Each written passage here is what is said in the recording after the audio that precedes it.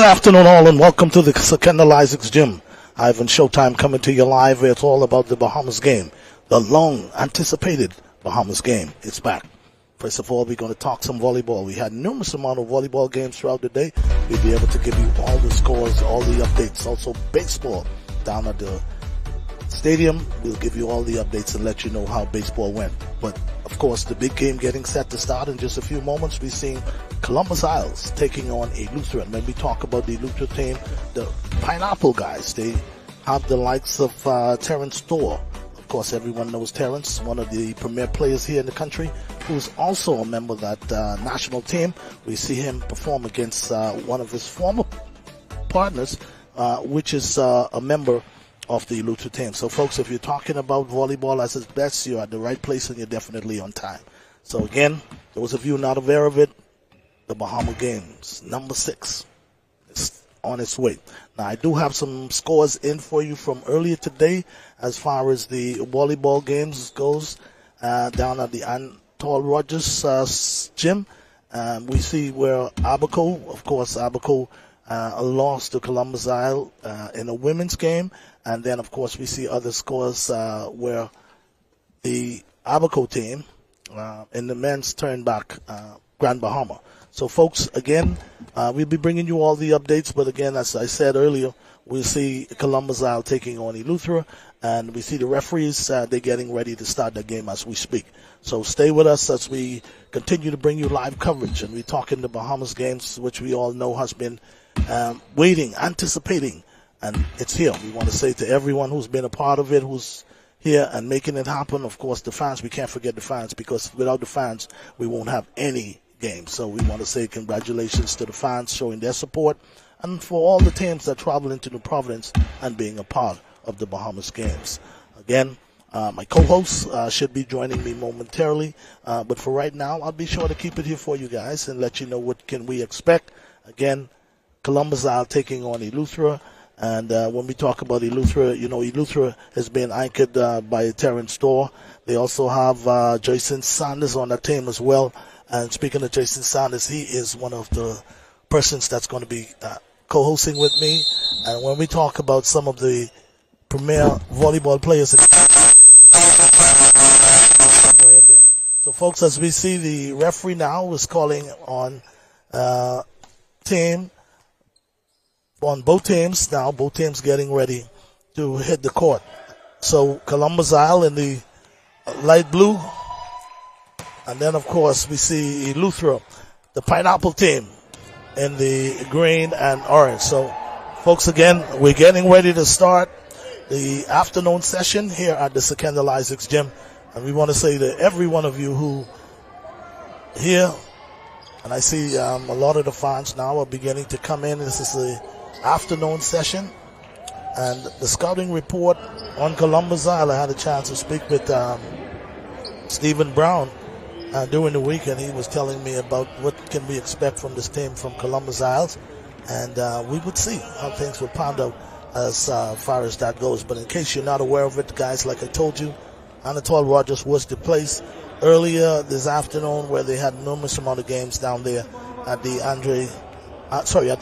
Anatole Rogers gym. Of course, we see the Malcal team defeating Abaco 2-0 set. Also New Providence, they beat Long Island 2-0 as well. Malcal, they bounce back and take care of the Andrews team 2-0 as well. And then, of course, Zuma, they also won earlier today, beating Eleuthera. And Grand Bahama defeated Andrews. So that's the way things went down there at the Anatole Rogers Stadium. And folks, as I mentioned, we're now getting ready to see the two big powerhouse. We're talking the Pineapple and, of course, Columbus Isles. When we talk about Pineapple, guys, we know we're talking Eleuthera. Speaking of Eleuthera, we have enormous amount of fans on the outside that are from Eleuthera getting ready to come inside the gym and support their team. And boy, I must say, what a great start to the Bahamas game after 21 years of anticipation. Folks, the Bahamas games is back. So now we see the volley from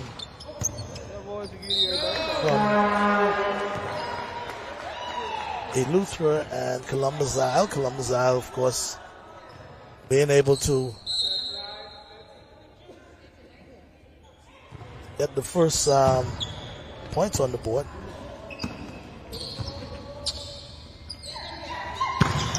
What an attempt for Columbus Isles, but of course into the nets.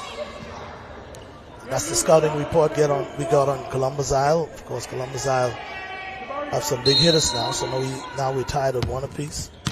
Here comes the pineapple now. That one is wide. Again, folks, if you're wondering, the Hats is on. We're talking the Bahama games. Volleyball. Got room for you down here at this Kendall Isaacs. You can come on down and support your favorite team. So there's another miscue by Eleuthera. Now there's a 3-1 lead for Columbus Isle.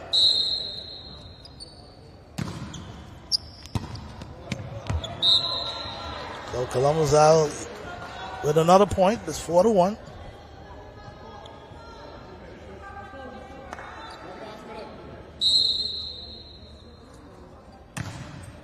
Camacho there with another point. Boy, I tell you.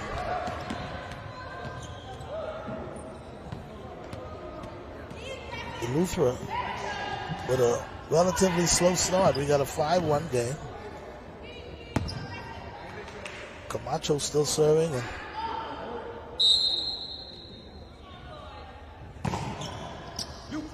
there's another point. Boy, I tell you, Eleuthera, I don't know if they're having some miscommunication down there, but it seems to not getting it together to this point. Camacho with another serve, and yet again another point. So Eleuthera with a relatively slow start, but of course, sometimes it be that way.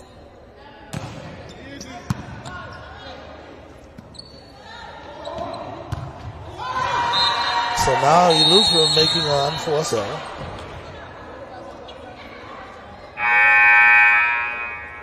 Meanwhile, we got a timeout on the floor, but boy, what can I say? In the early goings, Eleuthera came out a bit flat. Lack of communication, I would say.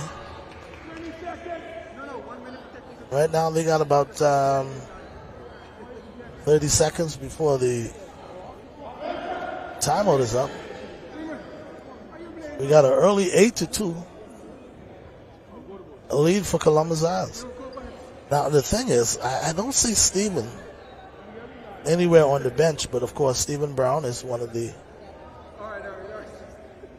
managers of this Columbus Isles team. And guys, if you were listening in and following up on all the, what we call the trash talk, but hear Stephen talk about this Columbus Isles team. And not too bad start, I would say. 8-1. Can't get any better than that. Again, folks, in case you're wondering, you're listening into our TV, bringing you coverage of the Bahama games.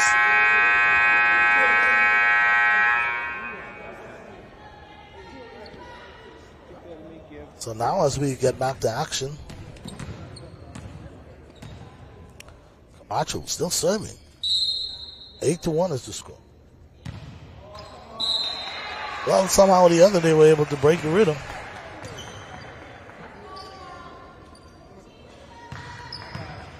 So now it's 8-2. And here comes Pineapple. Eleuthera Pineapple. Man, I tell you, Eleuthera, really, for some reason, they can't get it together. Anyway, here come Columbus Isles again. Ball save up top.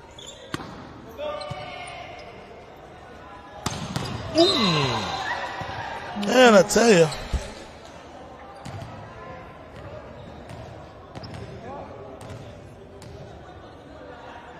Commando with a spike over the top.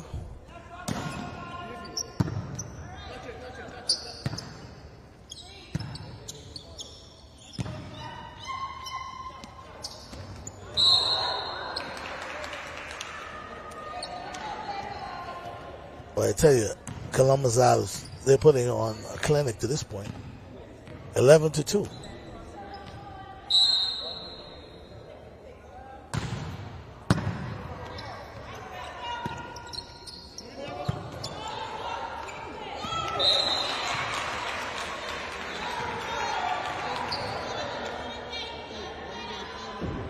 So now it's 11-3. Slowly we're beginning to see something positive from Eleuthera. Home of the pineapple, by the way.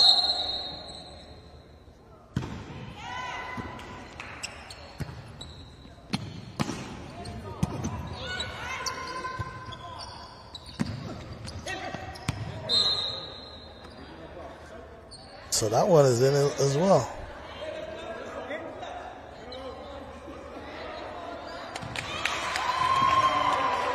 Wait a minute. The referee saying point Eleuthera. So now it's 11-4. So the result,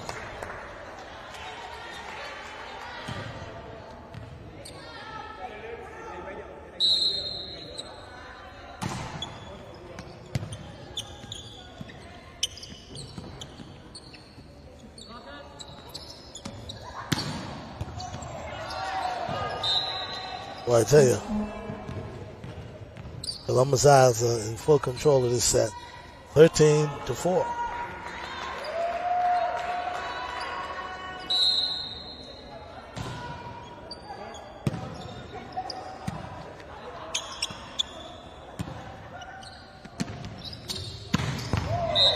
Oh man, what a gut.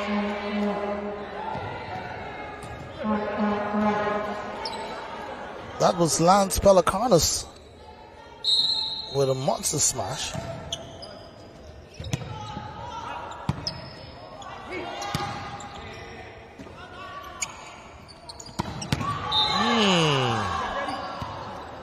Man, I tell you, Camacho is just taking advantage of this crew. That's about his third kill.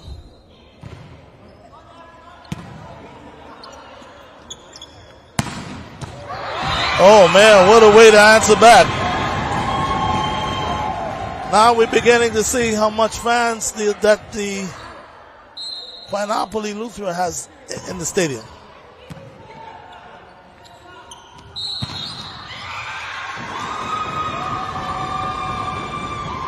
Boy, here comes Eleuthera now. Here comes Eleuthera. 15-6. That one is out. So Eleuthera beginning to get some daylight. It continues to still make unforced errors. Again, guys, Ivan Showtime coming to you live from here at the Kendall Isaacs Gym. It's all about the Bahamas games. Speaking of the Bahamas games, as we all know, everyone has been anticipating and hoping that one day we would bring back the Bahamas games, but here it is. We have the Bahamas games, and again, it's from the 7th, which is today, runs until the 15th. And looking back at some of the events that we're going to have throughout the week, of course, as you know, baseball down there at the Andre Rogers Baseball Stadium. And speaking of baseball down there at the Andre Rogers Baseball Stadium, Abaco with a good showing, but it was just not enough. They fell short to Long Island. Speaking of Long Island is now making a comeback. They're right there as it relates to softball, but Marcella's being back. So we're beginning to see some life from the Long Island team. So we're back to action now.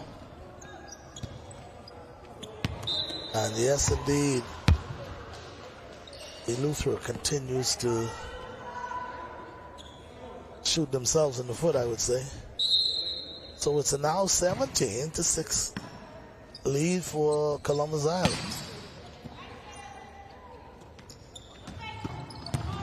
Here's a kill.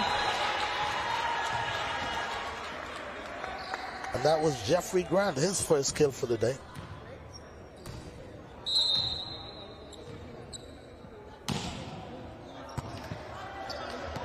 Boy, I tell you.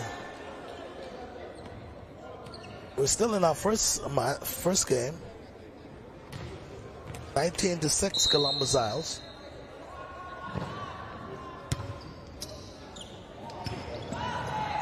Oh, what a tremendous save. What a tremendous save. Oh, what a tremendous save by Eleuthera, but unfortunately, he still was not able to convert.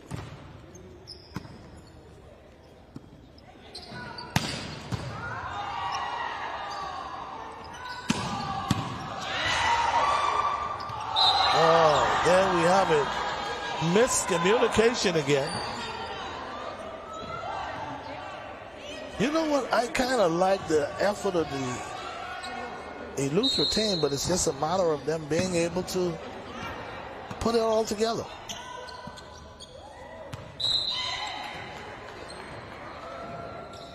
There it is again.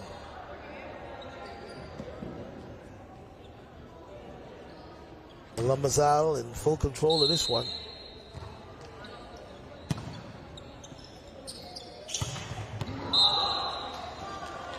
Boy, I tell you, I have no idea as to what it is, but I've seen Eleuthera, the guys played much more loose than they're playing right now. They seems to be, for some reason, uptight. They're not communicating well with each other.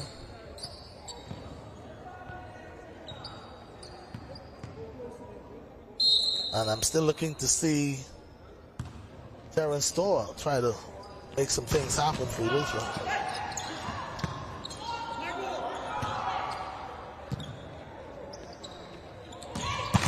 Oh, what a kill.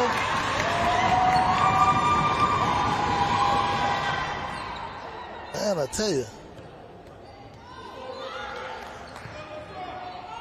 that Eleuthera team, man, good block up front.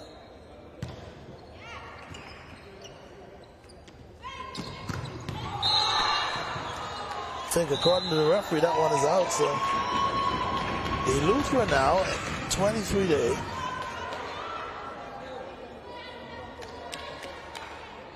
Of course, Columbus Isles still with a comfortable lead.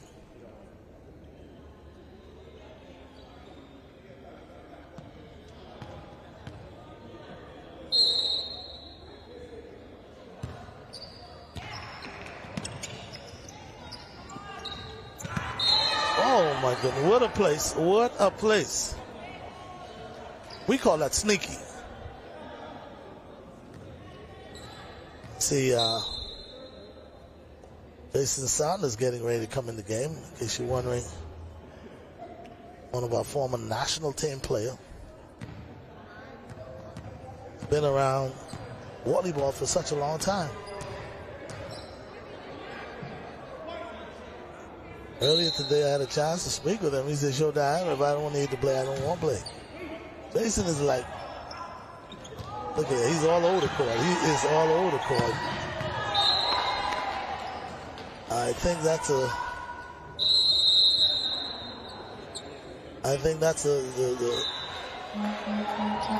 that one will seal the deal for our first game for the day between these two teams. And as you all know, it's the two best out of three. So game one goes to Columbus Isles. I must say, I don't know. I'm still not enthused by the way that Eleuthera played that first game. It was like they never really got in sync.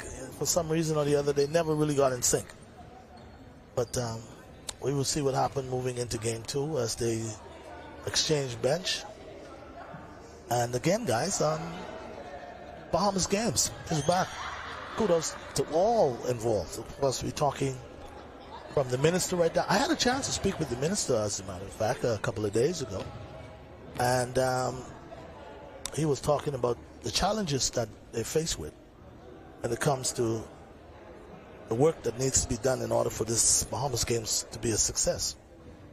Talk about the preparation and all the things that were in the previous Bahamas games and how much changes we have to make in order for it to work. Because remember now, we're talking over 21 years ago.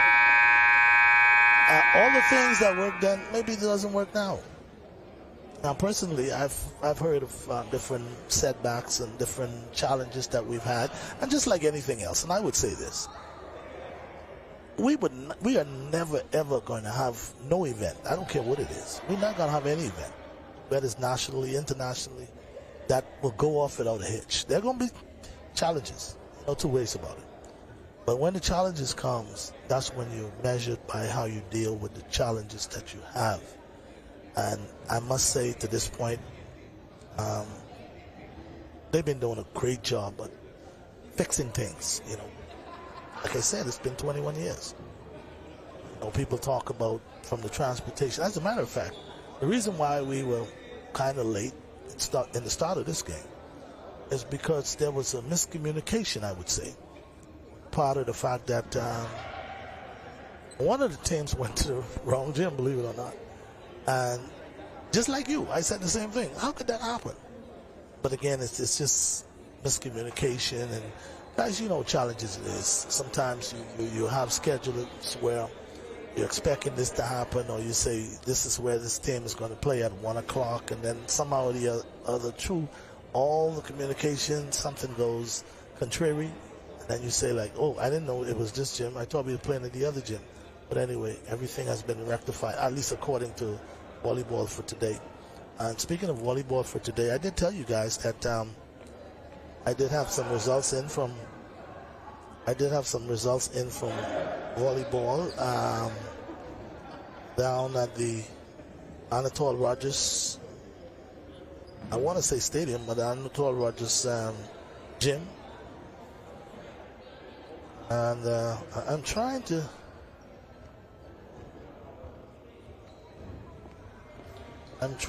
pull up those scores for you. Unfortunately, let's see if I can get them for you. There it is. From Volleyball, Anatole Rogers State Gym. Michael beat Abaco 2-0, and that's 2 sets.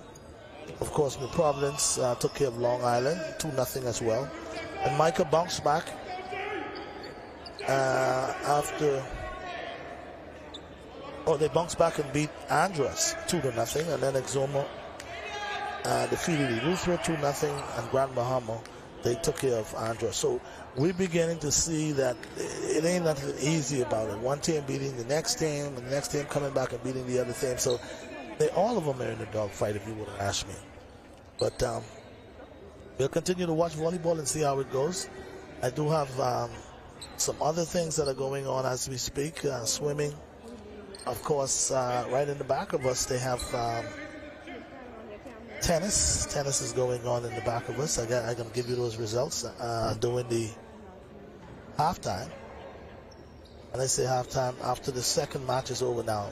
If Eleuthera comes back and win this match here, if they come back and win this game, and obviously they got to go to the third game, which would be interesting to see if Eleuthera would start to play together as a team.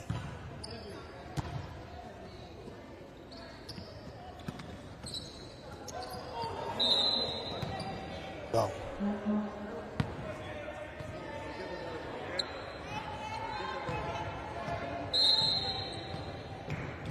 See, Jason Sanders is still serving. Good block. Good play back up.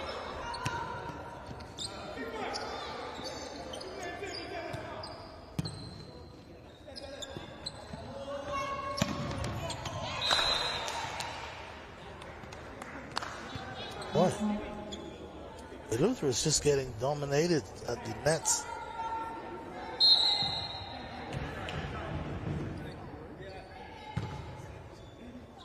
Ooh, look at Jason Sanders with an ace. Man, I tell you, Jason is bringing back the hands of time. This ain't the 70s no more, Jason.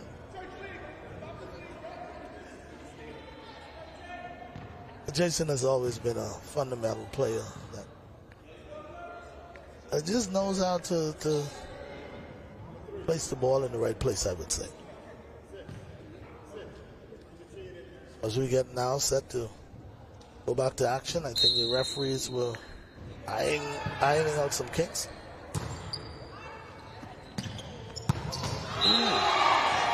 Boy, I tell you.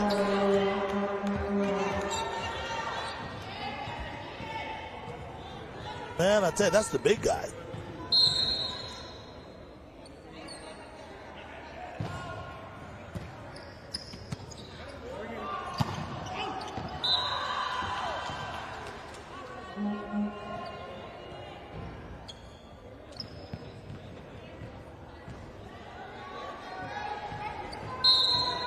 So in this early second game, already a 5-0.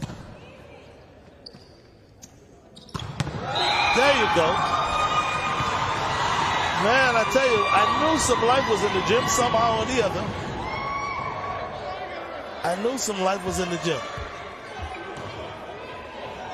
So now we see Eleuthera with all the fans behind him now.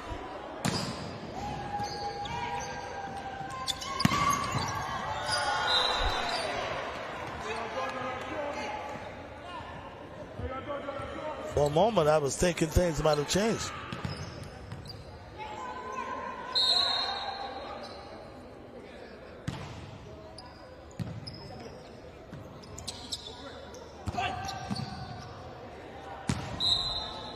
Back to what I was saying, communication. They're just not communicating together as a team.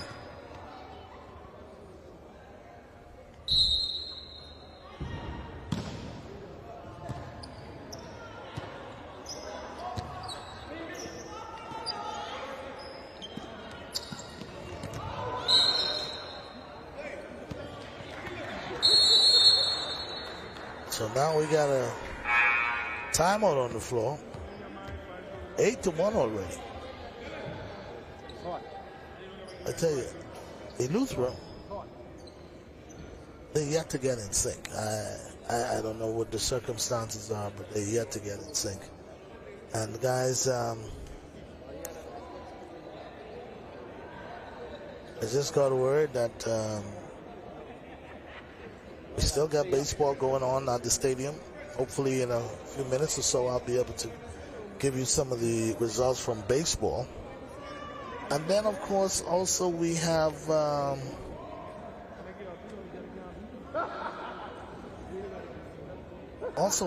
tennis matches that are going on right now.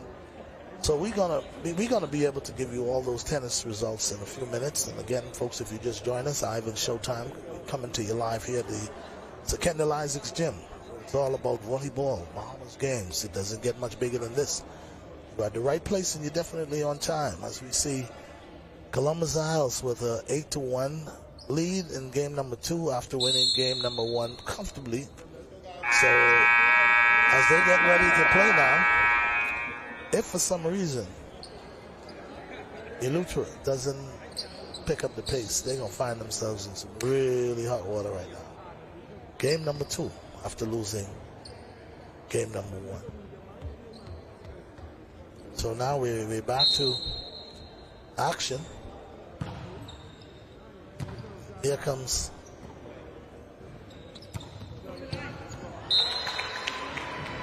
that's a good start for Eleuthera.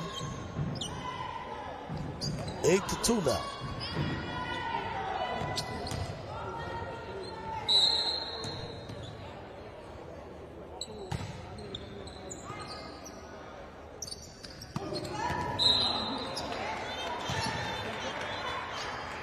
And here comes Columbus Isles again, just dominating the nets right now. And the fans here in the stadium, in the gym, they're saying we love to see Eleuthera turn things around.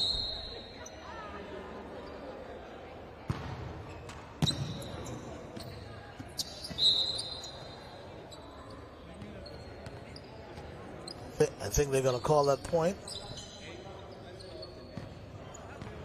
Double hit.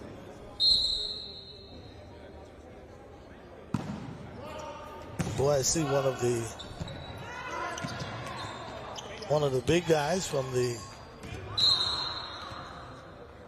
stadium. That's the Sports Authority Stadium. See one of the big guys, Moses Johnson. And you know, at some point we got to get a chance to speak with Moses, because Moses is one of the big guys around here. Of course, Big Mo, who has all the responsibilities of keeping us here in the gym. Of course, over by the baseball stadium, as we see a attempted kill over there, but according to the referees, they did call that one in. So now we have a 12-3. And Moses, in a minute we're gonna get you queued up. As soon as my guys let me know you're queued up, Moses, as soon as they let us know that you're queued up, we're gonna have a chat with you and find out how you're doing. You still the most busiest guy around here? Definitely. All day, every day. All day, every day. Now, I would say this, Moses, and good to see you, by the way. And Good to see you too. Good to see you too. I know how much you guys have been busy trying to put everything together. Yeah. And it took months for the preparation of what you guys have right now, as far as all the facility goes. Tell us a little bit about it. Definitely. It's just a human task with the entire team. I want to give a shout out to the entire NSA staff. They've done a human task over the past few months trying to ready the facilities. Some of the facilities, we're actually still getting into it right now. At the Bankers Field, they're still there assiduously working and trying to finish up so that we can have a great softball series here for the Bahama games. But it's been a human task, but we were up to the task, and everybody knew the mission. Yeah. So the mission had to be accomplished, and we're here. Okay. Well, and again, like I said, I'm one of the persons who have been following what you guys have been doing. And you talk about some of the people who really stepped up big. I saw Foster down at the stadium even before the Bahamas games were all set, doing the baseball, national baseball, and how they were getting things together down there. Yes. And I must say, Moses, you guys did a tremendous job. Thank you. All around. Thank you. And shouts goes out to Martin Burrows too. He's doing a great job down there at the field, at the new Andre Rogers Baseball Stadium, where baseball is going well. I just passed down that way and you got any scores? Checked on him. No scores yet. I saw a game going on. I forgot who was playing, but I know they have already had 3 games. Okay. Two games. Yeah, Two games. Okay. I'm aware of one of the games where we saw Abaco losing to Long Island 6-3. Yes. Someone was supposed to call me and fill me in on the next game. Okay. But we have to go on air. So, I'll try to get that for you. But I I know there's one going on now, and then and it's going very smoothly. I'm proud to say that the federation seems to have stepped up to the plate in their organization of all of the games, and things are looking really good. I mean, the crowd is expected to come out a little later, for these key matchups that we'll see later. So we're looking forward to it, man. It's going to be a great few days of great camaraderie, unity, seeing the talent, the untapped talent that we have. As soon as I walked in Family Islands, they told me, "Oh, this guy from Eleuthera, number 3 from Eleuthera, he's a project, and he needs to get some training in, and he can be something special." So this is the time where you can see the diamonds in the rough that can really contribute to the national development and the national teams as well. Okay, absolutely. And Moses, I'm lucky that you would talk about that. And of course, the minister himself, he was saying how important these games are going to be when you talk about being able to see talent, because a lot of these guys, other than the Bahamas games and playing in high school or maybe even college, people may not even know about these guys. So now that the Bahamas games came around after 21 years, let's talk about the 21 years. I mean, it's just been too long. Too long. Too long. And I told the minister myself, I said, I hope it's not too long before we do it again. But I think next year is an Olympic year. Yes. So I can automatically I can exclude them from next year. Yes. Because being on Olympic year is hard to get some of the top athletes. It is. To come and be a part of it. And of course, we're talking the nationals. Did you get to see any of the athletes back home? Shawnee Ryan, she put on the show, and Stevie Gardner last night. I was there to watch Stevie Gardner. Stevie Gardner is something else. 44.64. Man, that guy had jets. Oh, Stevie took off. Alonzo got him on the back stretch, and when Stevie hit the 200 bend, it was just like all Stevie. All Stevie. Everybody just looked at the silver sprints just pulling away. Yeah, but now Shawnee has a younger sister. Yes, Shawnee's. And everybody is saying how talented she is. She is, and she did the multi-event. She did the heptathlon, both her and Shawnee, and I'm looking forward to seeing both of them. Hopefully they could qualify for the World Championships in Budapest. Okay. And that'll be something good to have two sisters going up. And I think for Shawnee, this is something new for her that she wants to do. And I saw her husband with her every step of the way at the track, encouraging her on. Yeah. He is a decathlete, so he does the male side of the multi-event. So I think this is fun for their family. Oh, absolutely. And then, of course, like you said, the younger sister, she's going to come up. But to me, Shawnee get to a point now where she said, what can I do next? It's like, give me another challenge. Yeah. Because I remember she was just that good in the 2. Yes. And then she said, you know what, I'm going to run the 4. Let's try the 4. At one point, she even battled with the 100 meters, just to get in races. Did Strawn Antonique won the 100. Okay. Yes, she won the 100. I wanted to come out last night and watch Very Antonique, strong, very strong. She's obviously the class of the field. Yeah. And she won the 100 meters in open women. Yeah. She's a talent within itself herself. I honestly think that this is one of the best years for Antonique. Yeah. And if she can she can hold stride and stay healthy, I think she'll do very well in the World Championship. Okay, but Moses, I so appreciate you stopping by, man. No I know you was a busy man, but I want us to sit down and talk about some of these other events that we got coming on. Of course, tonight, the game with New Providence. Everybody wants to come out and watch New Providence. Yes. And let me tell you why. Yes. People are saying the New Providence has all the better players as far as volleyball goes. Right? Yes. But let me tell you what happened. I've seen a lot of the good players from the New Providence League decided to go and play with various family Correct. that make it interesting. Yes. And I thought that would have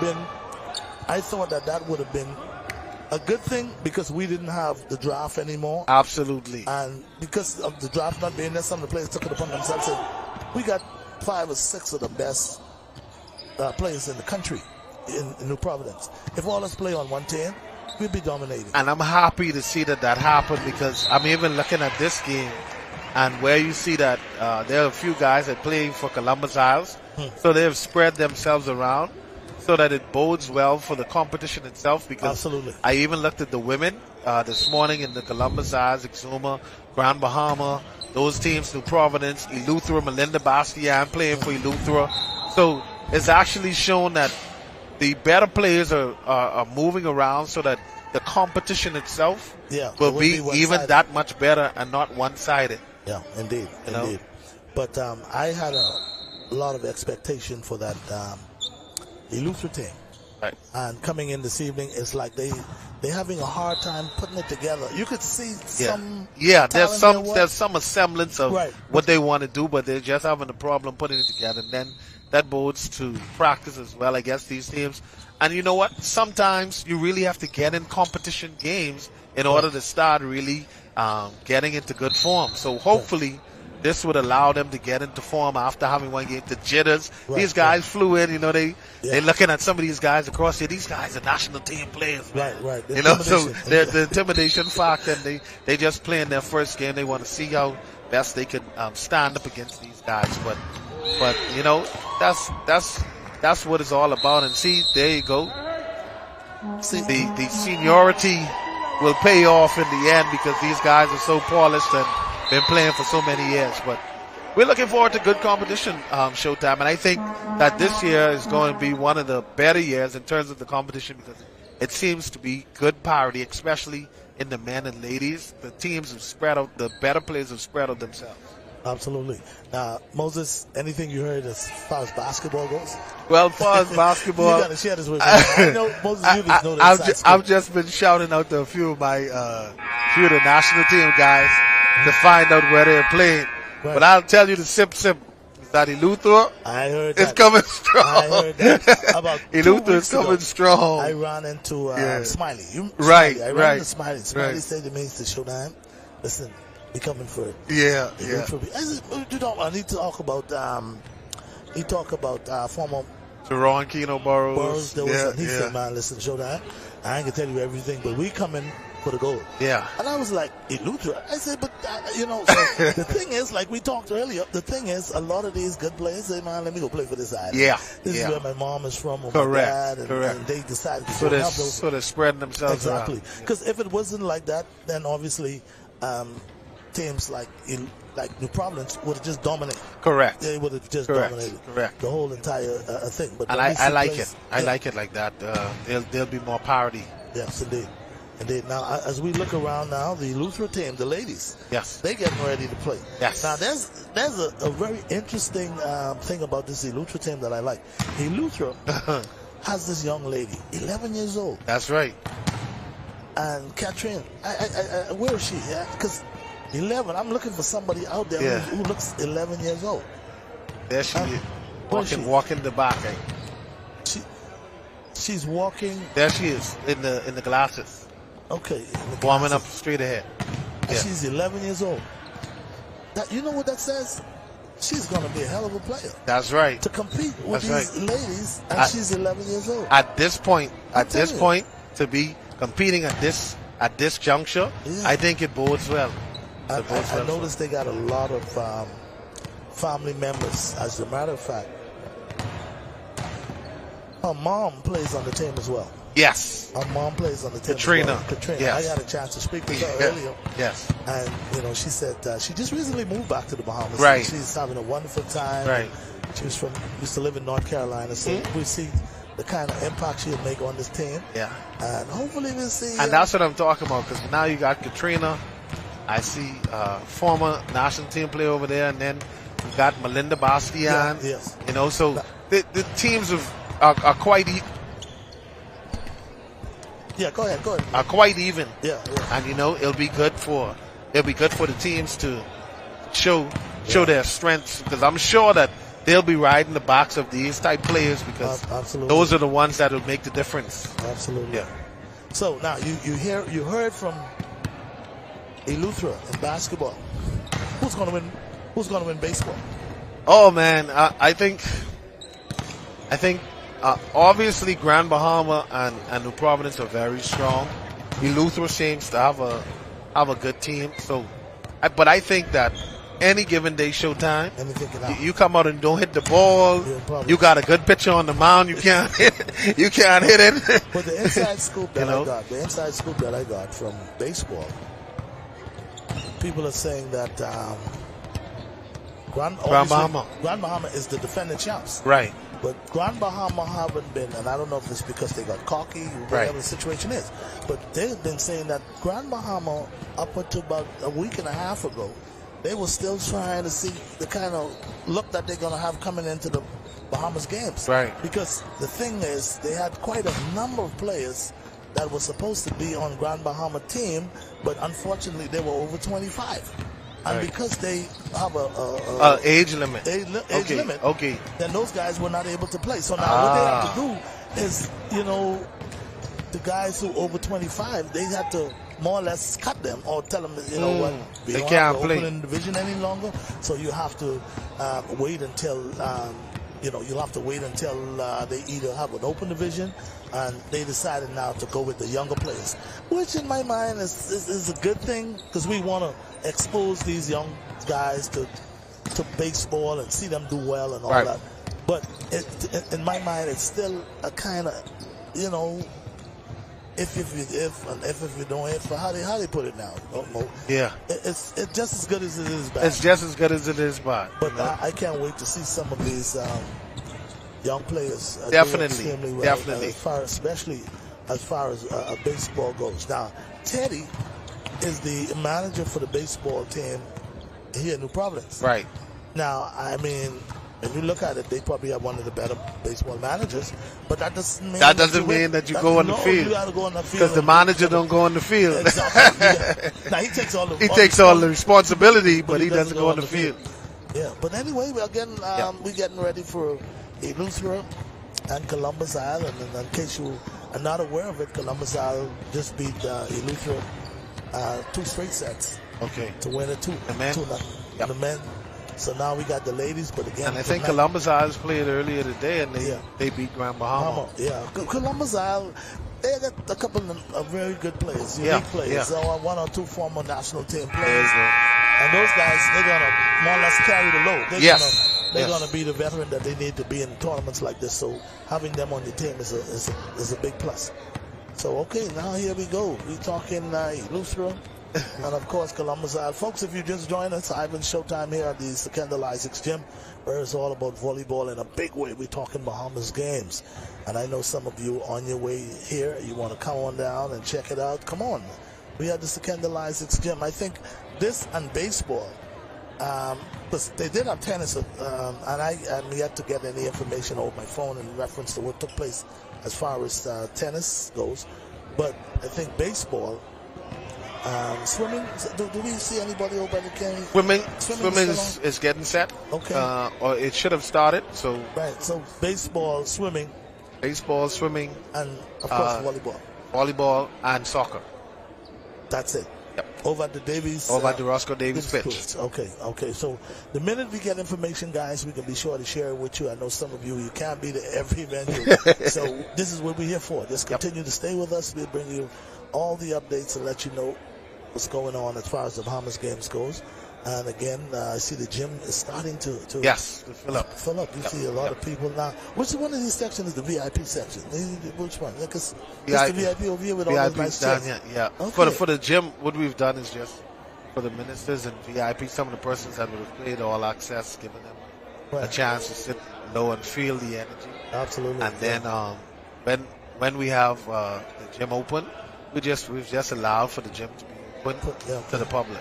So we just have an open gym because we know that when basketball and volleyball gets into their quarterfinals and semis, in here should be rocking and rolling. Absolutely. And you know what was so powerful, Moses? The fact that I was down there at the Nationals, baseball Nationals, and to see the Prime Minister, the Right Honorable Brave Davis, sitting in that stand, it just says something to his commitment to these young people and to sports, and to see how they were able to bring some of these things back and put things in perspective. And I'm not trying to get, any brownie points or anything like that from a political standpoint, but the thing is, you feel that, that energy of somebody saying, I want to see you do well. I'm going to come out here and support you. It's always good to see a nation's team sitting down and supporting, especially young men. Absolutely. Because it says to them that, hey, my leader is all for what we are about. He's in it with us, and we feel that he's there to support us. So I think that is great to have him there and being a part of their success, because basically we normally always celebrate these guys when they get on draft day. And they're standing up and they're signing $1 million plus contract. And you can go to the airport and take pictures and all. And you can take pictures and you get them in. So to see them now at the 12U, the 14U, the 16U, the 18U, and give them that support, it says to them that, hey, I can be great. I have the support of not just my circle, but actually the leader of the country who says to me, and then seeing the minister and everybody supporting, it says to them that, they have their back and they support them wholeheartedly. Absolutely. Anyway, folks, again, Eleuthera, the powerhouse. Any prediction before we go on, Moses? Well, I have to go home later. My wife is playing for Columbus Isle, so your wife is with Columbus Isle, so you in big trouble, man. You got, if you don't go, I should tell her you don't want to play with Columbus. I mean, you don't want to pull for Columbus Isle. Yeah, so I I have to make sure that I go home. So, oh man, I tell you. Anyway, again, folks, if you just joined us, we're bringing you live coverage of the Bahamas games volleyball here at the Secondal Isaacs Gym, and we invite you to continue to stay with us. We continue to stay with us. We got several games coming up. New Providence, they're on the schedule a bit later. You don't want to miss that. I see our referees now. Referees now are getting the final words together as to let's play ball. And meanwhile, I'm scrolling down my messages, hoping that I would get something. Hoping I would get something to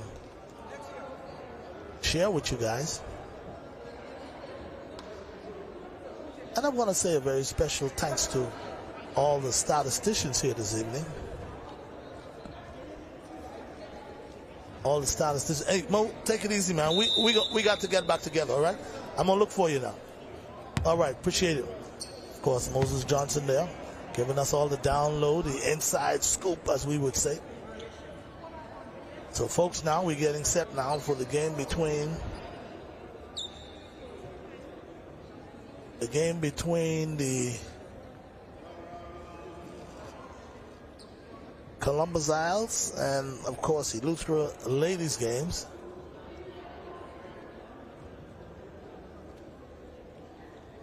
Boy, I see the veteran himself.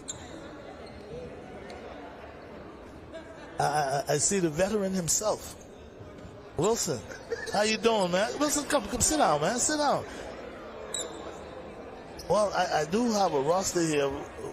Wilson is joining us. Of course, Wilson, first of all, let me just say good evening to the legend. And welcome to the show, man. Hey, we got Wilson with us. Mo, appreciate you, man. Don't get lost on me now, because we still have to talk about baseball and how the things looking as far as that goes. And guys, I have Wilson here with me. Of course, Wilson, they're going to mic you up in a second. And we're going to talk a little bit about the talent we got on both sides.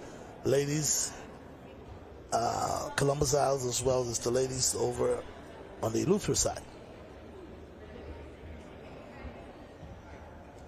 I'm trying to do a mic check for you. Let's see if they're gonna hook you up. They're gonna hook you up in a second, Wilson. We're getting ready to start, guys. The second game of the evening, of course, between Eleuthera, Pineapple, and of course Columbus Isles.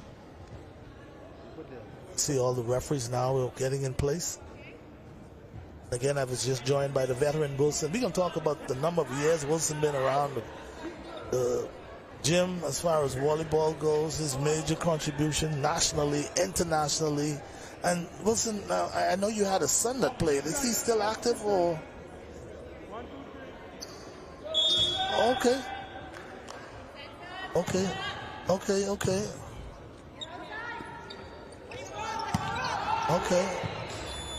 So there we have it, folks. Game already underway.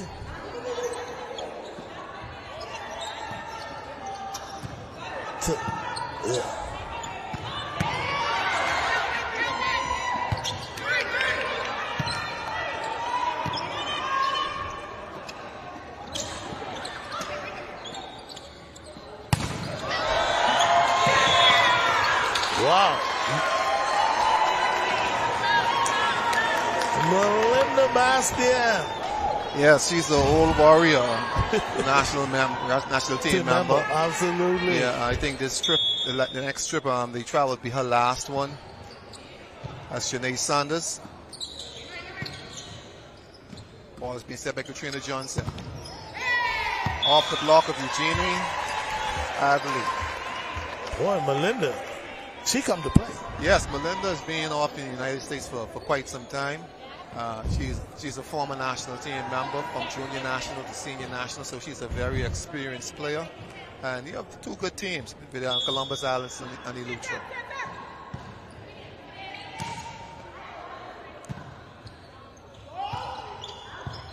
This should be a very exciting game because it's an evenly matched team. It's a big block. Big block by Columbus Isles. That block is by Latanya Brennan. Oh, number 8, Brennan. Yeah.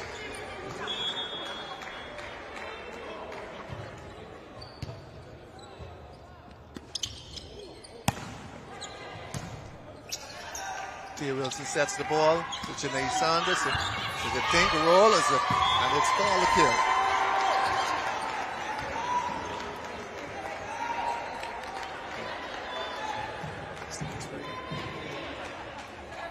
Numbers.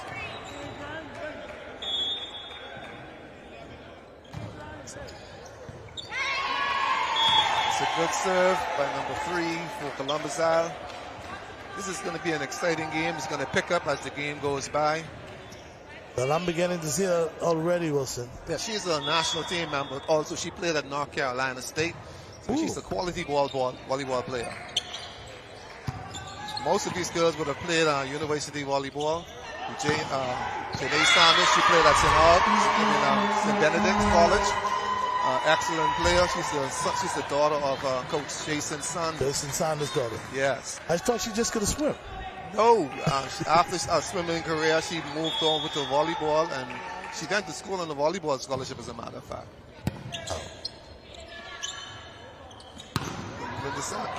Big hit. Good defense. Good defense. Yeah, I tell you.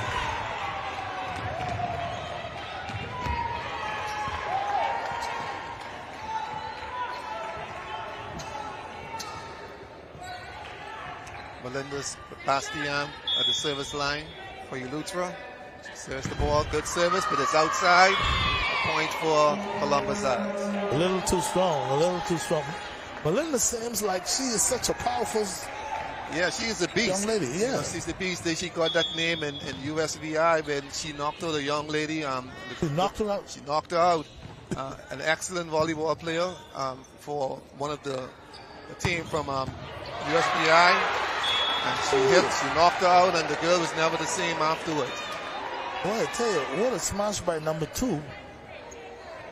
Yes, That's no way that could be the 11-year-old Lightborn. Is that Lightborn? Number 2 is she's a Johnson.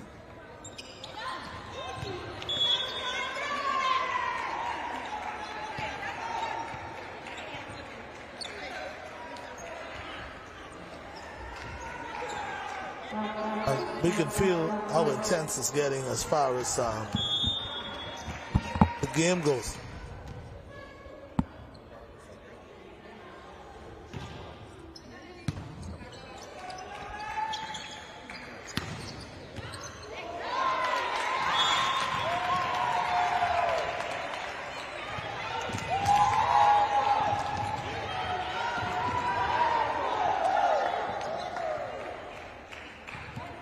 Katrina is at the line. She serves. Good service.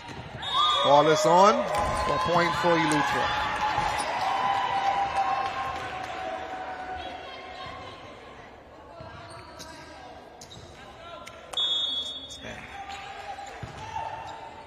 Janae Sanders passed the ball to Tia Wilson. Johnson.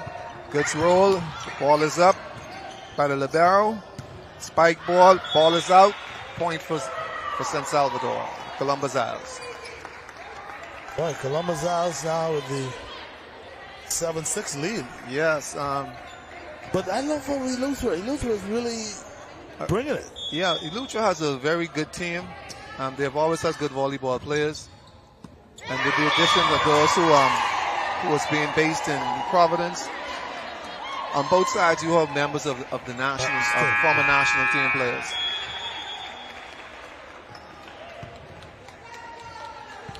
While we have a break in the action, Wilson, this is reminding me of years gone by when I watched volleyball back in the days of Jackie Cornius and all of those. And of course, there was a coach that I always admired how he coached his team, and Oh, what's his name now? Oh, Leslie Russia Cartwright. Russia. Yes. Russia was one of the top coaches for. Yeah. Russia Cartwright is the coach of coaches. Most of the coaches who coaching today came up at some point under Leslie Russia Cartwright. Most of the older national team members came up under him. You know, as a matter of fact, one of the first clubs I played for was under him. Okay. And he's an excellent coach. He has good knowledge of the game, and so the last Bahamas games you would have seen him coaching Exuma against New Providence. They called that game the chickens against the biddies.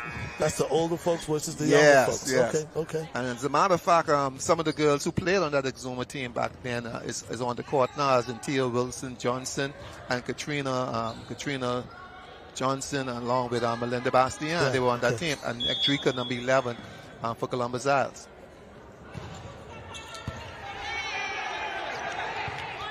It's a good save.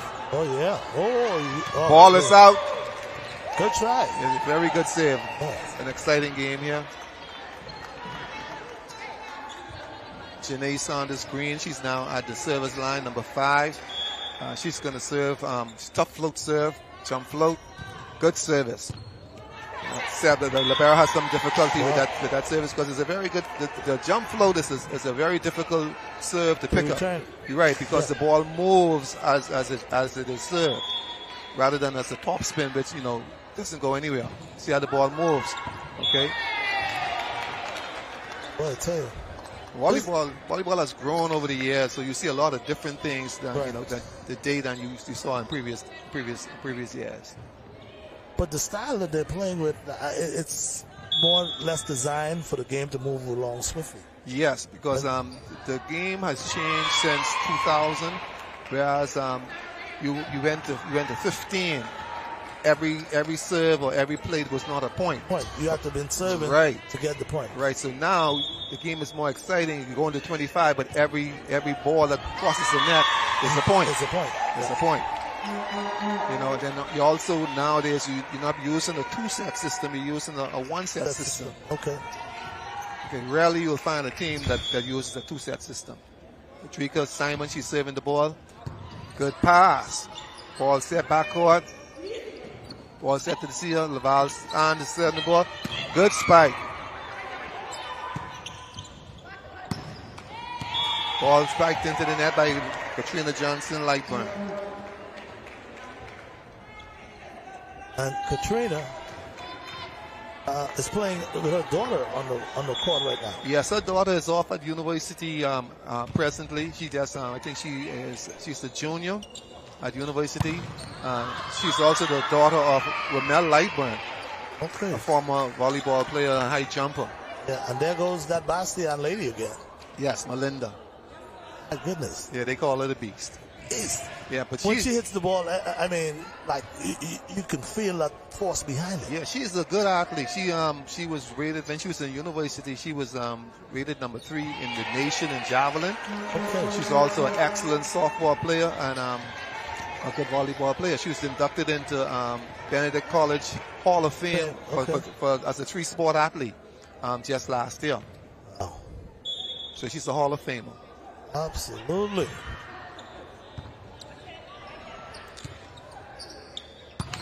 Ball hit in the net by Katrina Lightburn. Service goes to Columbus Isles. Katrika Maki Simon.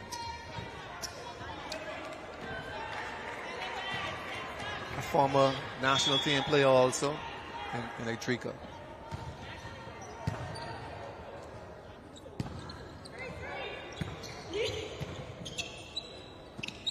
Ball pushed out. Hit outside by Columbus Isles. Point for Eleuthera.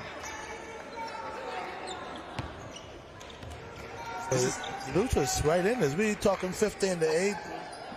Yeah, this game could go anyway. It's just a matter of which side the momentum flows with.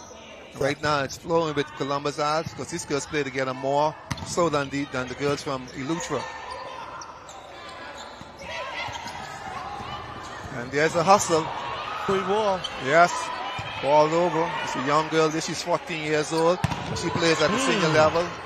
There goes that Good Bastian set. lady again. Good roll. Roll for a kick. The dig worked. Yes. Of course, that was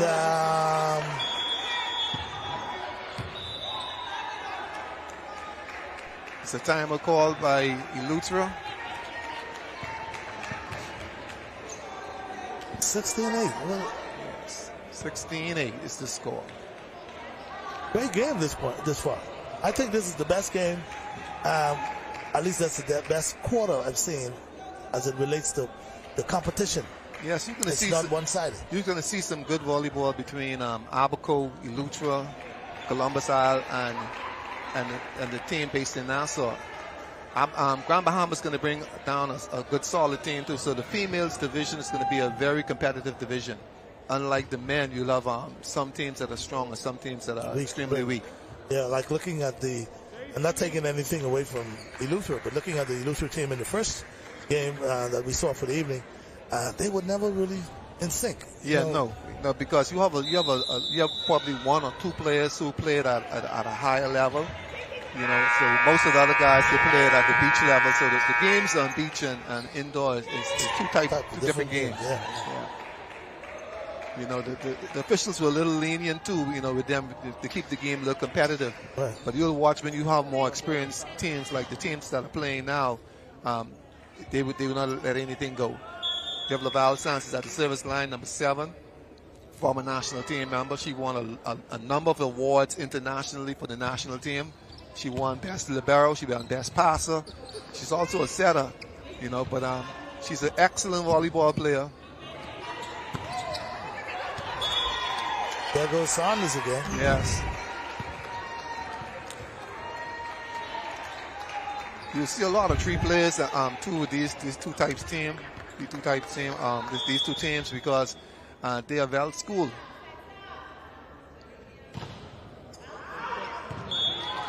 See what this does too, you know, it brings back, you know, the attitude of wanting to learn how to play this game. When the other islands, they come to the Bahama games and they see what is going on and how the game is played. Right. The next time you see them, they wouldn't be the same. No, they would go back home and work on certain things. Things. You see, that was one of the good things about the Bahama games, and it's also a good recruiting ground for national teams. Big block by Melinda. Yes. Bastian again. Yes. She's going to be on the senior national team that's traveling to Suriname in a few days, a few weeks. She's going to that team, and she's one of the leaders on that team. Sanders go with a good save. Yeah, big block by Katrina Johnson, Lightburn. Katrina got that attitude and that swag about her. That saying, I'm ready. Yeah, she's a warrior. She is a warrior. You know. She born that way, you know. She can't play no. She's very hype in everything that she does.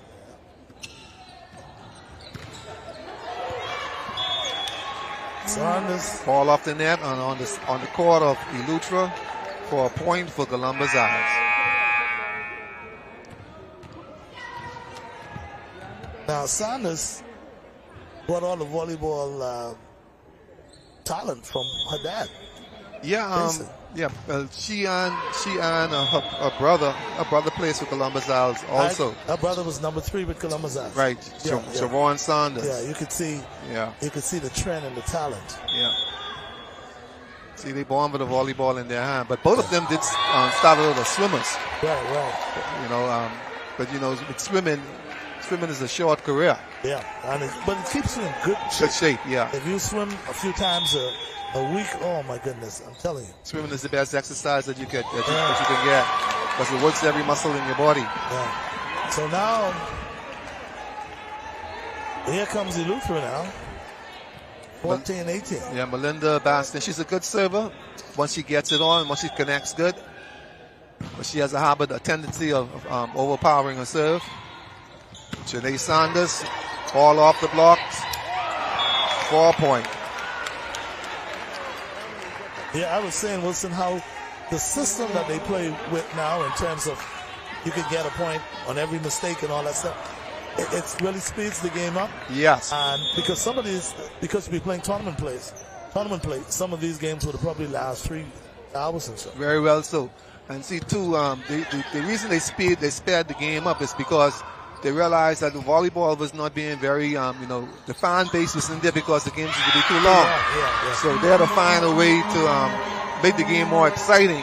So back in the day, the easiest way to lose a point was on service. Right. But nowadays, anything that you do incorrectly could cost you a point. The second ball that you touch, if it comes off wrong, it's a point. Oh. Ball is up. Dink. Off the block. Off the block. Off the block of Edrica.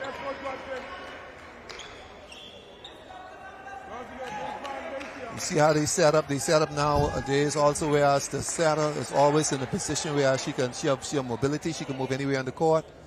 Whereas you have two other hitters in position, and they go automatically to their hitting position. So you'll find that Edrica should go directly to the middle, and Janae Sands should go to the outside. Bad pass by Luan Sands. One of the things that I see they're not calling, when I played volleyball for a short period of time back in the day, like you couldn't be, like how the two centers are, how they are in the center there, we couldn't do that. You know, like how you could go people try to go behind one another. They couldn't do that. Yeah, you could have done it, but because the systems have changed. Okay. Now what they perfected the system, whereas they are still not overlapping. Okay. So you'll have the front court players.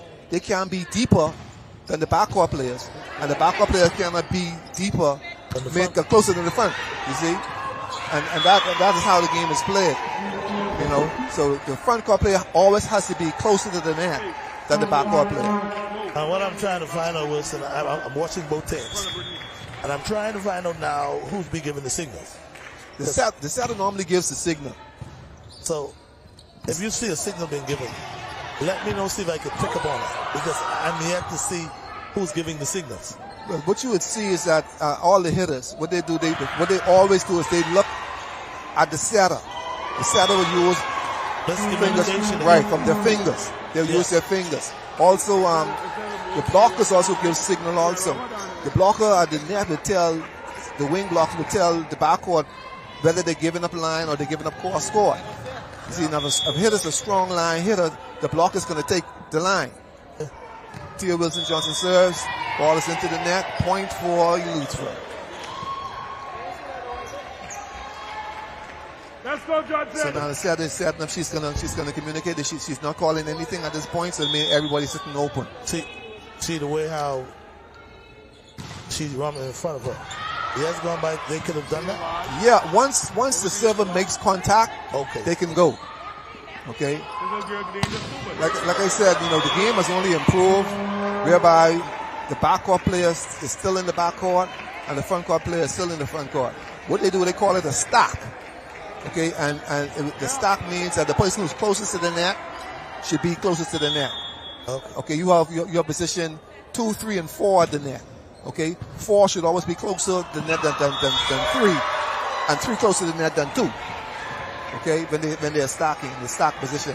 Right now, the server is Janae Saunders Green is serving, so they're not stacking. So you'll find the two backup players, they're playing base, and that's the defensive position in the event that the ball is dinked over on one. Servers are on Janae Saunders Green. So now, what is so interesting about this is, if she makes a mistake now, she loses the game, right? Yeah. That young lady that's serving, that's Kai.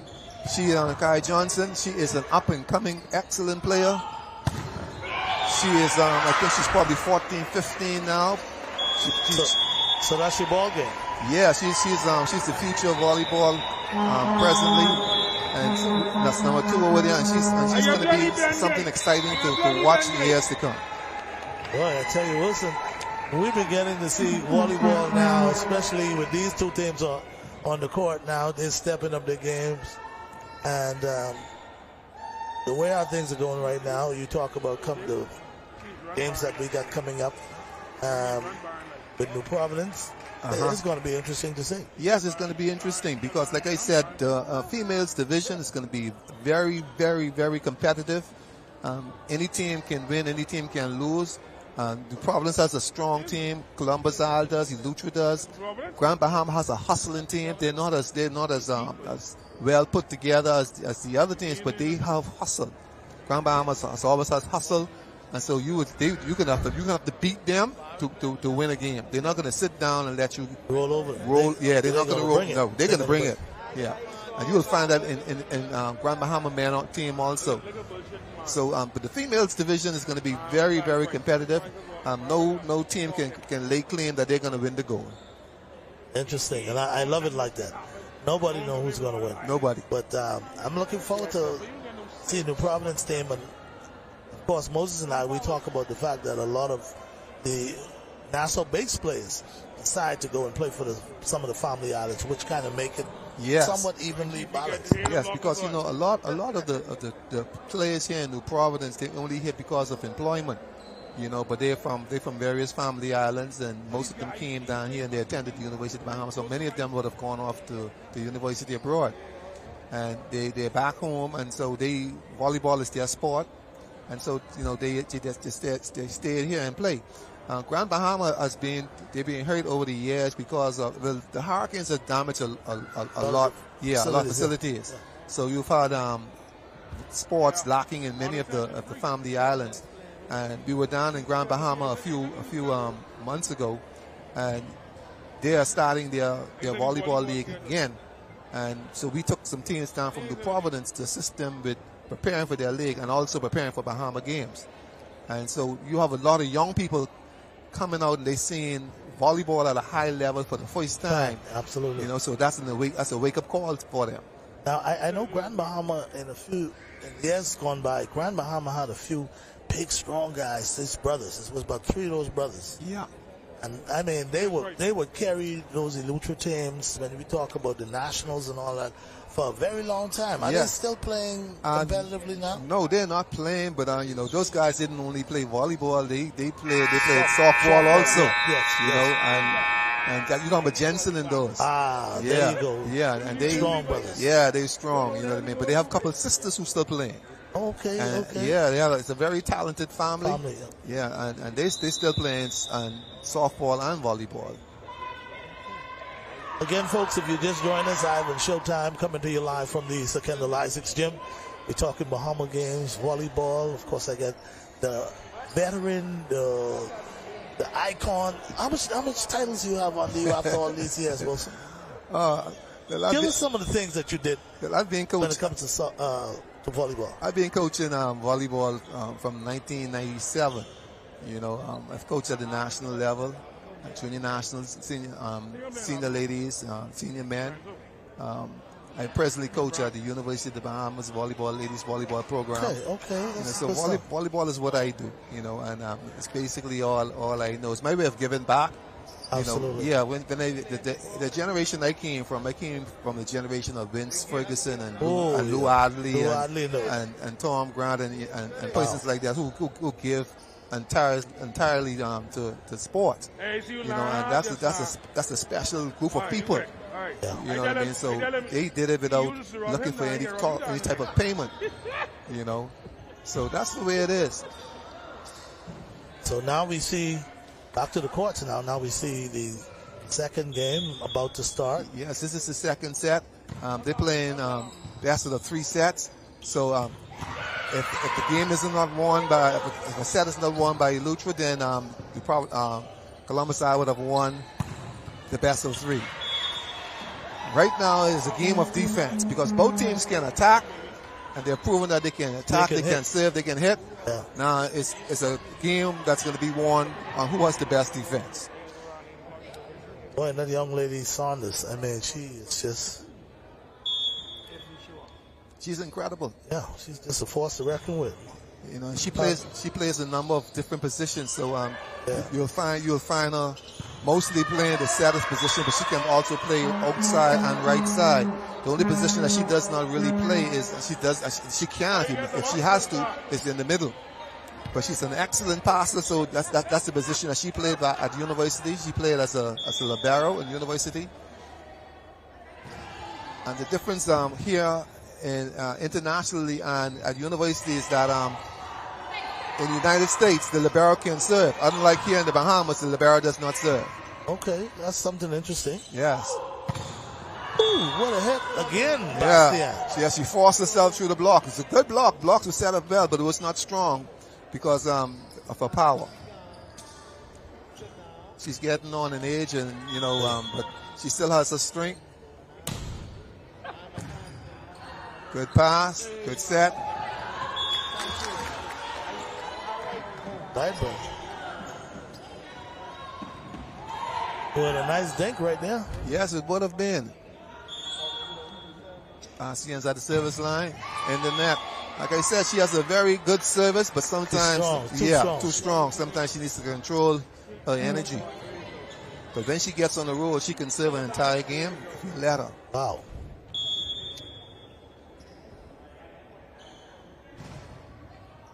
Good pass. Ball set. Roll.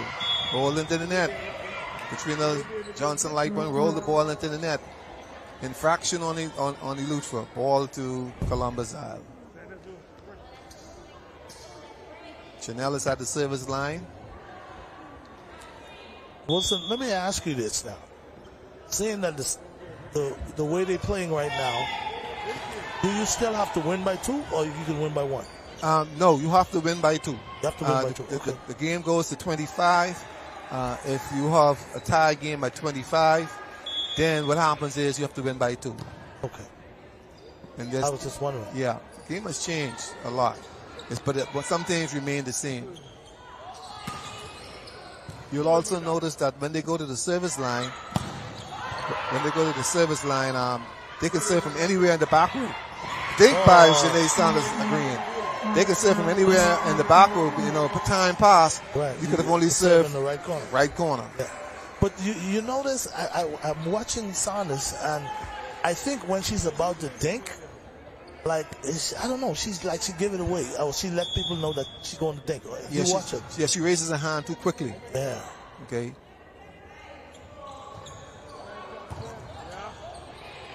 Overpassed. Ball set by Tia. Into the net.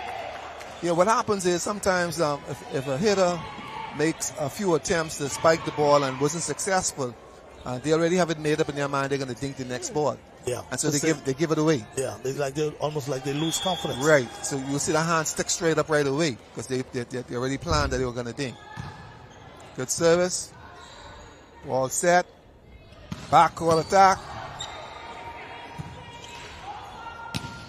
Back at you. Stroke. Like I said, this game is now a defensive match.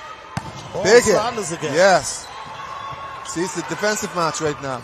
Ball's back over. It's outside. She played it. Ball's going to be set again. Sanders on the attack. She did. Good save. All up to Melinda. Ball is up. Defensive game. Ball push. Backcourt attack. Into the net. See, that's the excitement of volleyball. When you see defense at play. Absolutely. Yes. Scores now 5-5. All tied up, brand new game. Katrina Johnson-Lightburn at the line. Service. Ball is served out. Point for Columbus Isle. See, that's the thing about service. See, I'm so accustomed to, during the time that I played, I could take a chance and and serve as hard as I could because I know even if it doesn't go over the net, we don't lose nothing. Yes, that's All right. we lose is the service. Service just go to the next team. But if you do that, you lose a point. Right. Now service is the easiest way you can lose a point. Yeah. See, before you don't have to worry about service because you can't lose a point. Now every ball you serve. Yeah, if it doesn't go over the net, you lose a point. You lose a point. So what that means is that your time at practice session, a lot of time has to go into service. Tia Wilson-Johnson serves the ball over. Ball is set out. Good Kai, that's good spike by Kai. Ball is up. Another set out to Kai. Kai pumps it over. Oh, Tarika. Big spike by Tarika from Columbus side. Like I said, she's a former little player. I didn't totally see anything went wrong with that. Did they call that a double hit or something? See, the first ball that you use your fingers on, it could go any kind of how. It's not a bad play. Okay. But the second or third ball that you use your finger on, it has to be a perfect ball. It cannot have no roll. It cannot be a double contact. Okay. And you'll identify a double contact by how the ball rolls, how the ball moves. You see, so that's the second ball that she put up was a double contact ball. So that's an infraction. Now you would not see them call that against the lesser experienced team. Right. But two teams at this level, they're gonna call that. They're gonna call that. Yeah, they're gonna call that. So it's because at the end of the day, the official is not supposed to dictate the outcome of the match. The players do that. So when you see you have two teams or a team that is weak in certain areas, the referee may not call everything unless it's really bad. Really bad. Okay, that's understandable. Yeah, because he wanted it to be a competitive game, you know. Absolutely. And you wanted people to have fun. You don't want nobody leave the gym 25-0 or 25-1. Absolutely. But the Bahama Games is back. Oh, absolutely, man. This is what we've been waiting for. Yes, people are excited about it. Players who haven't played for a while is playing again. See Jason starting to suit up. Yeah. Boy, I tell you what. Jason is about Jason is about 60-something now, you think? Jason probably just getting at 60. Yeah. He's just getting at 60. He said on the chat, though, he said, man, the Bahamas game coming, he'll play. Yeah.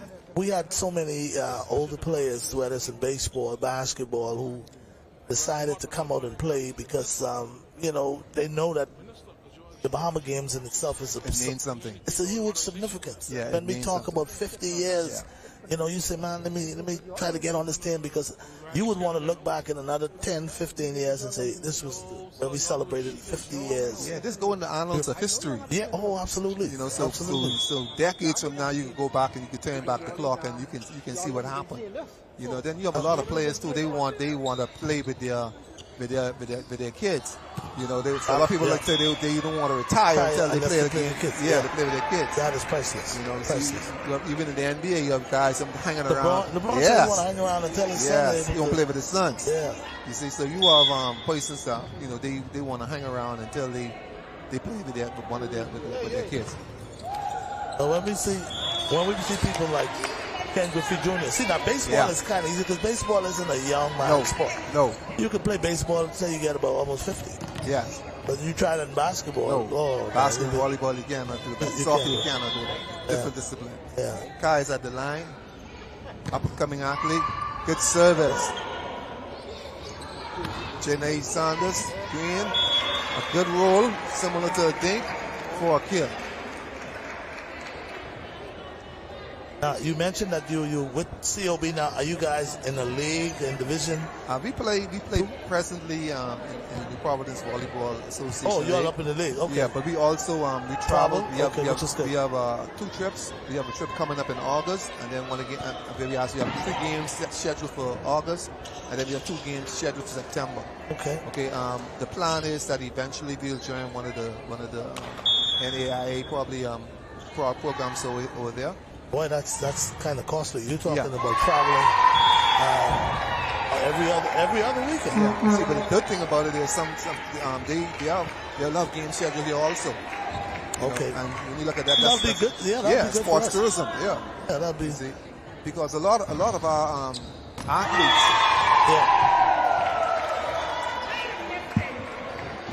Yeah, like you were saying, a lot of our athletes.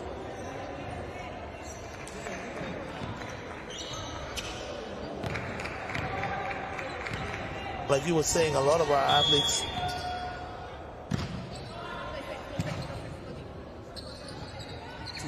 to university, you haven't played university sport, you know what I mean? And that concept needs to change, because here it is, the degree that you receive at the University of the Bahamas is a quality degree and it's compared to any major university in the world, but a lot of good try there. Yes, but a lot of times you lose your best 2 athletes to abroad, So you have your third, fourth, and fifth athlete who did not make it off to university, having to play for the University of the Bahamas. So a lot of work goes into developing these third, fourth, and fifth tier athletes. Right. You know, but we're trying to get to the point where our better athletes would try and stay at home and make a difference. Because are you guys offering scholarships and all that for sports? Well, you know, presently, once you have the right GPA, you automatically in University of the Bahamas. Okay. But what you get from University of the Bahamas is that you're fully insured. Okay, so anything happens to you, you're fully covered. You get 2 meals a day. You also get a selection of your books and material. You know, so there are benefits.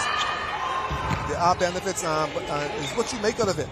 You know, all you have to do is maintain a good GPA, and you can be very successful coming out of the University of the Bahamas. Because, like I say, it's not a garbage degree. But we got to realize as Bahamians that the University of the Bahamas, what it offers is equivalent to any university in the United States. You find that sometimes, too, you know, kids go off to the University of the United States and they come back with these garbage degrees that serves no purpose for them here at home. Oh.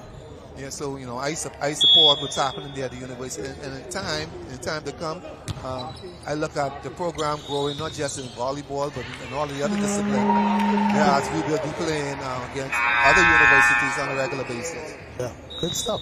So Miss Roll, is she still yes.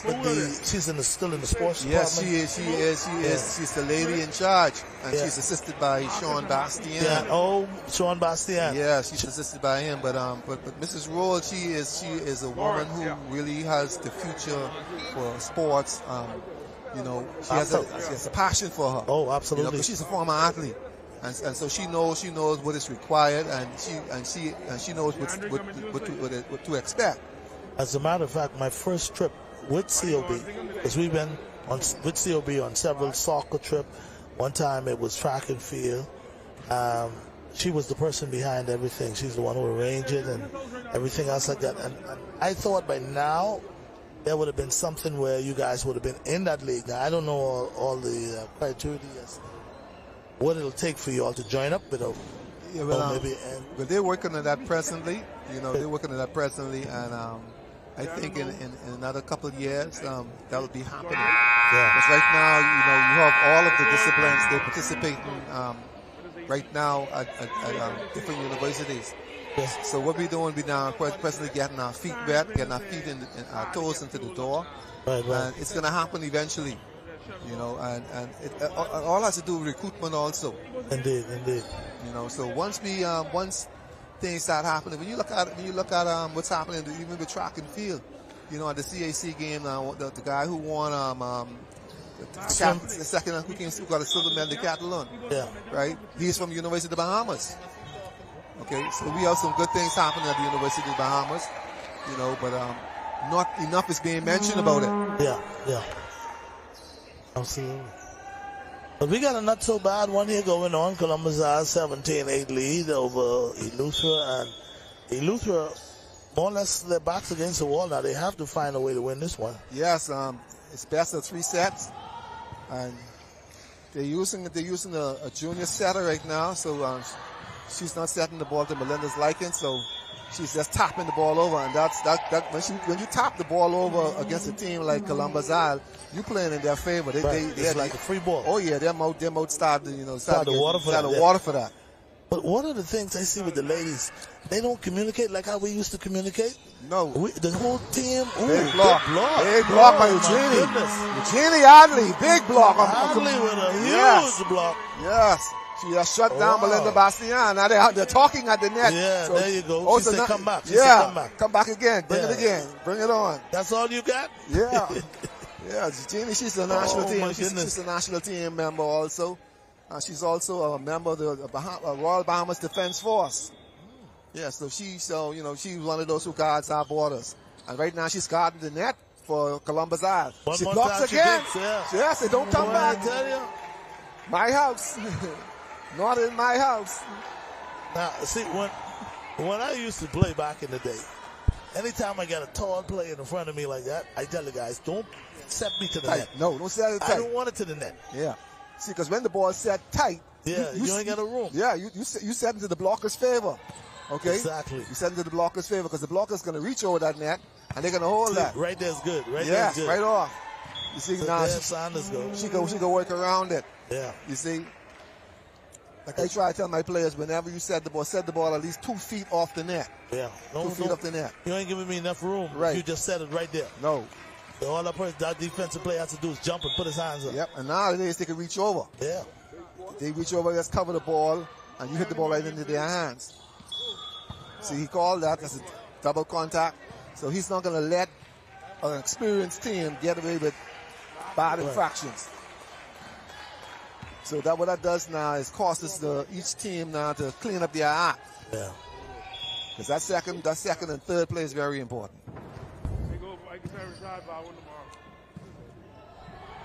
Good slide. Ball off the block. Outside on Melinda Bastian. Point for Columbus Isle. If you look at it now, Wilson, those couple of blocks that Columbus Isles made on Bastian, they were more like game-changing blocks. Yes. Had they got a couple of those, they would have been right in. It'd probably be like about 11, 16. They would have had the momentum. See, but what happens is now, the momentum got killed with that play. The momentum got played. See, what happens is that if a hitter like Bastian gets blocked 2-3 times consecutively, then they start playing with their hair. Yeah. What am I going to do when the ball comes again? So that's in the blocker's favor. Good set. Ball roll. Ball's up. Point for Columbus Isles. Now, Columbus Isles, I would say they're in full control right now. Yeah, Columbus Isles has, if you look at that team, they're strong at the net and they're strong in the backcourt. Nothing is passing them easy at the net, and the girls in the backcourt, they're cleaning up everything. Every mess that passes the front court, they're picking up in the backcourt. They're hustling.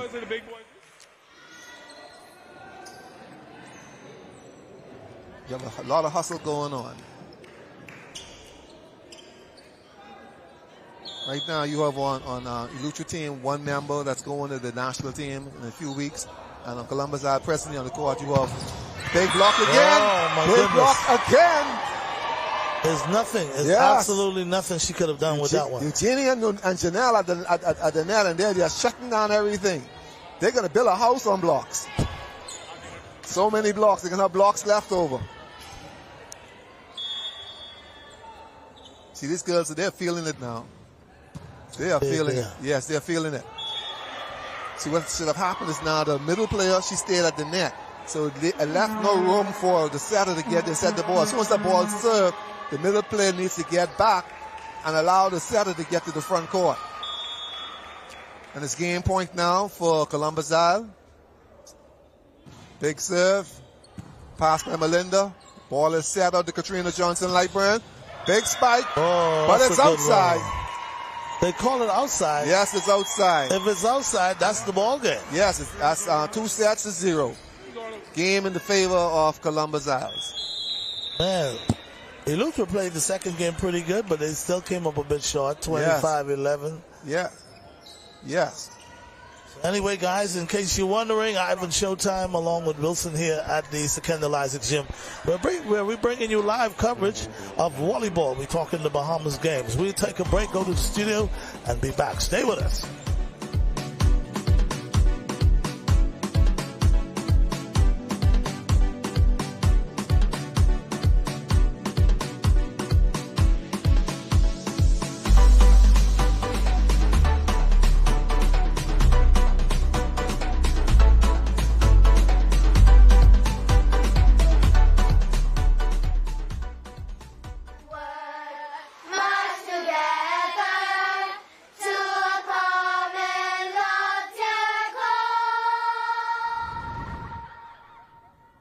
Grammy, what's a common loftier goal? Well, my sweet one, a common loftier goal is a shared dream that we, as Bahamians, achieve together. It's a vision of unity, progress, and prosperity for all of our beautiful islands. You see, A common loftier goal is about working together towards something bigger than ourselves. It is what we are always striving to achieve. Now, how we get there is by one small step at a time. But our country is so small. Well, hon, you'll be surprised what can happen when you believe.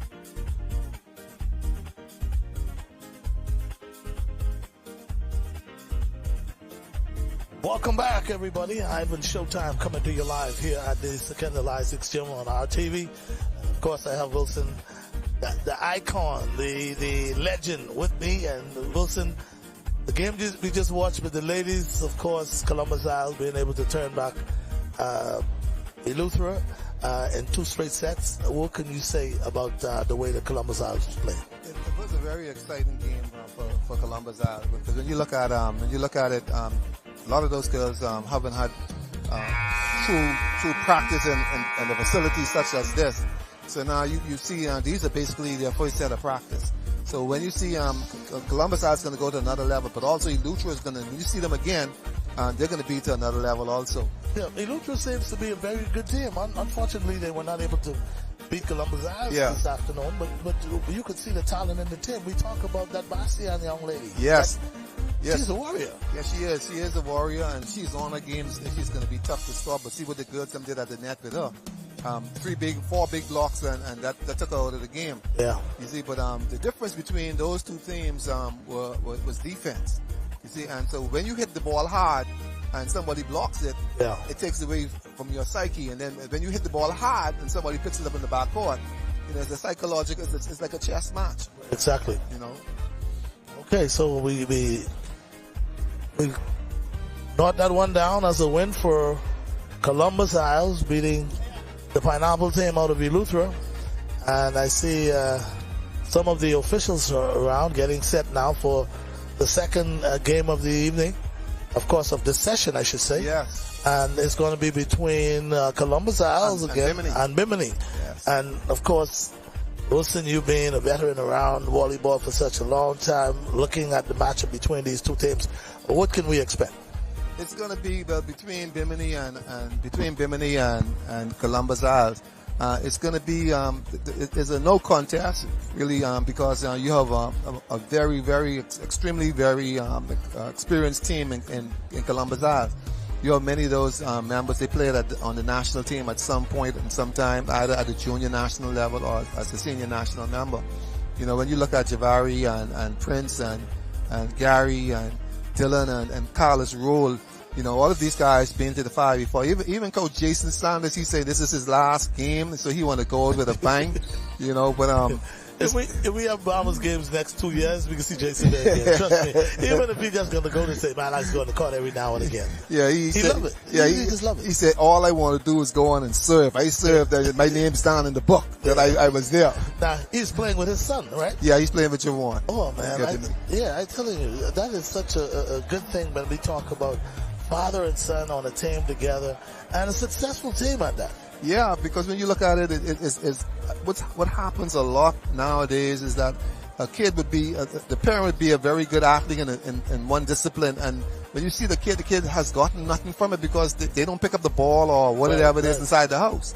But if there's a volleyball or basketball in the house, that kid should be touching that ball. So, absolutely. Yeah, so that's how Cuba develops their athlete. They, if you're a good boxer or whatever it is in the discipline, like they pass it yes, down. it's a genetic thing. Yes, indeed. You see, so everything is genetics. Yeah, but years gone by when I first met Jason, many years ago, his kids were more into swimming than anything at St. Augustine's. Yes, and they swam for the national team also, and they were very successful swimmers. But like I said, with swimming, by 16, 17, 18, if you start in the peak, so swimming has a very short career. So when it was time for them to go to university, they move over to their second sport. Their second sport was volleyball. But Javon was also a very good javelin thrower. He was a good athlete, and he would have made. I think he made the Carifta team as a javelin thrower. So you have athletes, and once you have an athlete can learn anything. Any sport, yeah. Any sport. Just make the adjustment. Yes. When you look at number 3, Javari Sadat, he was also a good swimmer too. And a good sprinter. He came out of St. Augustine's College also. He played at the junior national team and the senior national team level. So we have a crowd of persons making the national team. So when you look at it, the national team has not only been just New Providence athletes, but there's been athletes from various different islands, and that's how it should be. Okay, folks, there you have it. We're getting set now for the second game of the day, and in case you're not aware of it, we had several matches as far as the volleyball side of the Bahamas games goes. And speaking of the Bahamas games, Wilson, share some views with us as it relates to how you see things going thus far. Well, thus far, everybody is excited, because people want to come and they want to showcase what they have, and sometimes when you look at it, there's always a diamond in the rough. You know what I mean? You could always find one player that you say, something we missed this player. This player should be added to our national program. Exactly. Now, so speaking of the national program, are you still affiliated with the national program? Yes, I am still treasurer of the Bahamas Volleyball Federation. Okay. Under the president of Joe Smith. Joe Smith. Yeah. Where's Joe now? Joe's still preaching. Yeah, he's Bishop Pastor. Joe Smith. His church is on Independence Drive. Okay. But he's presently with the CAC Games team. Okay. Yeah, because he's also involved with the Bahamas Olympic Association. Yeah, okay. Well, Joe and I went to school together. Yeah. Yeah, The government high. Well, no, actually, Joe and I met at C.H. Reef. Okay. Believe it or not, Joe was a pretty good softball player as well. Yeah. And I don't know, he just got into volleyball, and he just never. And there was another good friend of mine. Unfortunately, he passed on, but. Kevin Murray. Yeah, I remember Kevin. Kevin Murray. Yeah, Kevin well. Back in the day when we first started playing soccer and volleyball, he was one of the guys who always go out for the volleyball team, and he played several years in the league in Abaco. Yeah, Kevin and I played together at 1.2. Before he moved away from New Providence. A very good competitor. Oh, yeah, absolutely. He don't like to lose. No, he doesn't like to lose. He don't like to lose. But, then but he came from a family of athletes. They were mostly in track and field. You're talking about the Trevor Murray. Yes. The George Murray. Right. Ashland, who's a pretty good long distance runner. Yeah, they had brothers and sisters, and all of them. All of them. Sherry, all of them. I think he was the only one who probably didn't do track and field. Yeah. But anyway, now we're getting ready to see the match between Columbus Isles and, of Bimini. course, Bimini. And like you predicted, it's going to be a one-sided affair. Yeah, it's going to be a one-sided affair because you're going to realize that Columbus Isles, they're not going to play at full capacity. The game is going to be, they're going to probably play it at half mast. They're not going to make a lot of mistakes, but they're not going to put it all out there because they're going to save it because there's a lot of games. So you can't give it everything in these early matches because you have to say something for the playoffs and for the final rounds. Well, the thing is, to be honest with you, this is an opportunity for Columbus Isles to work on some things more or less. Yes, because you have a lot of the guys who have not played together or practiced together. So you see Carlos Rule, he's number 8.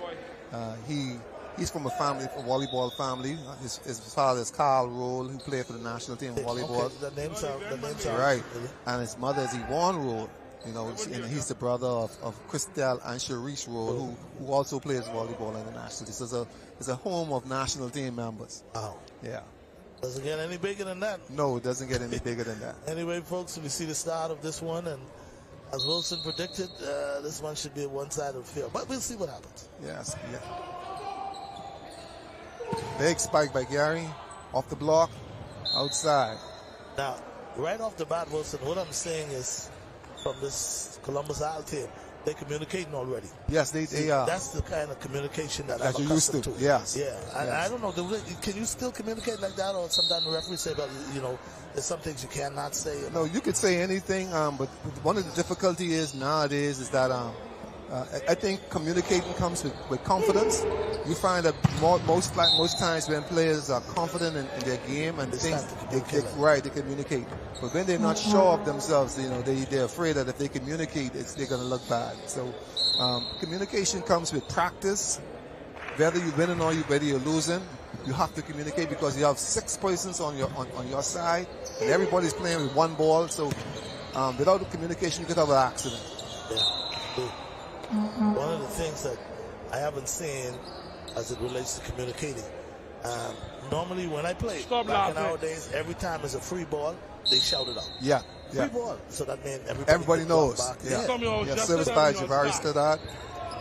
Ball is passed outside by Bimini. You ain't lying. Yeah, that's very important because every good team should have a free ball play. Right. Because that's why they call it free ball. Yeah. A free ball should not result in a kill. You see, that's the difference between a schooled team and an unschooled team. The Bimini team is not very schooled. They need some work. And so what you'll find, they're doing a lot of trying to play tennis. They're going to try to get the first ball back over right away.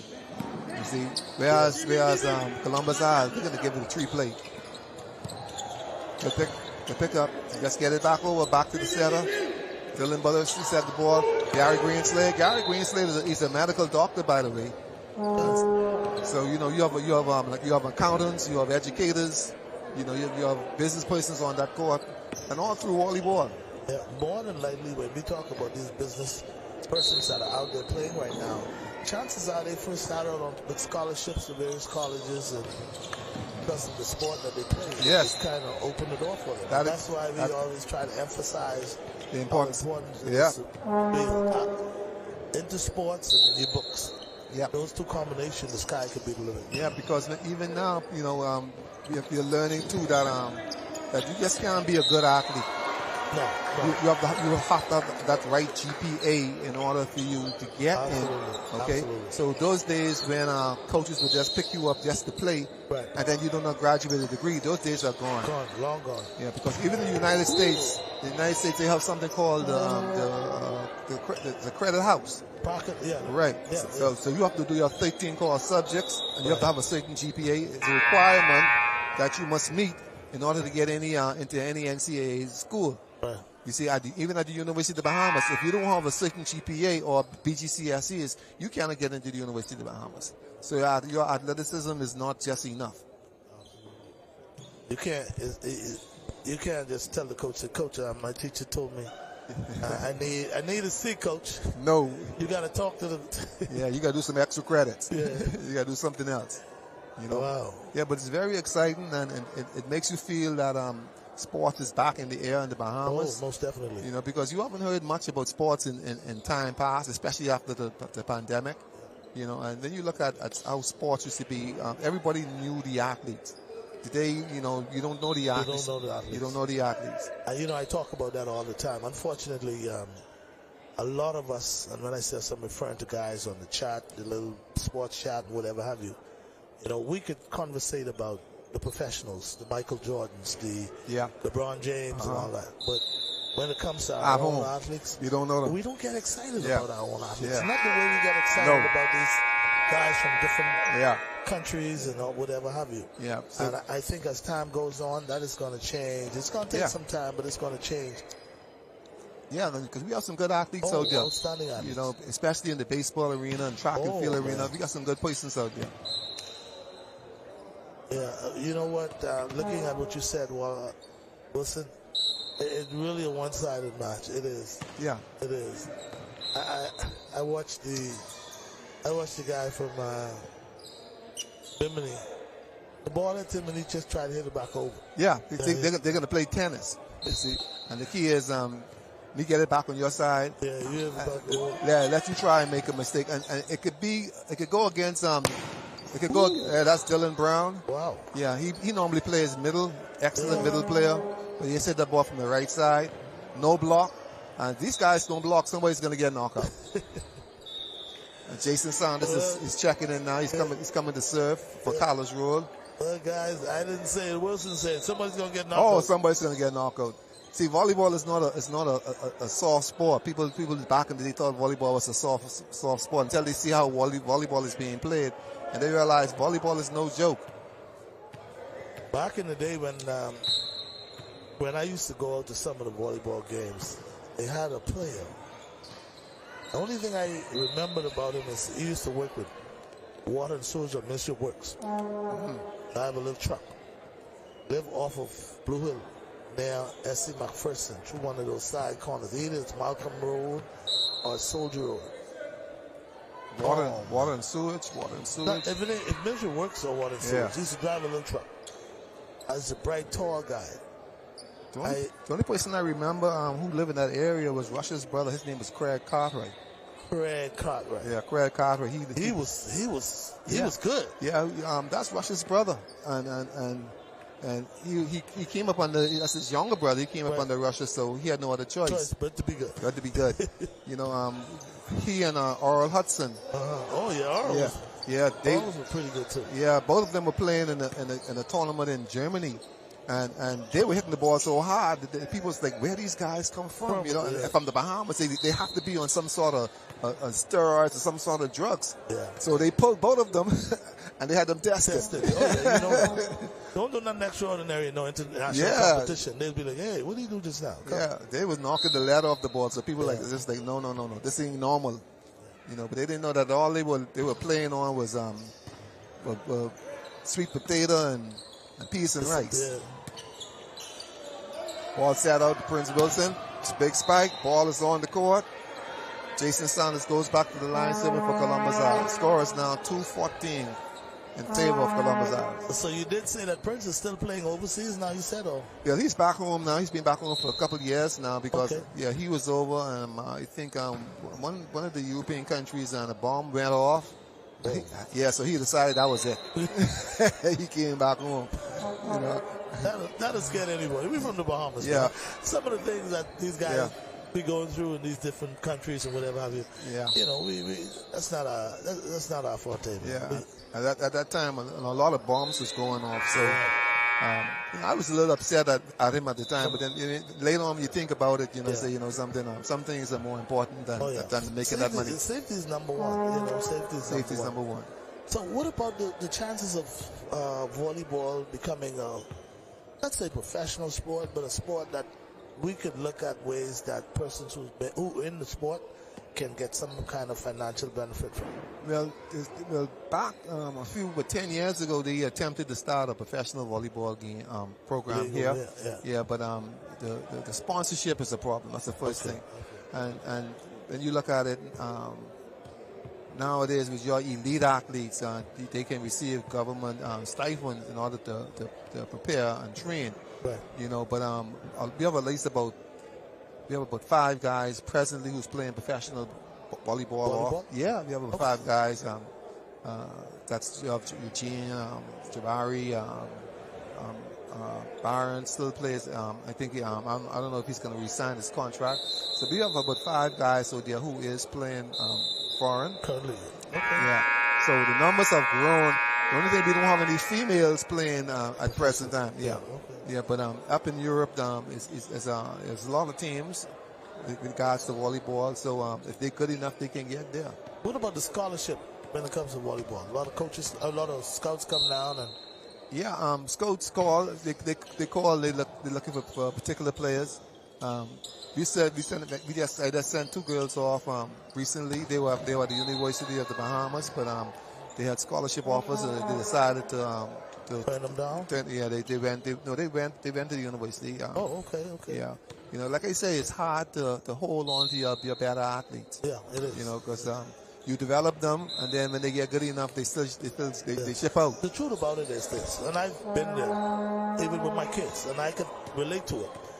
For some reason, after a child or a student finish high school, there's something in their mind about going off to college. Yeah. And it's just going off to college.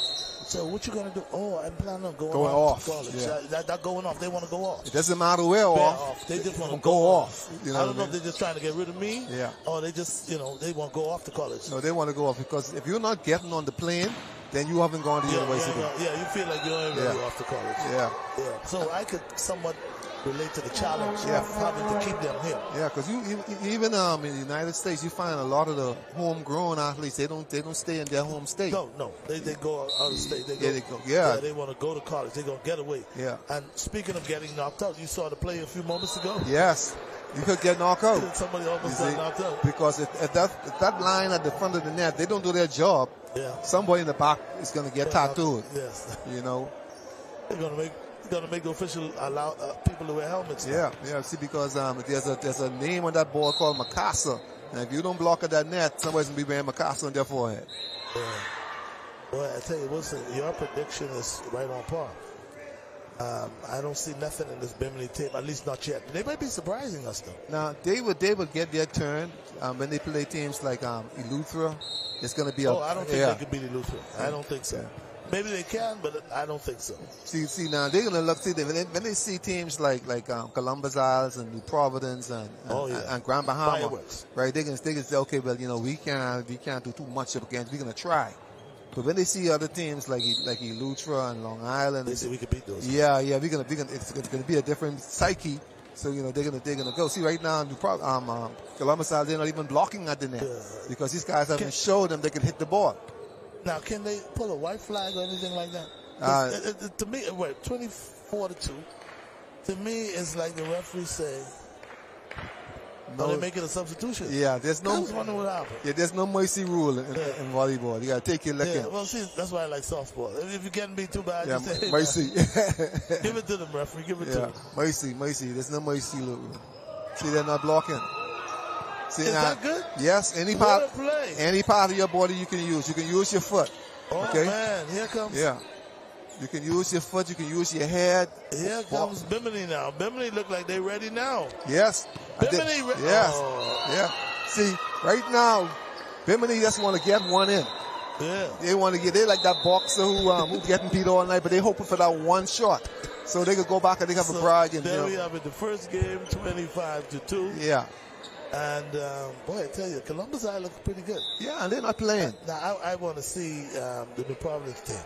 Yeah, that's going to be a good matchup. Now, you familiar with some of the guys? Yeah, because they were keeping it under the lid somewhat. Yeah. Because I asked people, I said, "What I got to look for in the New Providence team as far as volleyball goes?" They said, "Well, a couple of the guys went to play with some of the Family Island teams, but they still got a strong team." I wanted to know who they are. Yeah, they're going to be a good matchup between Nassau and New Providence and Columbus Island. Yeah, okay. That's going to be the championship match. That's my prediction. I'm looking at probably it could be. So you're excluding Grand Bahama, and probably Long Island have to fight for bronze. Bronze now.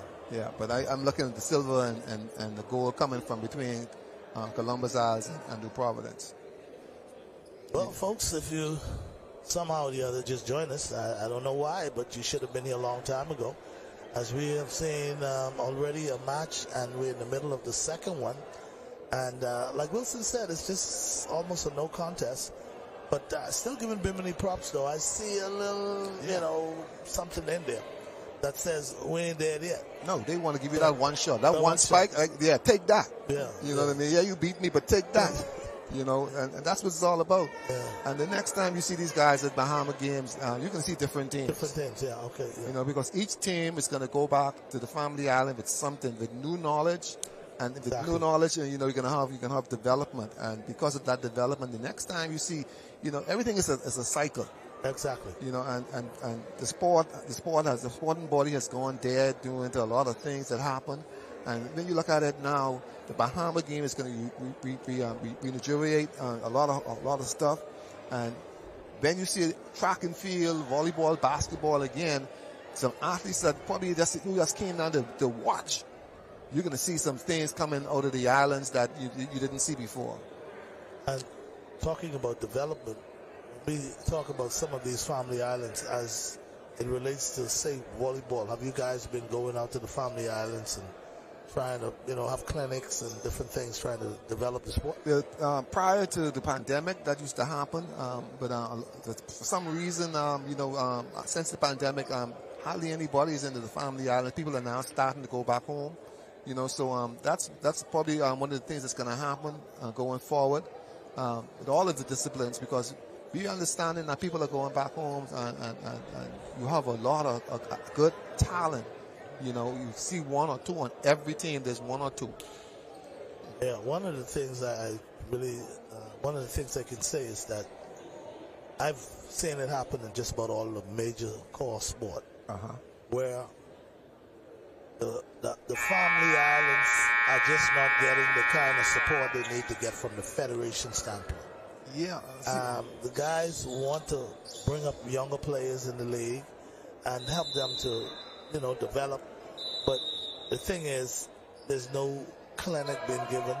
There's no opportunity for persons out there to say, you know what, let me take a crew of guys to Cat Island and let's see if we could get the guys to get into volleyball or, See, once upon a time, it was easy for I can speak for volleyball.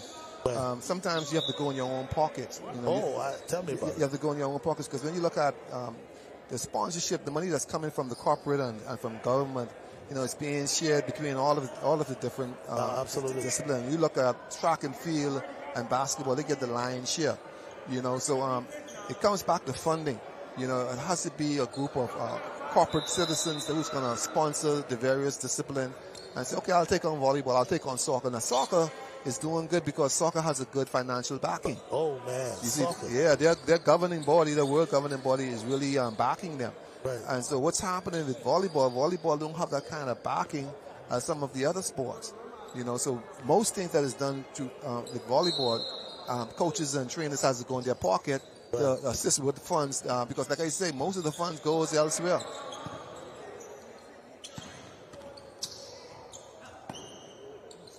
So now they go into their tree play, but it's not successful because they're not comfortable with it.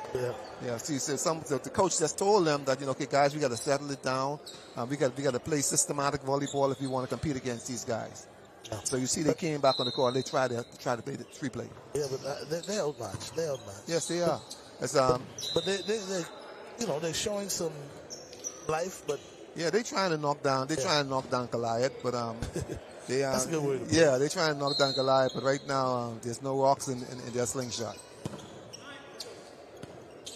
See, they go to the tree play, and you know it's a different game. But now you got to defend against a good block at the net. See that? Yeah, take that. You know what I mean? Number 5. Yeah, now Bimini is alive. Yes, Bimini now saying take that. I'm going to take my money now and put it on Bimini. And that's Raymond Luis. You know, he said take that. And see, now see that smile on his face? Yeah. He's going to remember that for the rest of the night. Now the game just started. Yes. Game just started. Right. 2-1. We right in this. I can imagine the top. Hey, we right in this. 2-1. Yeah, so now Columbus is going to come back and they're going to try to tear off somebody here with a big spike by Dylan Brown. Ball is digged by number 1. 3 players. Ball has been behind the antenna on Dylan Brown, so the ball goes to Bimini. See, the antenna tells you the part of the court. If the ball goes around the antenna, it's outside, even though it was a good hit. Good set. Gary Greenslade. Net on Bimini. Raymond Louise. Wow, we just had a tie game. Yeah. See, now these, you look at Bimini's face. You can see those guys, they're enjoying it. Yeah. They're not winning, but they're enjoying this game. Up. They're enjoying the game. They're not depressed that they're being outplayed because here it is. He said it's not like the game is tied all. Yeah. Now the score is 2-4 in the favor of Columbus. Gary Greenslade's at the line, serving. Good play, good set. Good set. Unfortunately, the ball was hit out by Bimini's attacker. You see, and the good thing about this sport is that it's good for camaraderie. You know, the athletes, they're going to get together. They're going to talk to players. They're going to try and find out how you do this and how you do that. So it's a learning experience right now. And they can say they played against members of the national team. Absolutely. You see, they're playing a better game right now. See, well, I tell you, right? Right, yes. You see, this is 6-3. The score is 6-3. And see, it could be to the detriment of Columbus side because right now they're not playing any defense at all because they figure these guys can't get the ball on the court. If these guys start to gel, it's going to be a problem trying to get your psyche back in this game. Oh, I told you. Watch your chest. Watch your chest. So now he's telling the front line that hey, you got to protect me in the back here. He's laughing. Yes. And that's number 1, Myron Saunders. The second, Myron Saunders Jr. He just got tattooed by Dylan Brown. If you do not block, if you do not play 10, if you don't play backcourt strong, you could get knocked out. So that's a wake-up call now for Bimini. It's not a child's game. You could get swelled up. there's something going on at the scorer's desk presently. Yeah, we do have some updates. Let me kind of bring you up to speed. Of course, we're talking men's volleyball. Earlier today, Michael defeated Abaco 2-0. The Providence beat Long Island 2-0 as well. Then you have Michael beating Andros 2-0. Any surprises there for you thus far? No, there's no surprise. Like in the game, like I said, only in the females division, you can't it can go either way. Yeah. It depends on who's coming to play. It's always going to be about his defense. Whoever comes to play hard defense, is going to win. When you look at Columbus Isles, you have a lot of members on that team, like female on Columbus Isles females team. You have a lot of females in there who are defensive specialists. You have Janae Saunders, you have Tia Wilson, you have Laval Sands. They are backcourt specialists. And then you have at the net, you have Edrica and Jeannie. They're front court specialists. So you have strong defensive positioning, and these ladies can also play.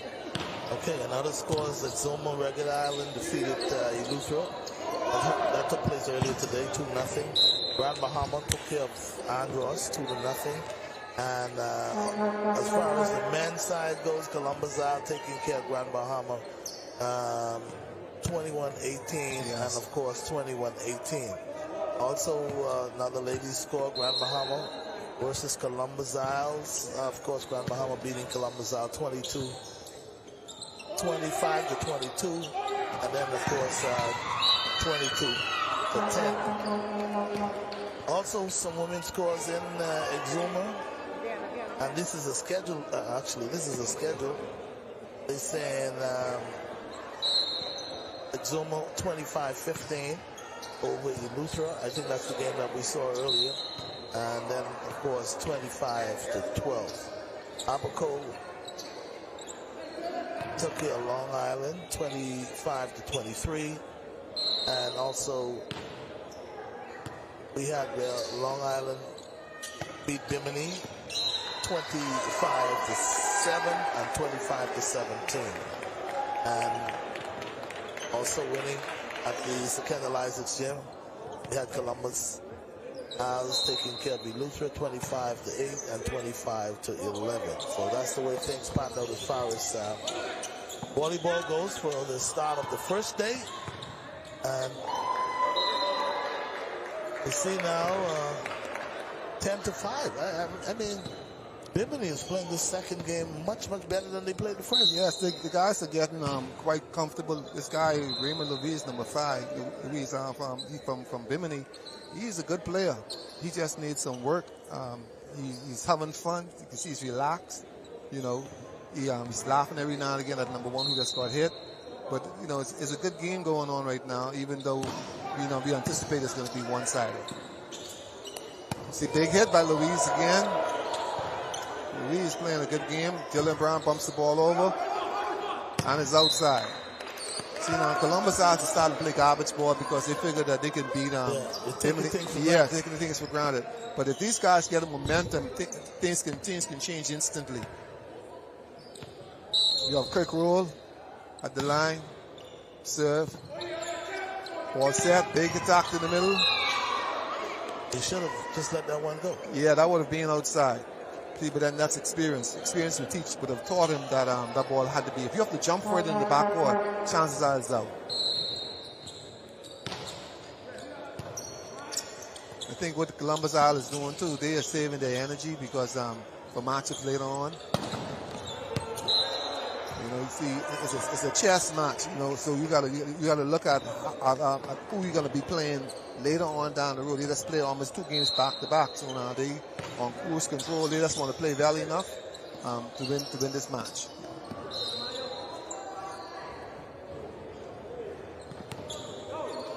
You see, like I said, Raymond from Bimini. Every ball that's going up is going to him because it appears that he's the go-to man in getting points. Good hustle by him again. Prince Wilson's at the line for Columbus Isles. Just served 3 balls consecutively. Bimini's having a little difficulty returning his service. Ball served again. Big set by Dylan Brown. Gary Greenslade blocked. Ball goes to Columbus Isles. Timeout, Columbus Isles. Now, Columbus Isles, like you said, they're taking things for granted. They're on cruise control right now. Yes, they are on cruise control because they realize that these guys are not going to push them. They probably figure that they can spot them 10 points and still come back and beat them. So right now they're just going through the match, and they're looking forward to the next game against a more bigger competitor. Speaking of the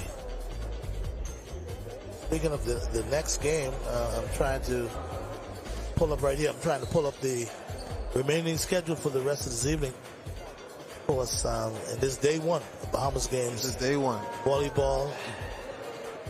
And we're in the second session. Of course, right now, we're in the game of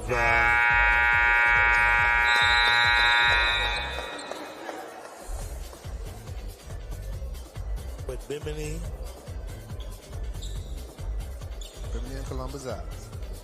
Columbus Isles leading 16-6. Bimini and Columbus Isles. I'm looking to see, but it's not coming up on my chart, but I'm looking to see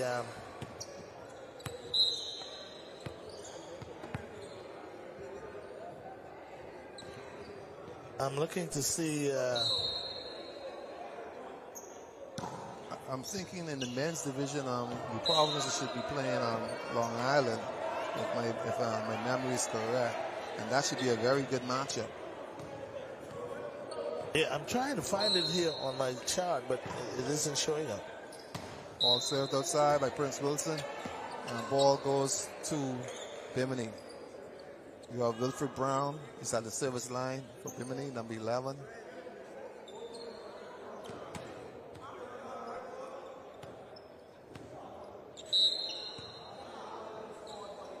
Good service. Gary Greenslade pass. Savari sets to Gary. Ball is up. Ball went into the antenna, so the ball is outside. Ball is in favor of Columbus Isles. So finally, it came up. So here it is where we're here now. Actually, the thing is we're kind of off time just a little bit. Just a tad off time. But our 7 o'clock game, we would see Grand Bahama versus New Providence. Yeah, that should be a good matchup. And that's here where we at the Secondal Isaacs Gym. And down at the Anatole Rogers, for those of you wondering where your favorite team is playing, your next volleyball game with Long Island and Michael, it's at the Anatole Rogers Gym. So, and also around 7:30 or so, it'll be a very, very, very interesting baseball game. Michael and New Providence. That should be pretty good. Yes. And I see most of the fans now are beginning to come in here at the Secondal Isaacs Gym. So, folks, again, coming up next, we have a showdown, I would say, Wilson. Yes, it would be. Because you have a very aggressive team in Grand Bahama, and they're not short on play. Yeah, and they're scrappy. They're scrappy. And they hustling every trip down. They would hit the floor. You see, they would hit the floor, and see that's the difference between a lot of teams. A lot of teams would not hit the floor, because a lot of teams they practice on the outside court, so they're not comfortable hitting the floor. Yeah. But Grand Bahama, they'll hit the floor whether it's concrete or whether it's tar or whether it's floor.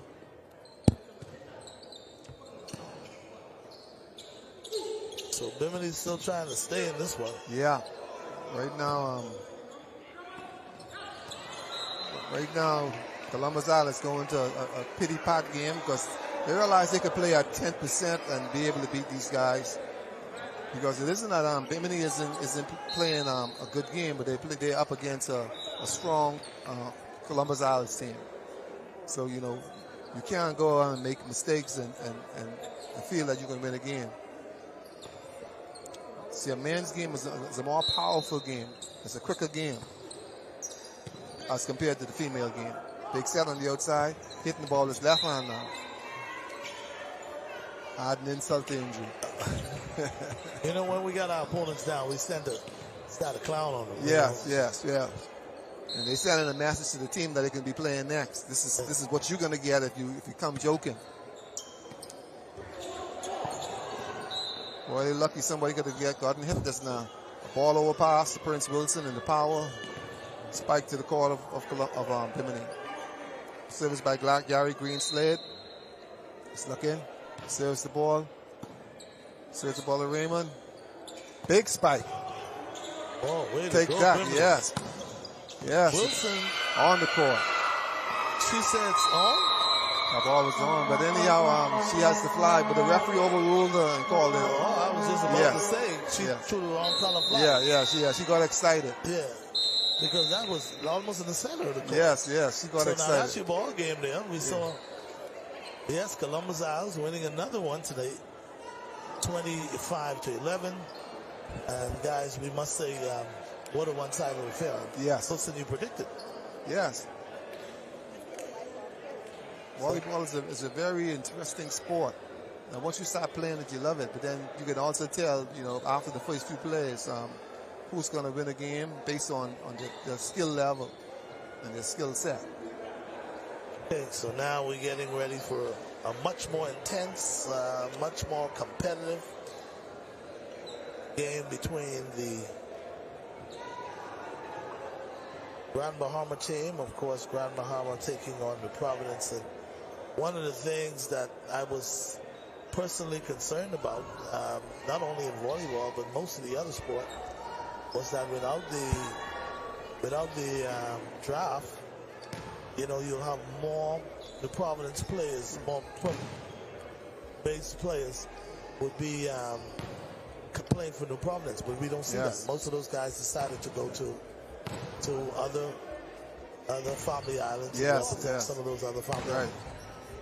Anyway, guys, in case you just joined us, Ivan Showtime coming to you live here from the Secondal Isaac Gym, along with the veteran Wilson. And guys, we got to go to the studio, take a break. But when we come back, still to come, more volleyball from here at the Secondal Isaac Gym. We'll take a break and be back after this.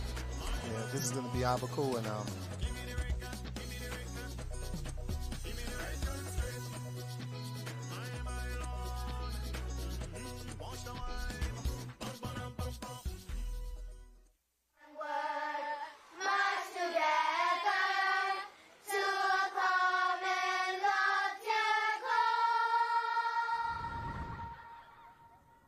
Grammy, what's a common loftier goal? Well, my sweet one, a common loftier goal is a shared dream that we, as Bahamians, achieve together. It's a vision of unity, progress, and prosperity for all of our beautiful islands. You see, a common loftier goal is about working together towards something bigger than ourselves. It is what we are always striving to achieve. Now, how we get there is by one small step at a time. But our country is so small. Well, hon, you'll be surprised what can happen when you believe.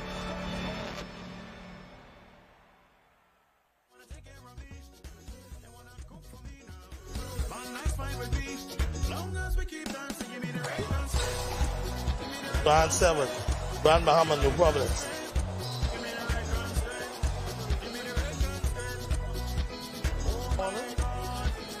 Oh, I didn't know. Hey, listen, they say they...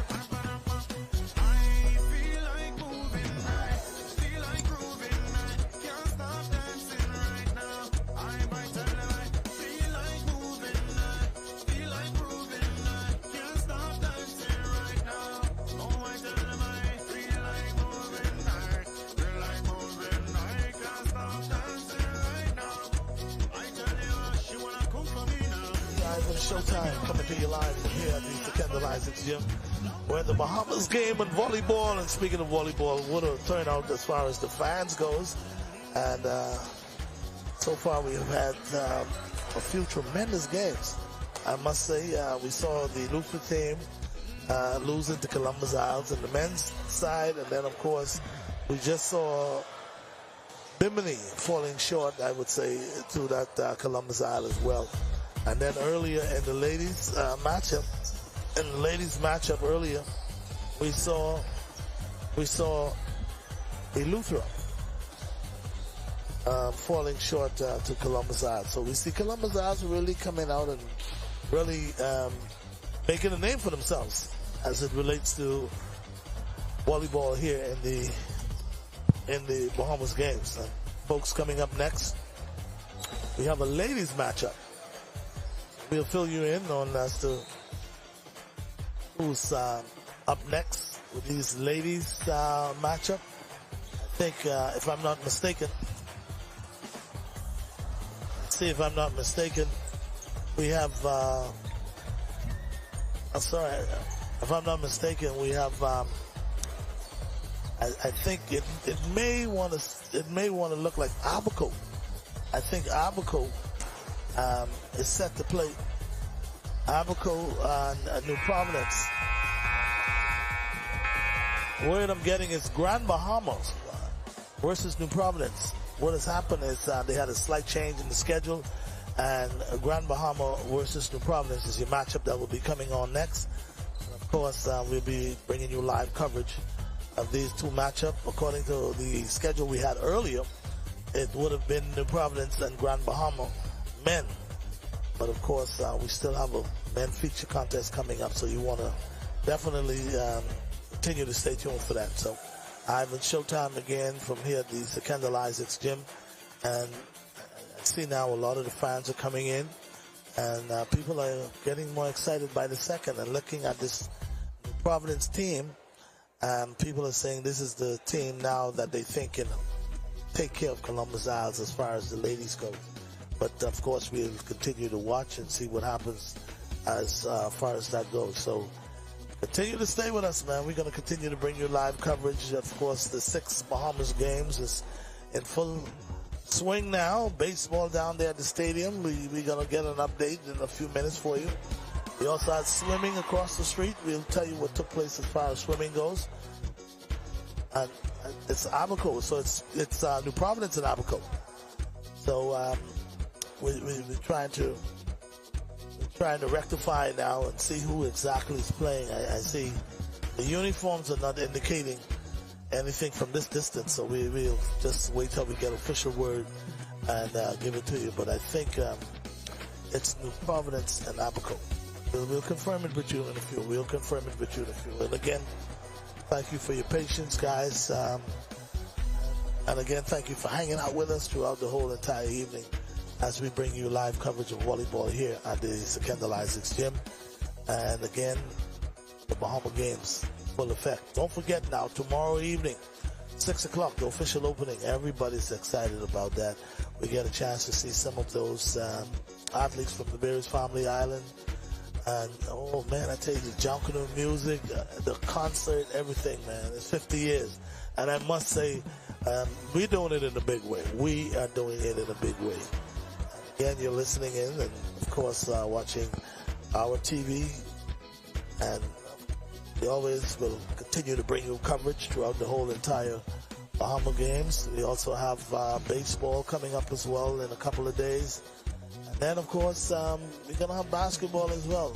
Some of the games are right here at the Kendall Isaacs Gym. So we're going to continue to keep you informed, keep you updated, keep you abreast of everything that's going on as far as the Bahama Games goes. And kudos again to everybody who's been involved, whether from a fan perspective or you was one of the officials. And speaking of one of the officials, we had Moses Johnson. Had a chance to speak with him about all the preparation that has been made as it relates to the Bahamas Games, the challenges that they had, and how they're trying to continue to put things together. And guys, you know, the game had just started today. So as time goes on, you know we're going to run into some snags, some challenges here and there. Earlier today, we had one of the teams that was supposed to play here at the Kendall Isaacs. We're talking volleyball. They went to another gym, which was the Unknown Tall Rogers gym. And then they found out that, no, you're playing here at the Kendall Isaacs. So, you know, situations like that may turn up every now and again, but it's not something that cannot be fixed or taken care of, handled, whatever way you want to put it. Of course, we're continuing to keep you up to date, bring you all the live coverage of the various sport, and I'm still waiting to hear from baseball. So as we get that, we'll turn it over to you. Again, I'm in Showtime, coming to you live from here at the Secondal Isaacs Gym. Stay with us. We due for a break, guys. But when we come back, coming up, New Providence versus Grand Bahama. Stay with us. We'll take a break. I'll be back after this.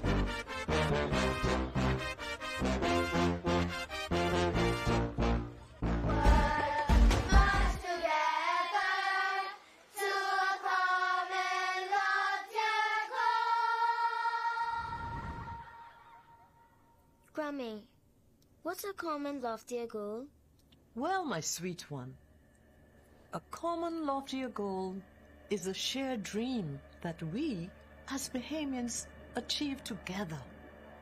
It's a vision of unity, progress, and prosperity for all of our beautiful islands. You see, a common loftier goal is about working together towards something bigger than ourselves. It is what we are always striving to achieve. Now, how we get there is by one small step at a time. But our country is so small. Well, hon, you'll be surprised what can happen when you believe.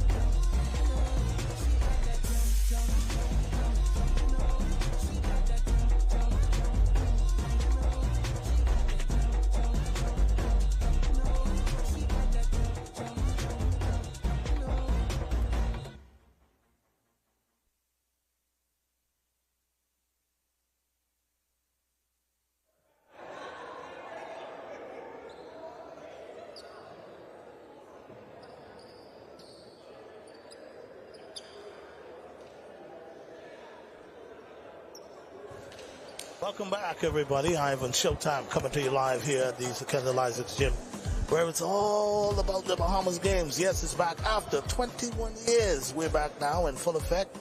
And earlier today, we saw quite a number of volleyball games. You know, we had baseball down at the stadium, track and field scheduled to start a couple of days down the road. But yes, folks, this evening is all about volleyball. I have the volleyball icon, I gotta find a name for you. Listen, I mean, there's so much names that are under your, so much accolades that are under your name. I don't even know where to start. As long as you don't call me too late. Well, it's a pleasure. It's always good to have you with us, and we're getting ready now for the game between New Providence and Abaco. Abaco. Now, with the earlier game, you made a prediction and you was right on. Yeah, I'll make a prediction again. Abaco is a very feisty team, so you're gonna have to really play to beat them because they're gonna give you good defense. But the superior team should be the team that's coming out of New Providence. They have good skill level, but it's gonna be a good match. And if New Providence does not watch themselves, they could be in for a cat fight. Okay, so there you have it, the prediction from Wilson. And guys, again, we're seeing the Providence team, and we talk about this, of course, New Providence, some of his base players here in New Providence deciding to play with some of the other Family Island team to kind of level the playing field, which is good. Yeah, see, for New Providence, you got Sari Albury. She is an excellent softball player. Also, she's a university player. You also have on that team, you have Patrice Ferguson, number 13, who's on the starting. Zaria Rose, who's a starter. And then you have number 16, also another college player, and that's Tavia. Okay. So, folks, it's play volleyball time. First service is in the net by Abaco. Maybe it's a sign of a little jittery. Yes, thing, yes, because now they're playing against a quality team, a big team, a team that's a good blocking team.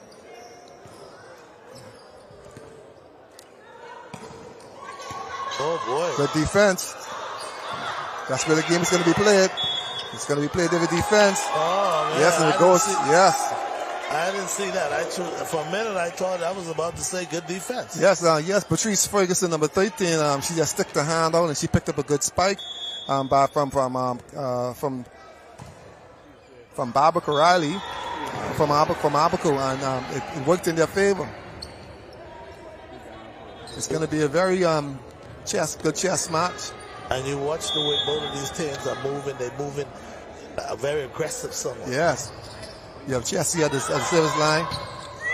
Ball run down by New Providence and into the net. And so there you have it. It's the team that wants it most that's going to win because both teams are basically even. With Abaco being a very feisty team on defense. Ball's passed. Zaria Rose sets the ball up. Backcourt. Ball hit into the net by Patrice Ferguson. Now, Patrice, looking at the way of the form and everything, she seems like she might get a little bit under that too much, but she seems like she knows exactly what she's doing. Yeah, she does. She's a very schooled player, but the ball was overrun, so as a result, you would have Zari Albury, big spike up the middle. Yeah, she's an excellent softball player. She's the daughter of Shane Albury. Good. Yeah, so she's a...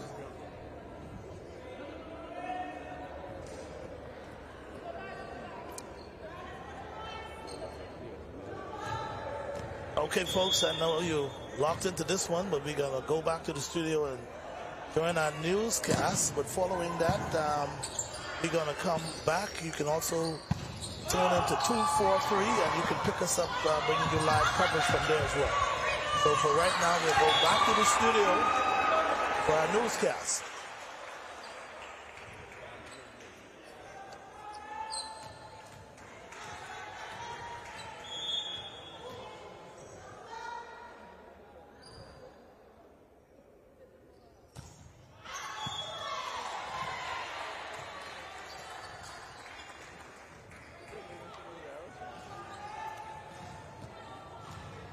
Okay, so folks, we're back here. 243, I think it is, and we're still bringing you live coverage. Of course, I'm in Showtime. I have Wilson with me, and welcome aboard. Yes, right now it's a good hustle match. Both teams are hustling. Ball is outside. Oh, good try. Yes, big hit, but it was unsuccessful in the attack, and it's outside. You have Sari Albury. She's to the service line. A very good jump float. She gets on her rhythm. It's going to be a problem for Abaco. She's an excellent server. On the weakest passer in the backcourt. And right now, it appears that the weakest passer in the backcourt is libero. So you see she targets the libero. That's where it's going to go. Good set by Zaria Rose. Big spike. Ball picked up. Big block at the net. Big block. Tavia Tavia with a huge block. Yes. Tavia is a national team player also, excellent player, excellent softball player also. Good jump flow. Ball passed by Abaco Riley. Ball off the net. Ball is up. Ball is out. Boy, the intense is picking up now with both teams. Yes, Laverne Adley, she judged that ball very well. If she had sticked her hand up, the ball would have been off her.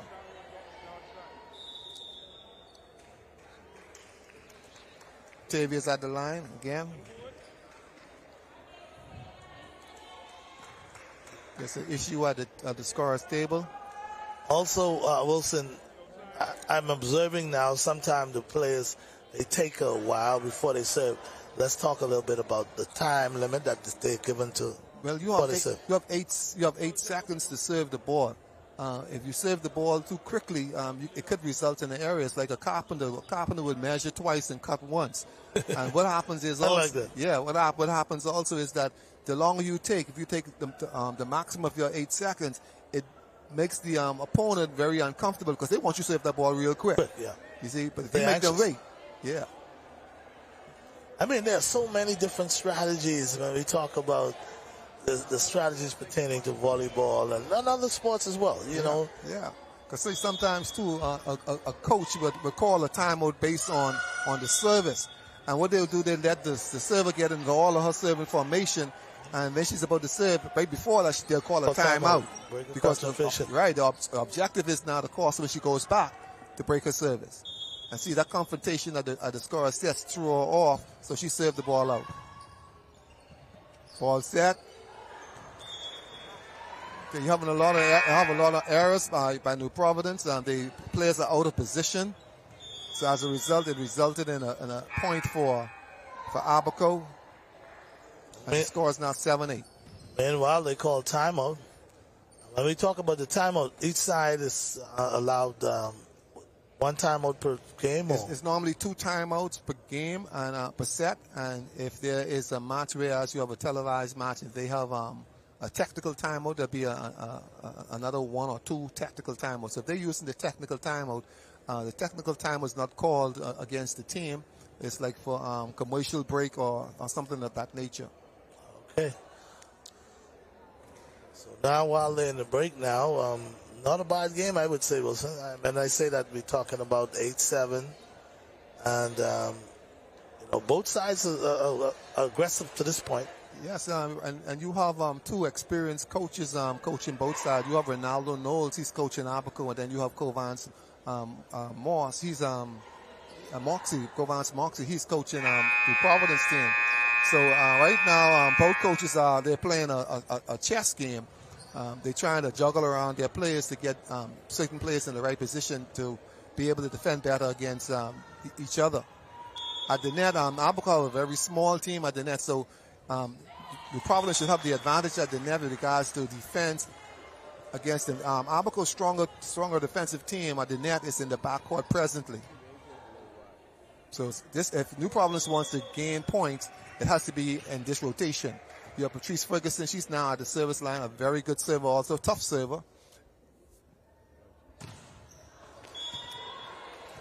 Ball's in the net. She just really timed a service bad. She timed it bad because she went to her second serve. That is not her main serve. That's not the serve that she used game time. Sometimes players, they practice one thing and they try to use it in the game. It does not work out for them as it did in practice. Big hitter. Ball is up. Zari Rose goes to the ball, sets it out to Laverne. Laverne spikes the ball, and it's a kill against Abaco. Point for New Providence. It was almost like an off-speed spike. It wasn't one of the hardest spikes, but she just placed it in the right place. Yeah, if you looked at her form, she override the ball some, so she knew if she hit that hard, it was going to be against the wall. This is Roberta Hudson, number 5 at the 9-7. Ball is off, save over the net. Ball touched by the setter of Abaco, giving the advantage to New Providence. Roberta Hudson still at the service line. She's a lefty, middle player. Not a very tough server, but she gets it on.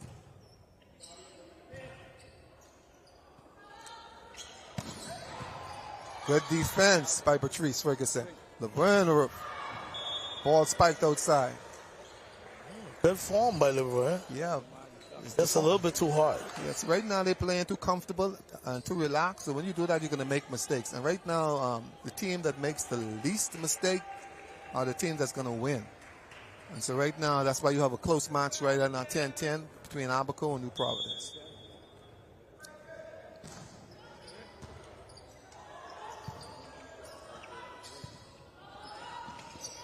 Ball pushed back court. As the barrel picks the ball up, Zari Rose sets it out to Laverne. And this time Laverne puts it down for a kick. Point, New Providence. Sorry, the ball is on the favor of Abaco. Point Abaco. 11-10, Abaco. Zaria. Oh, yeah. Yes. Aubrey. Yes, Zaria Aubrey. She's probably one of our better middle players in the country. She's a very quiet young lady. But when you see her on the volleyball court or the softball court, she's a monster. Okay, she's very focused. You see a big block coming up. Oh man, yeah, good hit. See, right now you have an Abaco front court. They have a very strong front court. With the ball. Barbara Riley. Okay, Barbara Riley. Okay.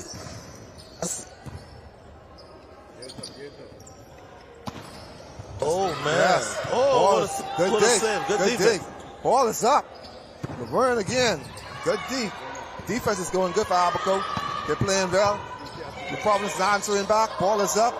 Laverne. Big spike. Boy, get your helmets. Yes, big spike. Okay, the game is heating up right now.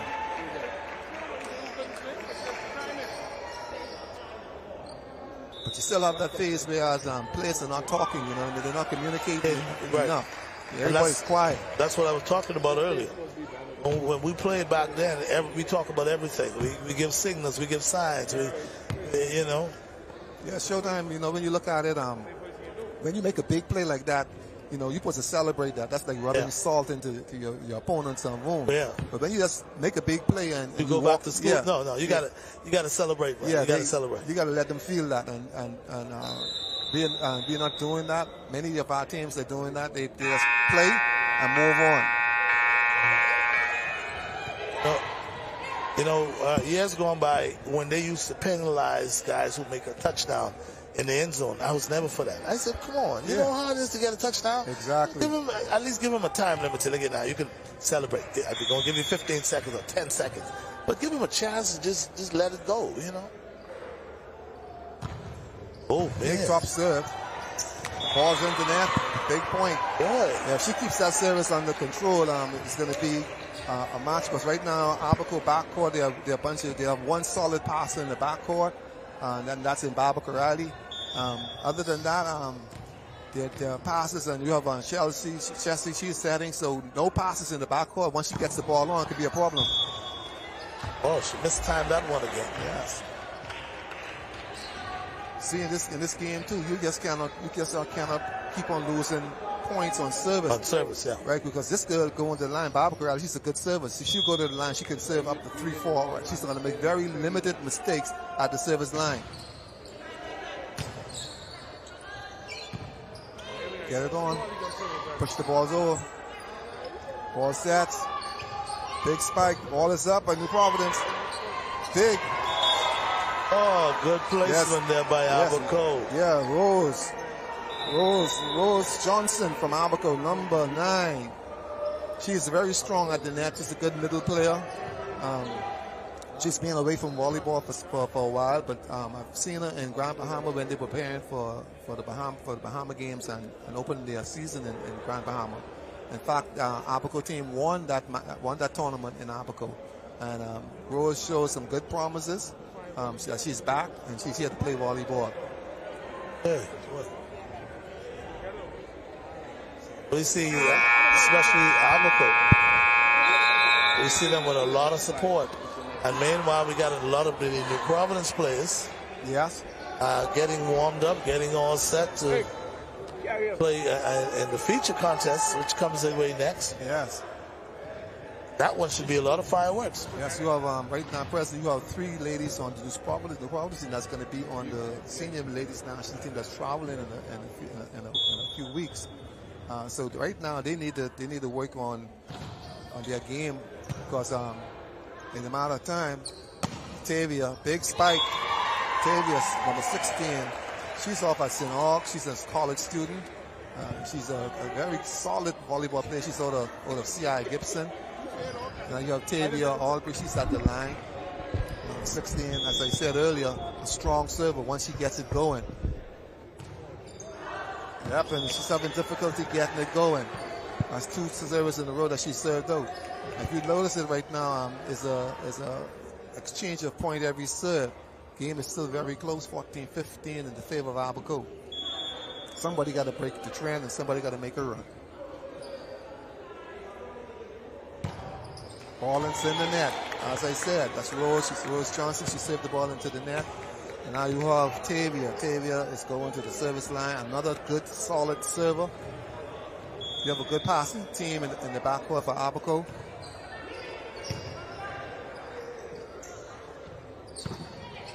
Oh, yeah. Big block, but the backcourt is not in position for the block off the tip of the block.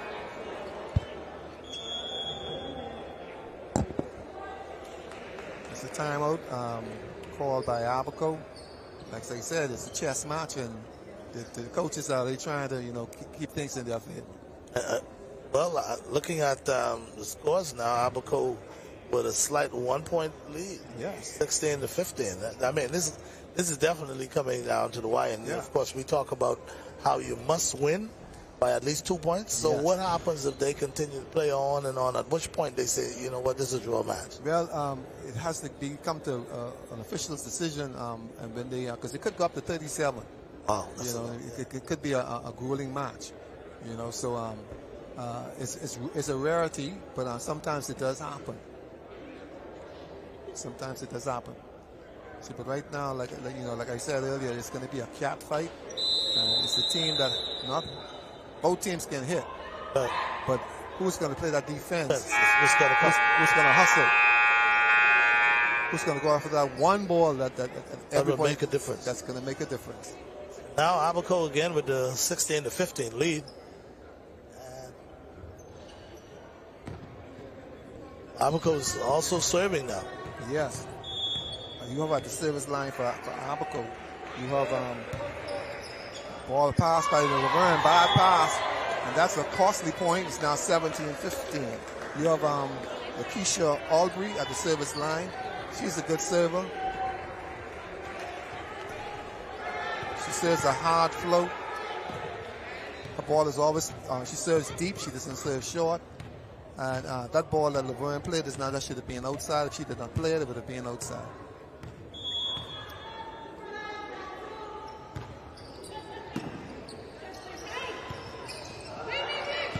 Free plays, ball's out, free ball. Tavia passes the ball to Zaria. Zaria sets the ball to the middle. Roberta spikes. Ball is out. Good attack by Roberta. Roberta didn't put much on it, but it did what she needed it to do. She's not a very powerful hitter, but she would hit the ball in zones, and at the same time, she's very strong at the net. Okay, she's sometimes opposing players underestimate her because she don't hit the ball hard, but she is place it in the right place. Yes, she places the ball, and she is a strong blocker. The Providence is making a lot of service errors. That's 5 consecutive service errors, and when you look at it, that's the difference between the game. The game is being won and lost at the service line. It ain't like those days, not say those days, it ain't like in those other games where you could get it back. Yeah. You serve bad, you say, okay, now let's play defense and get it back. But there's no getting back. You don't lose that. And now Abaco is easing the way. Now scores 19-16. They only play the best of the 3, so if New Providence wants this and Abaco wins it, they got to win the next set. Absolutely. Ball's up. Run spikes. Ball is out. Oh, she should have believed that one. Yeah, that ball looked like that was going out. But the apparel for Abaco, she played the ball. That was a judgment call. Cannot kill her for that. Roberta Hudson. That's back to the communicating when teammates could say leave. Yes. Communication is correct. Where you're looking at the ball, you can't see the line, so you just assume it's still in and you play it. But if your teammates who can see it from a distance could look at it and tell you, don't leave it. You have a better angle. Yeah. See, that's another service error for New Providence. That's 6 in a row. Difference in the game. Yeah, so here it is now. Abaco now with a 20-17 lead. And there you go again. Give it back to New Providence. So New Providence still has the chance to make the run. Now they're only down by 2. Next point can beat them closer to 20.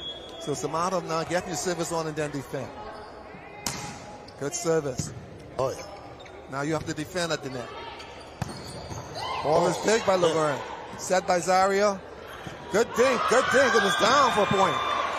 It's down for a point. Good thing by Laverne. I don't know if Laverne intentionally. No, I think she overplayed it. Yeah, and it just worked out enough. It worked out enough flavor. So now she looks like a superstar. Absolutely. Zaria Rose at the service line.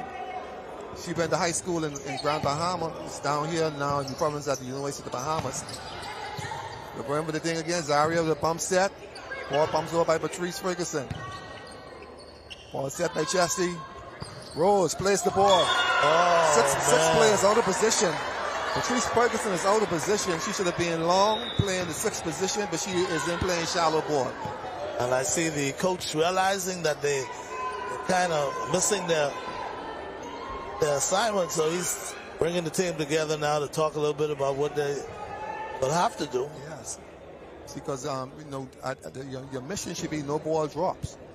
You see, and that ball should not have dropped because somebody should have been in that area to play that ball. So when you miss an assignment, assignment can be very costly. So now 21-19, Abaco with a slight lead. And this is where the game has been won right here. Yeah. See now, right, go ahead. The score is close now. So this is when whoever takes the momentum right now could take it into the winning the game. Yes. Now this is at the line for Abaco. She needs to get this ball on. And that's Chessie. A very good server again. Ball is out. If you have to jump for a ball in the backcourt, it has to be out. And that's the second time they made that mistake. They're jumping for a ball in the backcourt. I did hear someone from the Providence box shout out. Someone shouted out. Yes. When I'm coaching, I like to stay at the back line. Just for that particular call. No, she's going to play that again. The ball is out. See, it's called positioning. Once you know where you are on the court, if it's over your shoulder, over your head, you don't have to jump for that ball. You know that's automatically out. Big serve. Good serve. Yes. And there Aubrey goes up. She touches it. Now, one time ago, that was an illegal play. Yeah. Once the ball is at the bar of the net, you can touch it. Now, if it's on the other team's side, you can't touch that ball. Yep, so now they're making a mistake. The score is going to be tied, 22-all. Laverne just need to keep her service on. This is the money time right here. This is the money time. This is the money time. Abaco calling a timeout after being up by about 3 points. Yes. And that time now we got a tie ball game, 22-22. Exactly, and that time was called by Ronaldo Knows simply to try and break the service. Because he can see that Laverne was not consistent in her serve, so he's going to make her think about it for a while. And when she comes back to the line, her objective has to be to get that ball on and play defense. Now back to play now, Abaco and New Providence. And what you call it, a cat fight? A cat fight. And see, and New Providence is in a good position right now because Abaco's stronger players they're in the backcourt.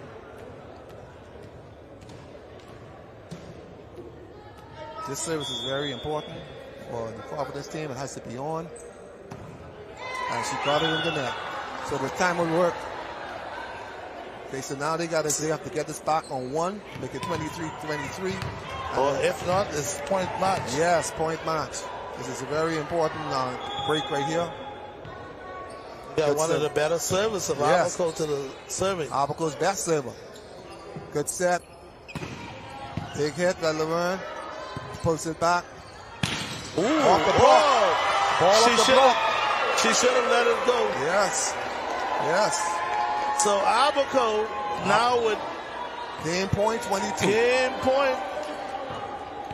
But maybe if she had let it go, it would have still been off the blocker. Yeah, it would have been off the blocker, so she had to play that ball. See, the block does not count as a play. Okay. And that's game. There we have That's it. game. So that's Abaco winning the first game. Yes. So that service by Laverne was very important. So that timeout was a good timeout by Ronaldo Knowles, making her think about the service before she served. Boy, I tell you, now this put the Providence in a much tighter position. Yes, it is. No room for no mistakes right now. They have to be able to come back and win game 2 and look forward to moving on to try to win game 3. Yes, and see, and then you look at it, if they split with Abaco, and Abaco beat somebody else who the Providence beat, then it puts them back at even. Yes, that's when. You see, so you have to win all your games. Oh, exactly. Boy, I tell you. And that is a game that should have been won by New Providence. Yes, by New Providence. At one point, New Providence had the game like not won, but they had it in a way where they could have very well put them away. Yeah, then Knowles called the timeout. LeBron should have just gone to the line and just served it on. Don't go for a tough serve. Yeah, just put the ball in play and play defense because you had the advantage. It's almost like when you're playing tennis. Your first serve, if it goes into the net, the next serve you try to take something off of it. Get it on the court. Right, you try to. Yeah, so it's a chess match, you know what I mean? Indeed it is. Yeah, and you cannot play this game with ego. Yeah, your number one service right. maybe a fan pleaser, but it's no fan pleaser right now if it goes into the net or it goes out. So, well, game 1 goes to Abaco. Yes. Like I said, Abaco is a very feisty team. They will hustle after every ball. They have 1 or 2 good hitters at the net. Actually, 2 hitters at the net. You have 1, 2 good blockers at the net. But they hustle in the backcourt. They hustle for everything, and they have their motto is let no ball fall.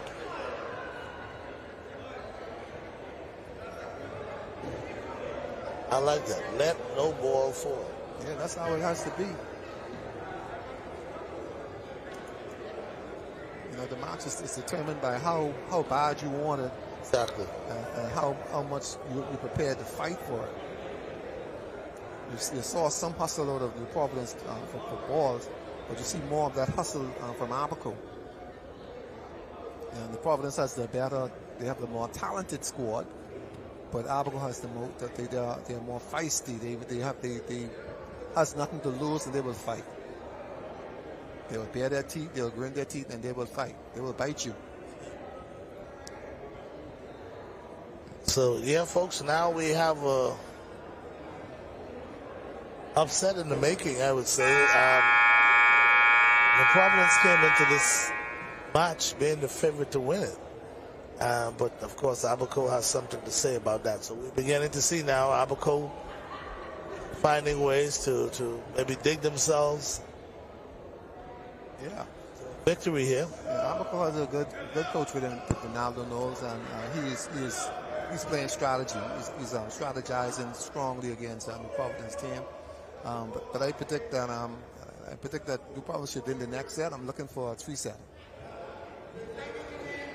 Tell you what, I'm gonna look and see how it starts. See if because some teams, when they lose a game when they underestimate a team, let me put it that way. When you underestimate a team beats you. Now you have to reestablish your confidence to begin with, and then you sometimes wonder whether or not this team is really better than us because they beat us convincingly. Start doubting like exactly. All people say, if you play a puppy licks your mouth. Oh yeah. You see, but then at the next end too, sometimes a team that wins the first set, they let their guard down. They figure, hey man, we got them.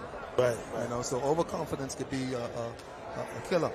You know, so we got to see how it comes out. But I'm thinking that we didn't see the best out of New Providence, and they're gonna play a better match. Number one, they got their better servers did not serve very well, So they need to get their service together. Like Sari Alby, she is an awesome server, but I don't think she served 1 point in the game as yet. That's it.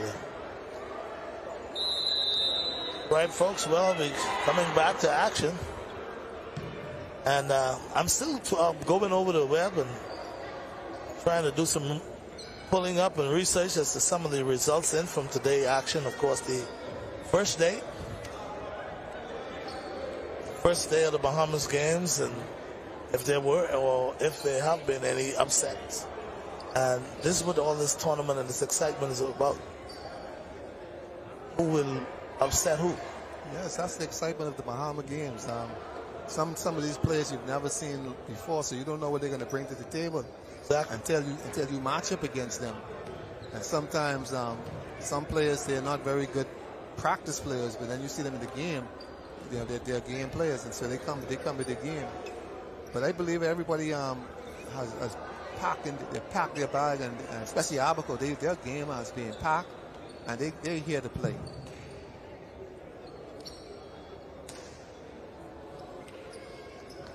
So now as we wait for the official start of the second set, again, Abaco with a first set win, I would say somewhat an upset to this point. See, when you have players like Barbara Corrali on the court, on the front court, you're going to have problems with her because she's a good blocker and she is a good attacker, as we can see just now. When she goes to the backcourt, you have to utilize that, because if you don't utilize it when she's in the backcourt and she gets front court, it's going to be points. Ball hit outside by Shari Albury. Big play. Point for Abaco. Boy, I tell you, Abaco is playing with a lot of confidence right now. Yes. It's like they're not afraid, and they just come to play ball. Yes. Now you look at it now with Rose and Barbara in the front court. This is their strongest front court. Okay. That's the front court that you need to do damage in. Good thing by Sari Albury. Oh, man. Yes. Sari Albury with a wonderful place. Yeah, she's a smart player. If the ball, she's not one of those players, if the ball isn't set right, she's going to hit it anyhow. Yeah, she finds ways to adjust. And that's a smart player. She's a brilliant player. For a minute, I thought maybe they would say she used her hand to move the ball like she wanted to. Oh, good defense. Yes, the ball pick up. You got to use her here. You got to get a point. Tavia. Oh, yes. Tavia looked like she's coming into her own. For years, Tavia was the best junior player in the country for a long while. Excellent athlete, excellent volleyball player, excellent basketball player, and excellent softball player. She's a true athlete. Absolutely. When it's at the line, she has to contain that service. Oh, good one. Yeah. Good one. Ball set by the libero. Tavia again. Abaco touching everything in the backcourt. Good push. Good. Got to use it. Kim. Yes. Yes, she can use it, but good play. Yeah, she tried to keep it alive. Yes, she tried to keep it alive, but did not work in her favor this time. That's the Keisha Albury. See, the Providence now, they're keeping their service. They're not getting overly excited. See, now she serves them into the net. Whoever serves their ball consistently is going to win this game, because it's going to be a matter of defense. But if you're giving away points on service, it's going to be to your detriment.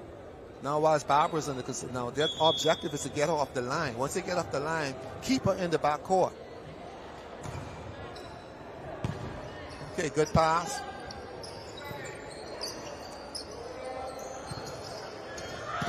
Good block by Sari. Set again to her. She dinks. Oh! Backcourt play out of position. What a dink by Albury. Yes, backcourt play out of position.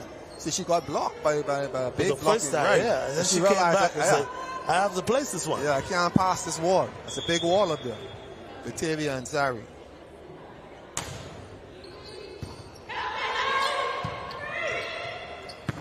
Now they communicate, calling free ball. Finally. Ooh. Off the block. Lefty. Yes. Ball again. Yep. The ball's into the backcourt. The setter. Oh, that's going to be a bad play. Yes, a bad play. Albury was about to really put a hammer on that one. Yeah. It's double contact by the setter. which is an infraction, so it's a point to New Providence. New Providence need this match by 4-3. As I was saying, Sari is a tough server, but she needs to get her serve on. She needs to keep Abaco in the backcourt for as long as they can. Good service. Finally gets it on. Am I still blowing? Did they call something? Yes, the second referee made a call that the attacker from backcourt was over the line. You can jump from backcourt and line into the front court, but you can't jump from, if you're in the backcourt, but you can't jump from in the front court to attacker board. Timeout for Abaco. And that's what Barbara Corrali did. Her instinct caused her to attack that board, but she was not in the right position. But the second official should have signaled it to the first official. He shouldn't have blown his whistle. This call should be at the net. Exciting games right now. Oh yeah, man. And Abaco look like they can do some damage. Yeah, they can. If any team go there and they make too much mistake, Abaco is going to take advantage of it because they're not going to make very many mistakes. They're going to play within their limits. Okay. The problem is with a well-schooled team. A well-schooled team is going to play an aggressive game at all times. So they're more subject to making mistakes than a team that has nothing to lose. See, like I said, Barbara, she's in the backcourt at number 5. I'll try and keep her in the backcourt as long as she can. As long as you can. Yeah, as long as you can. Get as much points while she's in the backcourt. That looks like all breathe in. Yes, big server. Okay. Rose, block. Big block by Roberta Hudson. Big block on Rose. If you hit the ball straight down the middle on Rose, she's going to block it. You got to go left and you got to go right. You cannot go directly down the middle. Okay. At least she got some points that time. She served 4 balls. Got 3 out of 4, which was a good improvement. They're leading now 6-4. But if you see Aubrey were to get her service going, because she has a great serve. Yeah, she has a very good serve. Okay. So now the same mistakes that New Providence is making in the first part of the game, now you have Abaco making the same mistakes. Too many service errors. Tavia, another good jump float server. If she gets it going, it could be all night. Yes, good serve, good serve. Make it difficult. Ball's going to be a free ball. What are they going to do with it? Set the ball. Big hit for Roberta. Block. Ball is up. Blocker was there. Boy, Abaco. Yes, block was there. Nothing easy. They're not giving anything easy.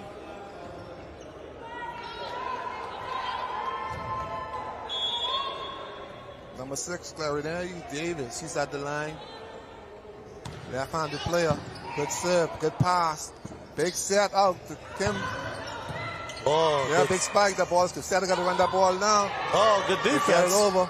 Control ball to the middle. Roberta's up again. Dig by Barbara. Barbara. Free ball. Free ball again. Good spike by the left. It's going to be a good game here. Ball set outside.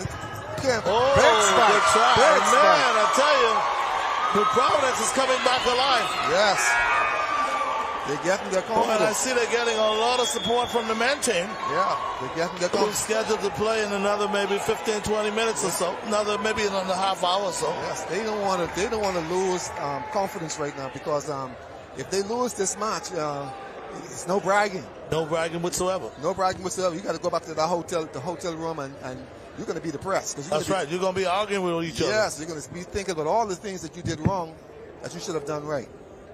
You talk about the Abaco coach, and you could see the veteranness in him. When I say he saw the momentum now switching over to New Providence, so what he does, he called a timeout. Yeah, he put a little water on the fire. Yeah. You know, he's a national team player. He plays for the national. He's going to be traveling with the men's national team. He's a player who can play any position. Okay. He can play center, he can play right side, he can play outside, and he can play middle if you want to. Smart, intelligent volleyball player. Okay. Yeah, he came out of Grand Bahamas from a volleyball family. Oriel Knowles. This is his dad. So all he knows is volleyball and baseball. He's a baseball player also. Okay. Basketball actually too. He won MVP in Hugh Campbell some years ago. So he's a good athlete, smart player, smart coach. So he knows the ropes. Now we're back to action now. New Providence with an 8-5 lead. Big block. Block Dinkin there. Yes. Roberta Hudson. Like I told you, she's not a very, very powerful hitter, but she will block, she will defend the net. And New Providence is not making much errors on the service line right now. They're getting the balls on and they're playing defense.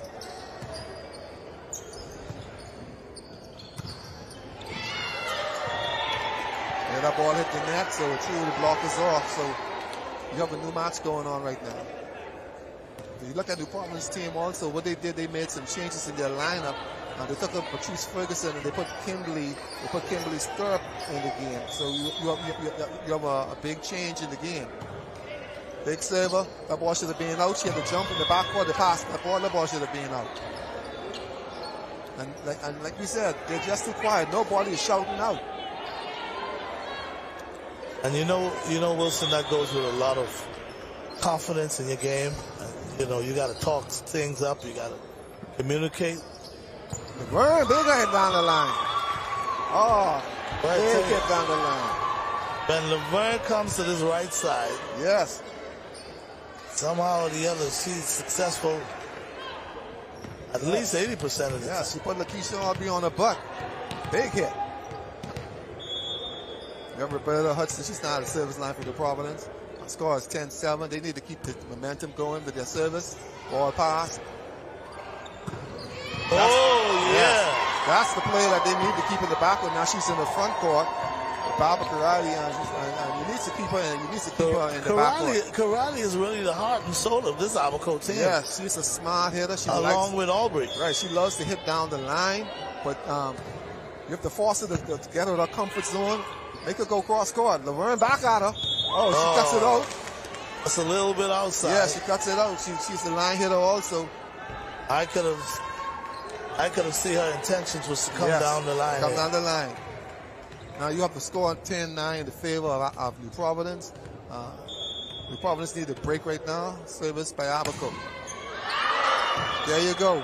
Most of the balls that Abaco is serving is going out, but for some reason New Providence backcourt players are jumping to play that ball, and it's putting Abaco right in the midst of things. You have Zaria Rose at the line.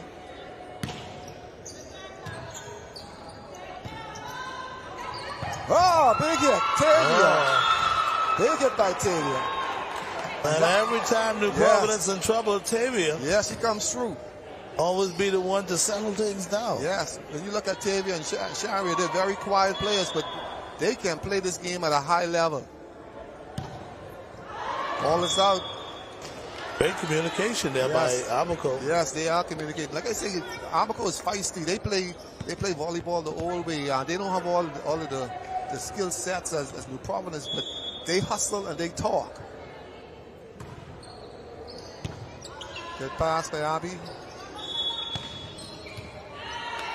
Referee called double contact on the setter. So now the game is going to get serious because now you see the referee's pulling out his whistle, so he's going to call it like he sees it. Chelsea at the line, she serves. Ball up to Kim. Bad set. Oh, he didn't call that one. Okay. Big hit. Ball up off the block. Settle it down. Tavia taps across corners for a kill. Abaco had no answer for that play. No answer whatsoever. Somehow or the other, Abaco, when the ball has been dinked, it's like the folks in the backcourt. Yeah. They never moves up in time. Right. See, they have to understand that when things goes contrary to what a hitter wants to do, the middle of the court becomes available. And so most balls will go to the middle court, but they're playing defense as if the hitter is spiking the ball, right, and they're dropping back rather than progressing forward.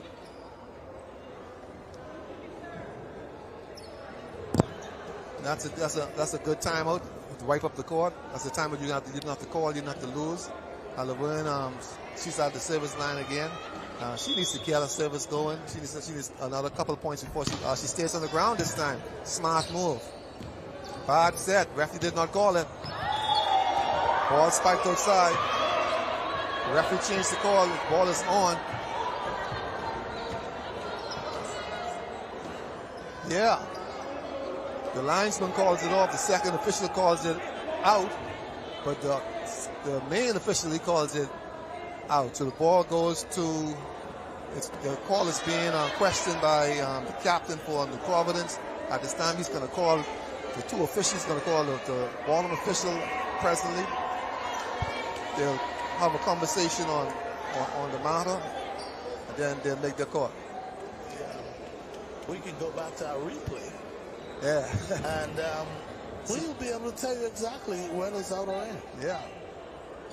Got some wonderful cameramen out there. We want to say a special good afternoon to everybody who's working hard today. Of course, I see Mr. Swan himself, the man of the hour. He's just always on his feet, walking up and down, getting things done. So we want to say a special good afternoon to him, and of course all our cameramen out there. Folks, and if you just joined us, Ivan Showtime along with Wilson here. We're bringing you live coverage of volleyball in the Bahamas games.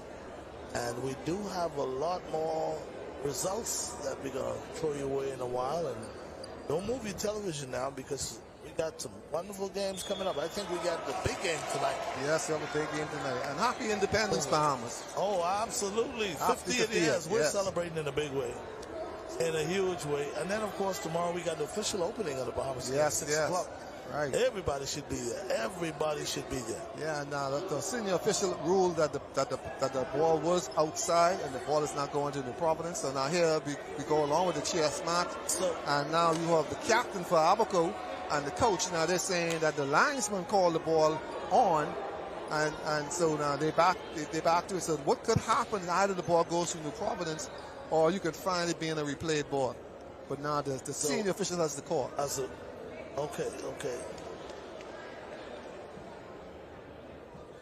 Okay, it looked like the ball goes to the Providence because you see by I think Abaco. I think what he's saying is that the ball did not go on the inside of the antenna. The ball went on the outside of the antenna, which makes the ball out of play. Okay, but he's saying that it was on the court. Yeah, it landed on the court, but it went on the outside of the antenna. That's what the second referee is saying. That's interesting. Yes. That's why you see the lines people, they call line, and they call also any ball that's off the tip of the block. That's what and they also looks for the antenna. But the second official, his job is to watch the monitor the net, okay, and the 3 meter and the line that's on the net and the 3 meter line. So each official, be it linesman or referee, has a job to do in making sure that this match is run fairly and according to the policies of the game. Okay, so now we're going to go back to action. 14-11 New Providence. Abaco trying to make it 2 in a row. Ball served out. Ball served out. Yes, that's very important. And see now, what they got to do now, they got to move Barbara off the line quickly. She's capable of serving a number of consecutive balls, so we got to move off the line quickly and let her end the match at the back court. Don't let her get back to the front court. Come on, Tavia. Good push. Woo. Ball's back court. Setter sets it out. Kim, big spike cross court.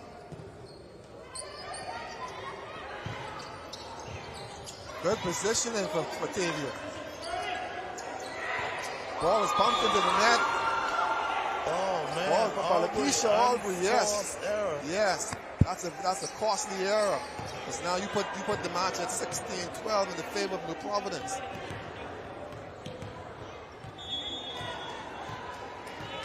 Then would have been like 13-14. Yeah. See, big service by Saria. Free ball going over. It's going to be costly. Because here, good set. No setter. Big hit. Oh, block. good block. Rose. Yes. Oh. They said that the ball's not. Yes. Man, yes. The referee is saying that the ball is not off the block, it's off the net. So it was not touched by the block. Oh, it's going to be a hot game because it's a hot match. They're saying that the Abaco. Yeah. Abaco has a point there. Yeah, they are really. Because it looked like some block was in the play.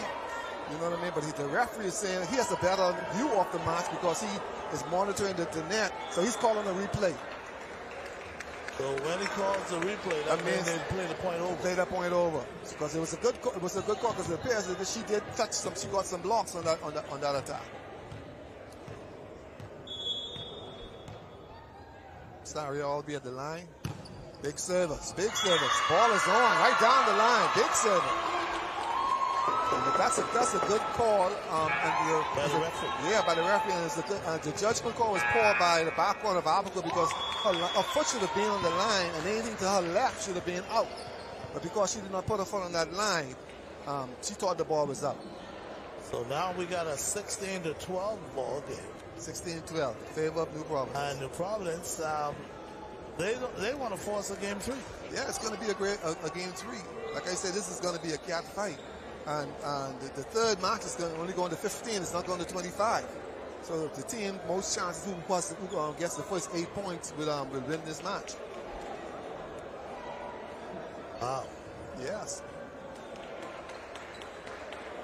See, now the thing about it is now New Providence got to beat them by a whole lot of points because if you go to a point spread when it comes to the playoff round, right. It doesn't matter that you beat them. It comes out. Back. So it'll come down to what the final score would be. Yeah. Okay. Very interesting. Yeah. So now we're getting set to go back to action. Yes. 16-12, New Providence. It's Saria Aubrey at the line. If she gets a service going, and New Providence needs to keep Barbara. They need to keep Barbara Riley at the backcourt. Right. Make her work. Oh, yeah. She's a good hitter, but she's not consistent. She's not a very consistent hitter. I think she doesn't get up as high as she needs to be to spike down on the ball. See, where she's sitting from right side, her power, that's her power side, so that ball needs to be set a little higher for her. That ball's on. Yes, it is. Tough service. Oh, my goodness. Yeah, 18-12. I tell you, once she gets her service going, it's going to be tough. She serves a lot of ball deep, but it's deep and it's low. She's on the roll now, so she's not going to break her service. Her service is not going to break. They're going to have to break her service. Yes, another point for Sari Aubrey. Once her service is on, she's going to be problems. The only way she moves from that line right now is if they move her because she's locked in on getting that ball on the court.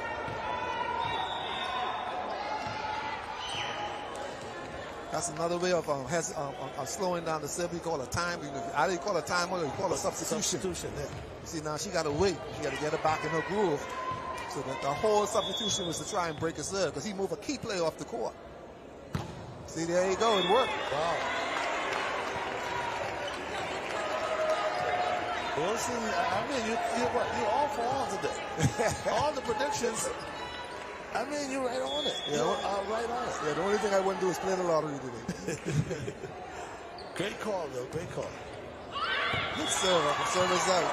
That's the second consecutive serve that Rose Johnson served out.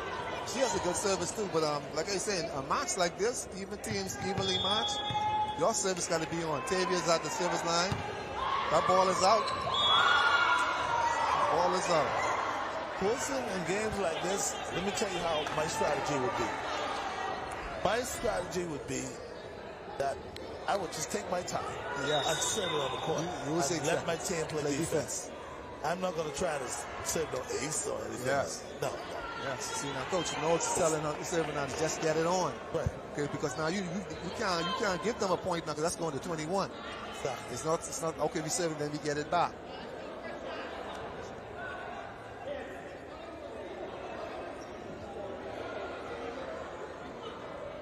So the southpaw. I think something is done right with the substitution or just the way they rotate? It could be their rotation. I think the libero, if the young lady number 5 in the blue, if she's playing libero, That's a mix-up too, because she's ran the same numbers as Abaco. So you have to look at the number 2 for number 5 on the court. Let me see her number again. Oh, she's number 6. Service number 6. No, the young lady in the blue. She's ran 5 also. You should not have 2 players on the court with 5. But she's been playing all along. Well, yes. Both of them been playing with 5. They just realized it. Not only she's playing with 5, she's out of uniform. There is a penalty for being out of uniform? Well, they would probably give them a number of matches prior to everybody being in uniform. If something went wrong as far as their rotation.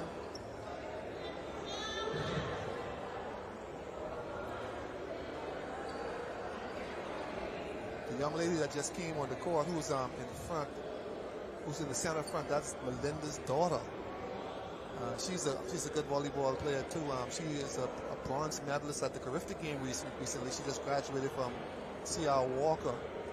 They just brought her off the bench. She's an excellent hitter. That's an added plus to their front line right now. Vanessa. So what they will do now, someone has to come off the court, or they continue playing with?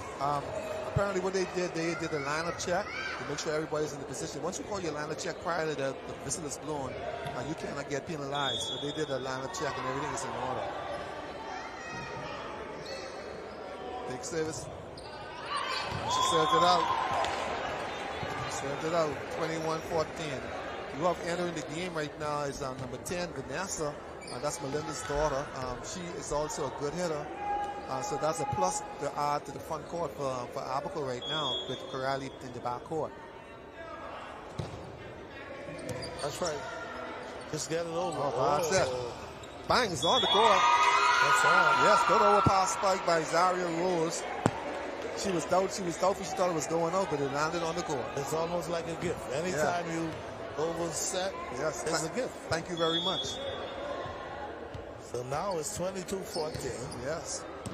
Vanessa passes the ball. The ball goes back out to her. No, bad set. Sorry, Rose tips it over again. Saturday needs to get it together for Abaco. She's out of her game right now. Abaco, I don't know. They seem to be falling apart slowly right now. But I don't know what's at this point of the game. I don't know if Coach Knowles has given up on this set, because he has his setter on the bench, and he has his main key power hitter on the bench right now. So he has 2 key. Oh, what a place! Yeah. What a place! Yep, the libero over there was sleeping rather than playing. She's standing up. This is a game you don't stand up and watch. You didn't pay to come and spectate this game. You're here to play. 15. Yes, I think Abaco has decided that they would let this step go. They have their key players on the bench. And the game is game point 15 in favor of New Providence.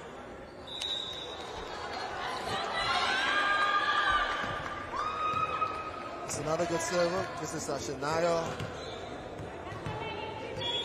Boat. She's from the University of the Bahamas.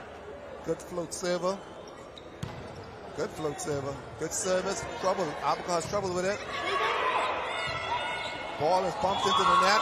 Shania came on, and she did her job. Sometimes it's hard to come off the bench, and the coach puts you in the serve. That's a funny position. Yeah. So you got to be a good server when you come off the bench. It's almost like being a pinch hitter. You understand? You come to pinch hit, and you say, boy, this is my first time hitting today, and I'm just fresh off the bench.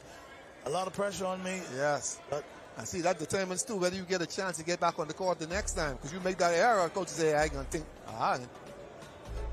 Anyway, guys, again, Ivan Showtime along with Wilson here at the Secondal Isaacs Gym, bringing you live coverage of our volleyball Bahamas games. We're going to take a quick break, but when we come back, we have another game. Both teams are tied up at the game apiece, so do or die for both sides. We'll take a break, guys, and be back after this.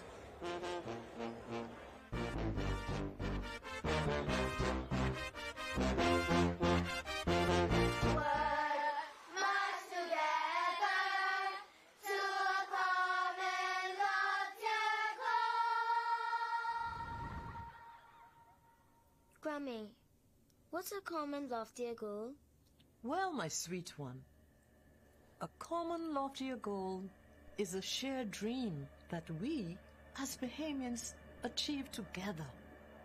It's a vision of unity, progress, and prosperity for all of our beautiful islands.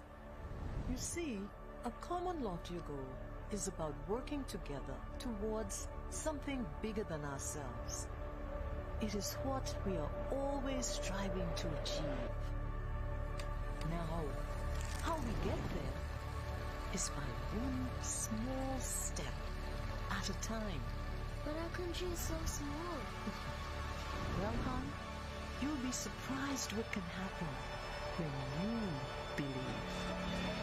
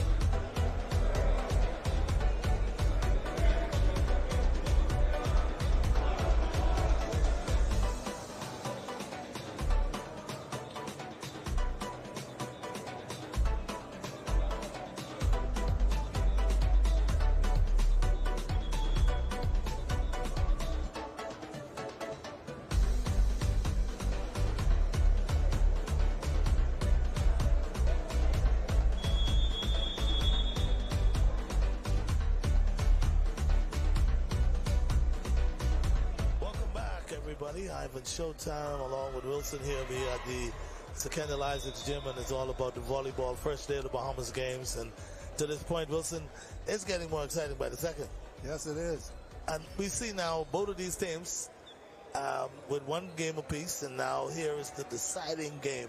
And it's going to be some slight difference. Tell us about it. Yeah, but you look at Abaco, what Abaco did, they brought they made a change. 2, 4, 6, 7. They have 7 players on the court right now. So they taken out Rose Johnson and they bringing in Vanessa. That's a big change. Vanessa's a more powerful hitter, but she's not as good a blocker as Rose. Right now it's for all of the money. Okay, it's either win or go home and sulk. That's a good way to put it. Yeah. But of course, as far as the score goes, first 15 win. First 15. They changed. Okay. They changed at the first 8. They changed sides, and the momentum normally goes to the team that gets the first 8 if they do it in a dominant way. Abaco has their top lineup in the front court right now. They have their top power hitter and their top right side on the court, along with their setter. So they really only have 2 attackers on the front court. The Providence has Saria, big middle player. She could make a big difference if the setter can find her. And then you have Laverne also who's playing outside. So it's a good matchup right now. Abaco has to serve with number 6, Charia Glenay Davis. Danae Davis, I think she's the lefty. She's serving right now. She has a good serve, but sometimes she has a tendency of serving the ball out. So let's see if she can settle down and get her service on the court. So here we go. Exciting match. Good serve. Yeah. Sorry, should have helped that out. Just now, a bad pass by Laverne. That's a big point for Abaco. They strike first blood. So we talk about how important the first 6 to 7 points are for both of these teams. We'll see how it works out. Yes, it makes a big difference. Ball off the block and off by Vanessa. Now scores 1-1. It's a new game, still game.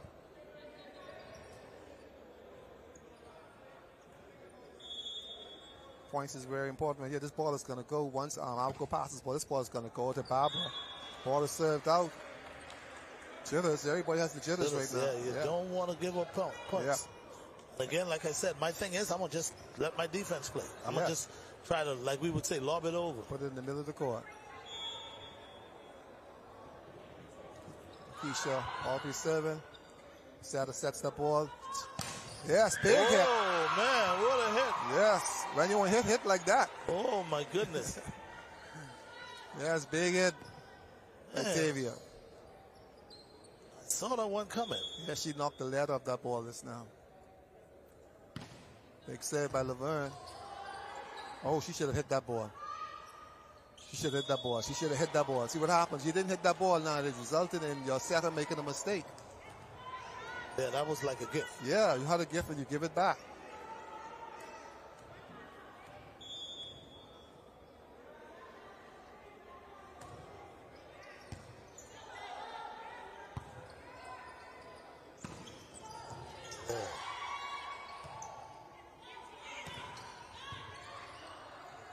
Oh, good volley. Good volley. Yes, good play by Laverne.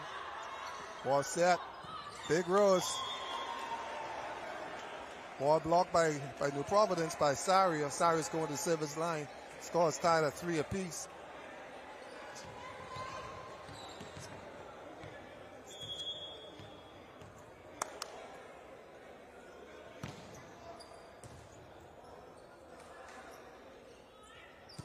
Oh, big block. Yes, but I told you, you have 2 key blockers in the front court with Octavia and Roberta. Nothing's going to pass through them easy. So now what's going to happen, that's going to shake Vanessa up a little bit, so that I guarantee the next ball is set that she's probably going to dink it. Big serve. Trouble on the serve. It's going to be a free ball by Abaco. What is New Providence going to do with it? Pass by Saria. Big hit by Kim. Off the block. Ball is up. Good defense. Good defense. Someone is in the net. Yes. Woo! It's a replay saying that both players were in the net at the same time, but it looked to me like Abaco was in the net. So it's a double foul. Yeah. Boy, I tell you. 4-3. Yes, and Sari's at the net. It's important for her to get the service on and maintain this lead.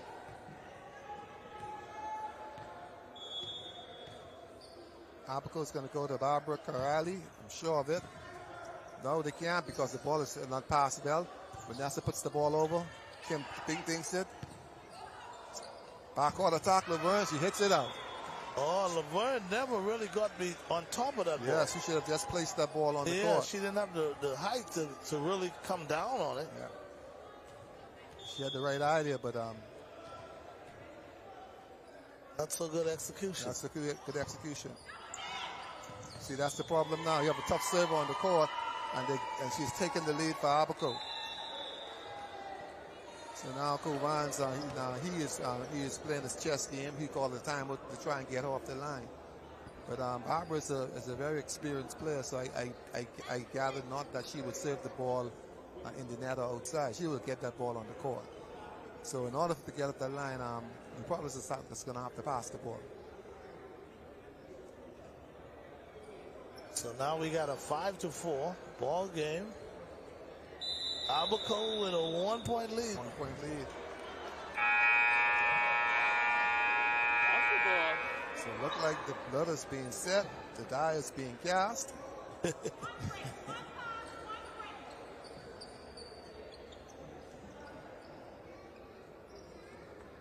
5-4, it's a ball game. Chances are right now, Bob, he's going to serve the libero.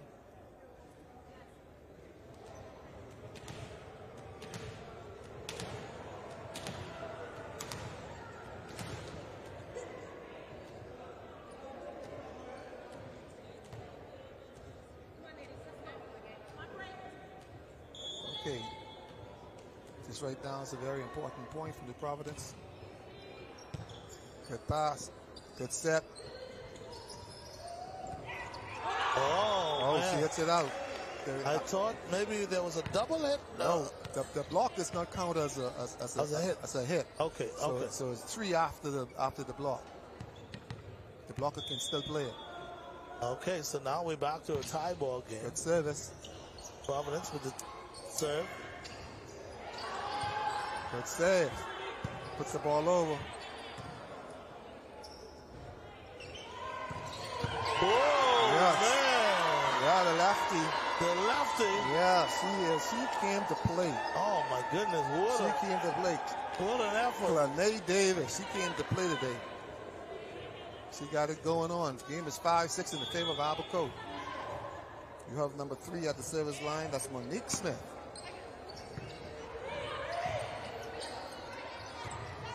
Oh, she played that ball late. Little miscommunication yes, right there. Miscommunication. So now what New Providence needs to do, they need to get the ball over for 2 and try to exchange side at 8-6. Try to put them in a good position to win this match.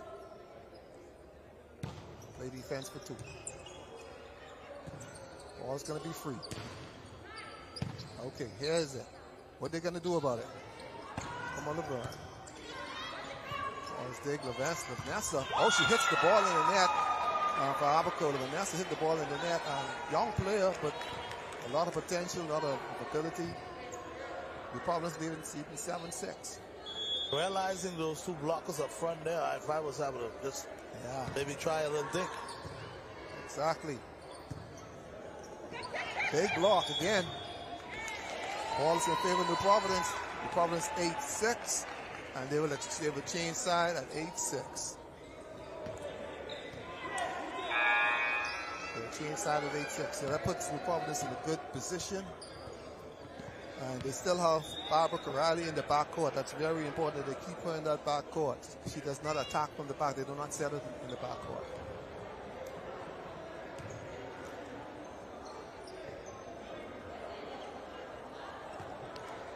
So now 8-6 is the score, and boy, I tell you, it's coming down to the wire. When we talk about the second and deciding game, you have to also win by 2 points. 2, yeah. Because I anticipate this is going to come really down to the wire. Yeah, but what New Providence needs to do is every time that they give up the service, get it back on 1. So to keep them with a 2-point advantage.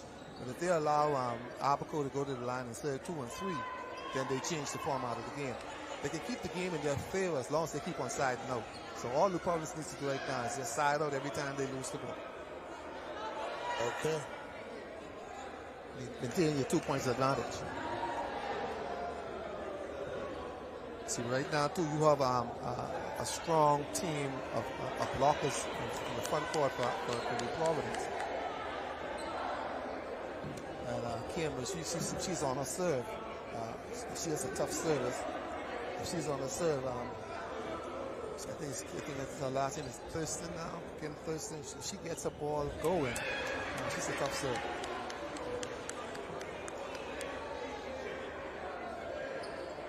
See, this is a strategy now too, so you could do a lineup check. Even I was pulling out all the punches. Stuff, yeah. He's delaying the game. See, and that delay is not good for the server. Yeah. It's almost like in the NFL. When the fella going to kick a field goal, he call timeout. Yeah. Freeze the kicker, man. Freeze the kicker. Make him think about it. Oh, yeah. See, and sometimes in situations like that, you are your own worst enemy. What you do is you just don't go to nobody, you go to yourself. Just start walking up and down. And ain't nothing to put pressure on you. Like when your teammates come here, hey man, let's go. We need this. Don't tell me nothing. I know we need this more. Who's the first one to know you need to say? Exactly. Okay, so now we're back to action. Yes. In place the 7. Oh, she got it on. Oh, good serve. Good serve. Free ball's coming back over. What you gonna do with it? Pop it up. Yes, big hit by Kim from backcourt. They're gonna put it over again on free ball. What are they gonna do with it? Somebody gotta call it off. Get it over. Oh Lord, I know he's gonna call that. He should have bumped that ball over rather than try to use fingers. Big mistake by the libero. Double contact. Now they got to get the ball back and maintain their 2 points advantage.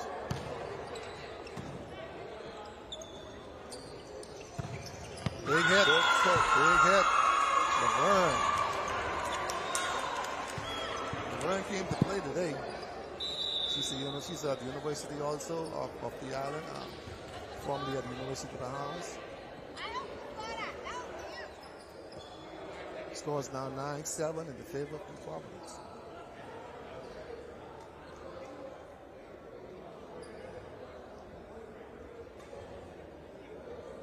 Down to Providence, and word I just got, by the way, Wilson. Remember when Bimini used to be the powerhouse in baseball? Well, I just got word now that Bimini just lost to Andros 9-7. In the past, that's unheard of. Yeah, oh, absolutely. In the past, Andros could have never beat Bimini. Not in baseball. Yeah, but things have changed so much now. And that's what is so exciting and so interesting about this Bahamas games. And most of the athletes that are playing now, for the most part, a lot of us haven't even heard about these athletes. Because the guys who played Bahamas games 20 years ago, they're gone. They're gone. Yeah, they're not playing anymore. No, they're not playing anymore. They're playing memories. That's right. It's a new breed. It's a whole new crop of ball players. Mind you, some of them believe they can still play in their minds. You know. So now they brought Shania Boat. They brought her back in to serve, sub-server. So let's see if she does her job this time. If she does the job, she can stay at the line. You have Corrali back in the front court for Abaco. So service got to be tough.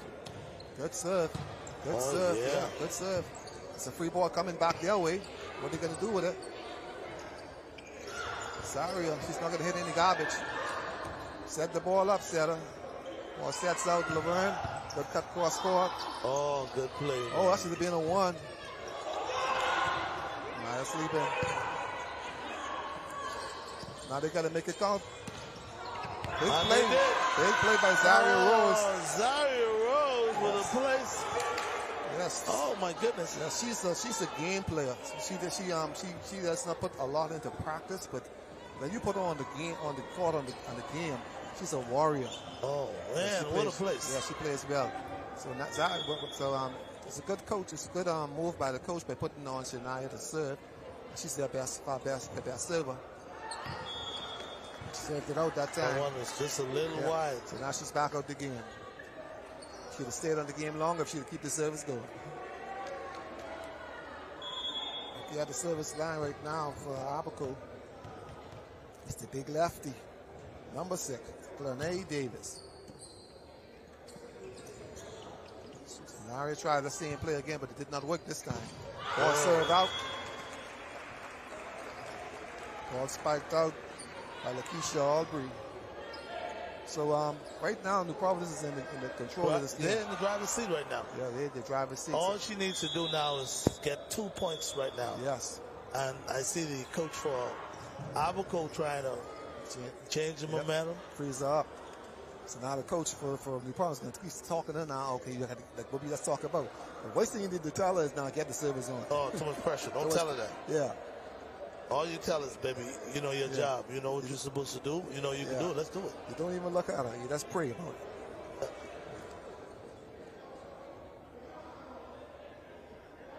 But Abaco is making a statement. The statement right now is that, look, we are here to play. Okay, we're not going to roll over and play there. We are here to play. Now, if you don't want to play, you're going to take licks. Well, I'd say this. Looking at the way the ladies played so far, all the ladies that played today, Columbus Isles and New Providence Yeah. are the two teams in my mind that Yes. the, You have to look at. the gold medal has to go through those two Yeah. teams. You have to look at them. As soon as he pick up, Shadow sets this ball out.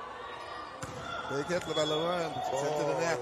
Yes. Laverne hit that one into the net. Yeah, she should have hit that ball long. So now they got to side out. Like I said, if they continue to side out, the game stays in their favor. But if they allow Abaco to go to the line and serve 2 and 3 balls, it's going to be a problem.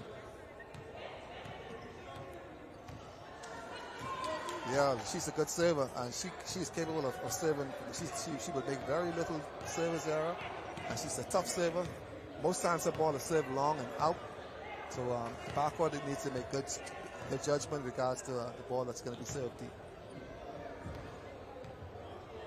Rarely she serves the ball into so as a coach playing against him, you gotta pray and hope that she does do you a favor and serve the ball into the net.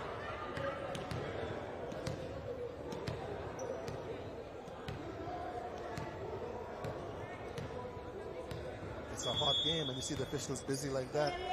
Oh yeah.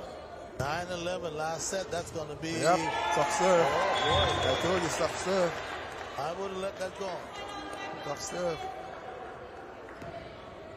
They got to break right now. They can't allow Abaco to tie up the game.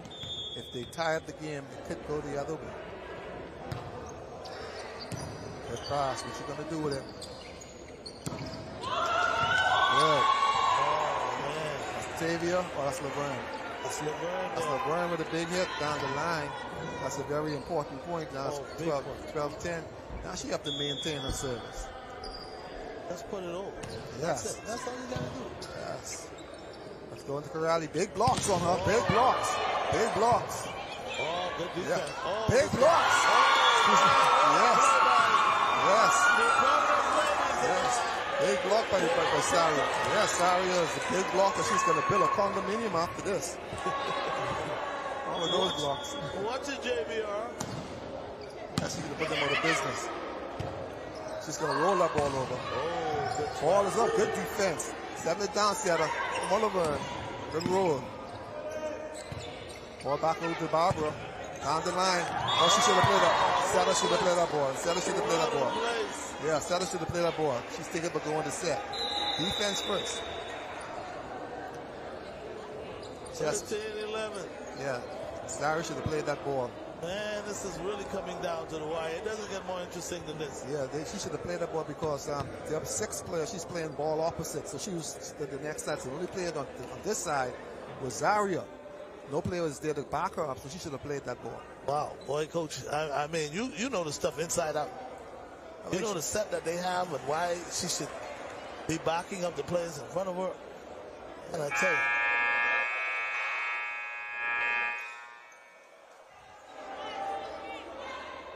So, folks, let me set it up for you. Yes, you have a good server at the line now for Chelsea. Chelsea's a very good server. Abaco still has a good, strong front court, but right now, front court for the Providence isn't bad. They got to pass this ball, and they got to break. That ball is out. So, boy, that was really close. pivotal. Yeah, that was out. So now, it's game point. Now all they got to do is play defense for one. Tough server at the line. As well, that's Aubrey. Yes, tough server. She's going for the kill right now. Let's see what Knowles is going to do. If he's going to make some kind of adjustment. Oh, he let this one go. So now, this can very well determine. See, that's the delay also. You see, all of that puts something up in the server. So what she's going to do after all of that delay, that's like a timeout. Big serve. Ooh, big serve. She brings it back. Oh, good play. Yes. Oh, she should hit that ball. Settles in the way. Back at you. Abaco. Yeah. Abaco is Yes. still coming back. Yes. Abaco, people. Yeah. They're still in it. Okay, you got 14-12. You got tough server Barbara at the back at the service line right now. So she could give you a couple points right now.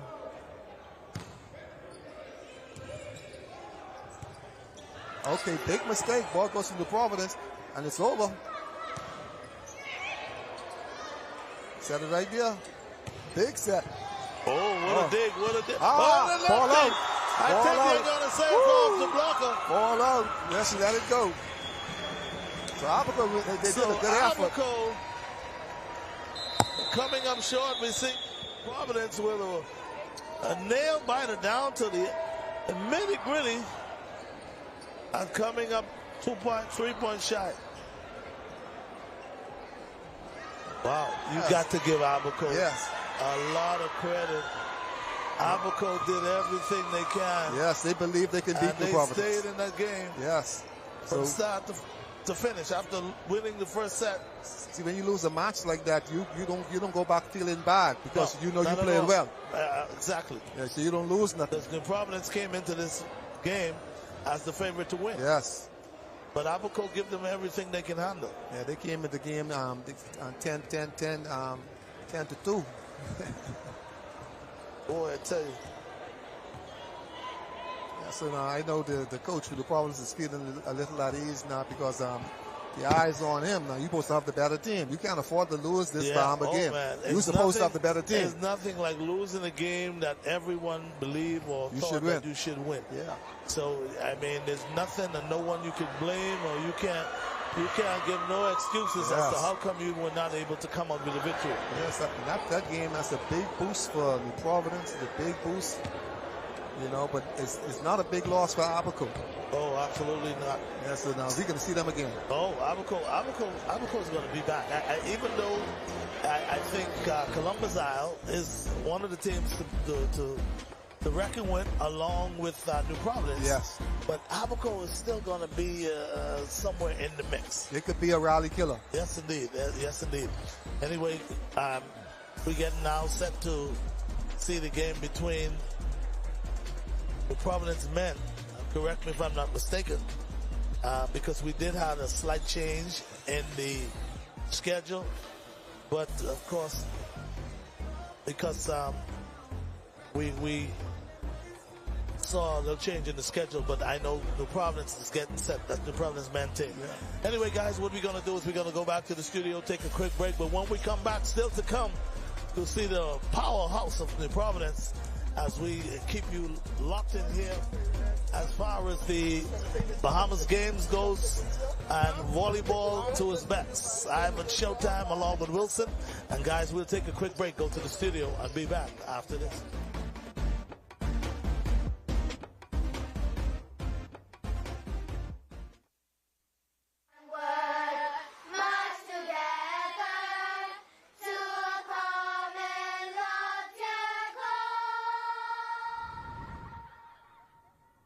Grammy, what's a common loftier goal?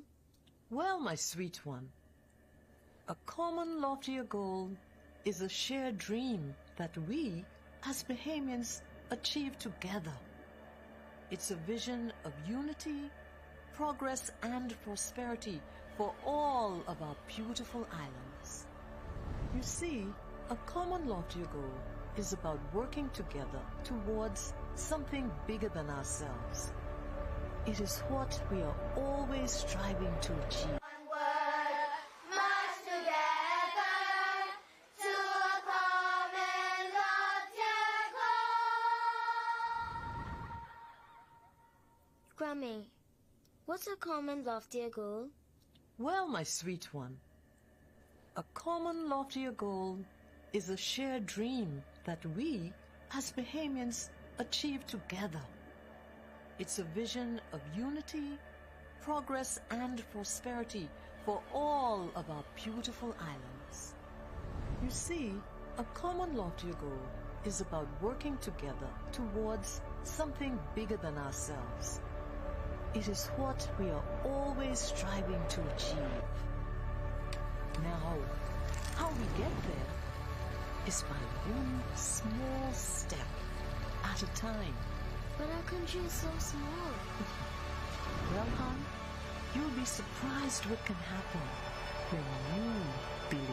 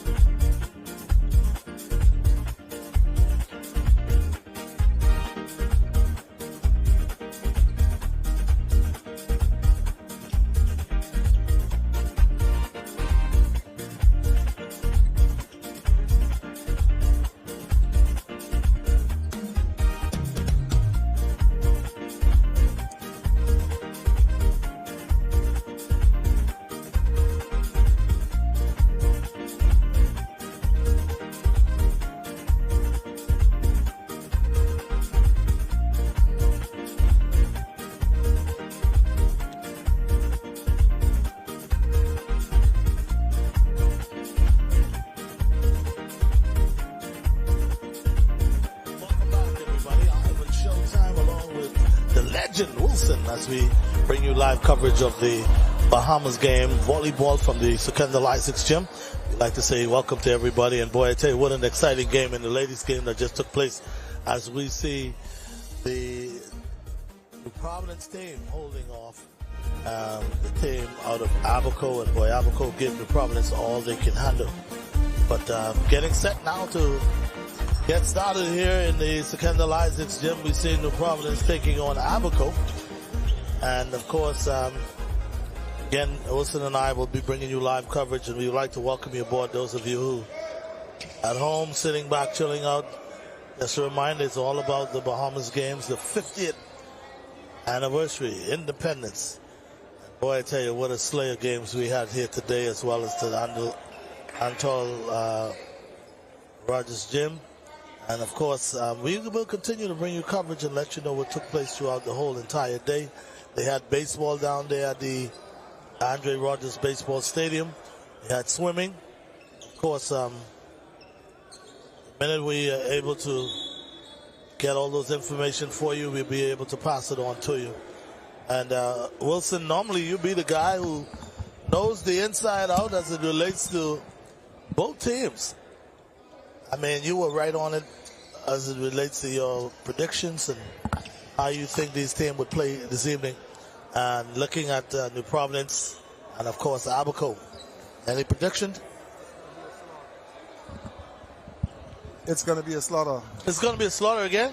Yes, it's going to be a slaughter. Showtime. It's going to be a slaughter. So, Abaco going to beat New Providence? That's what you're telling me? Yes, it's Abaco. It's not going to be. They're going to get some blows. But I don't think New Providence is going to be as generous as Columbus Isles was with Bimini. Okay. See, mostly in these tournaments, what the teams want to do when they think they have chalk, they want to make a statement. Yeah. They want to say, listen, we ain't taking no prisoners. No. See, when I played, Reds could tell you, our goal was to see how many heads you can get in one night. Wow. And speaking about Reds, Mike Smith, he's the only person probably who participated in all 5 Bahama games. He played 2 as a player, 3 as a player, and 2 as a coach. Yeah. Yeah. Mike have been around volleyball for years, from C.H. Reeve time. Yeah, he thought he could remember play. Mike? Yeah, he thought he could have played. And I was just telling him, Mike, by the way, I was just telling him about the president of the league, Rev. Joe Horton. Smith. Jomo was a Horton. Yeah. And then he turned into Smith. He got married also. Yes. But anyway, he's Jomo Smith now. Yeah, his dad was he's really a Horton, but he carried his mom's name. Okay. Yeah. Well, we started out with Mike and all of us. We started out at C.H. Reeve from back then. Everything, track, everything, volleyball, everything. Yeah, Reg used to be a smart hitter. You know what I mean? And if you don't block, you can get it. Yeah. I asked him a few moments ago if he's coming back to play. He said, "What?" I believe because he never was a big jumper, so I don't think he lost his knees. Yeah. Yeah. So, okay, we underway, boy. Yeah. We're seeing the. That's not a game to start. Oh yeah. All these guys are playing. Abaco's playing. Man, now that's what I'm talking about. Yes. Yes, you have Gage Smith as a setter. You have Byron Ferguson. He's playing middle. You have Shinari Hepburn. He's playing middle for New Providence. You got Byron, who is a professional volleyball player, and Eugene. These guys play professional at the professional level. You have a collegiate athlete in number 9. Number 9, Donovan Vilmont, and in number 15. Big blocks up there. Boy, now New Providence, when we talk about size, yes, they're the biggest team right now. See, when you're looking at it, that's the team that's internationally prepared. You can't go with no little short team. You got to go with the guys 6'3", 6'4", and up. Oh, good block, good block. Yes, they're going to build houses tonight. Big block again.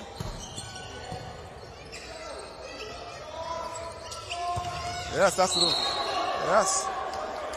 that's Eugene. Eugene, and he's a professional volleyball player.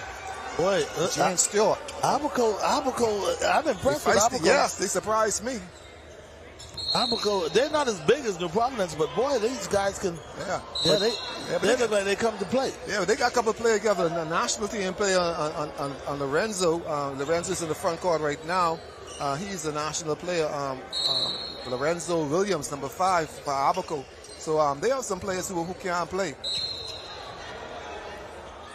So if you go to sleep on them, you could find yourself in the doghouse. And one thing I can say with this New Providence team, they're not only big in size, they got a huge team. They got about 6-7 guys waiting to come on. Yeah. They can. Oh, baby. Yes. What a set. Yes.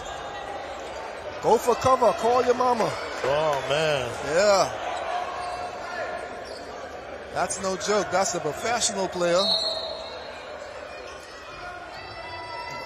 Baron Ferguson. Baron Ferguson, that's Margaret Albury's son. She was a national team volleyball player also. For years. Yes, he played volleyball professionally for a number of years now. I don't know if he's going to re-sign his contract. But you also have Shinari Hepburn. He's on number 18, Eugene. Eugene and Stewart, they both play professionally also. So the Bahamas game has brought everybody home. Oh, yeah. Yeah, for these matches. Yes, off the block. Good tool. Lorenzo thought he had that, but it's not happening. So now New Providence with a 7-2 lead early in this one. But I still love the enthusiasm of the Abaco team. Yeah, Abaco has always had good volleyball players. When you look at the Freeman Hill and those guys, the national team always had 2 or 3 players coming out of Abaco. So you had players coming out of Abaco, Grand Bahama, and a few out of Eleuthera that made up the national team. We need to get back to that. The blockers are right there. Oh, you're not going to pass those guys. Not Janari. Yeah. Not Janari. They're too big. I would try to maybe place the ball, dink or something. Yeah. Because those guys they're covering the nets. There's no doubt about it. Yeah, the only thing you could do with those guys is try to tool them. Yeah, place the ball. Yeah, you got to tool them. You got to not hit around that block. And once again, too, the setter cannot set the ball tight on the net. If you set it tight on the net, that's to the blocker's advantage.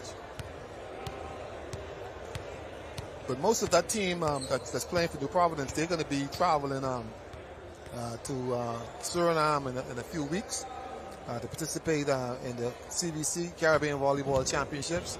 That's going to be held in Suriname, and the Bahamas has won that championship before a few years ago, and we're lucky to win it again.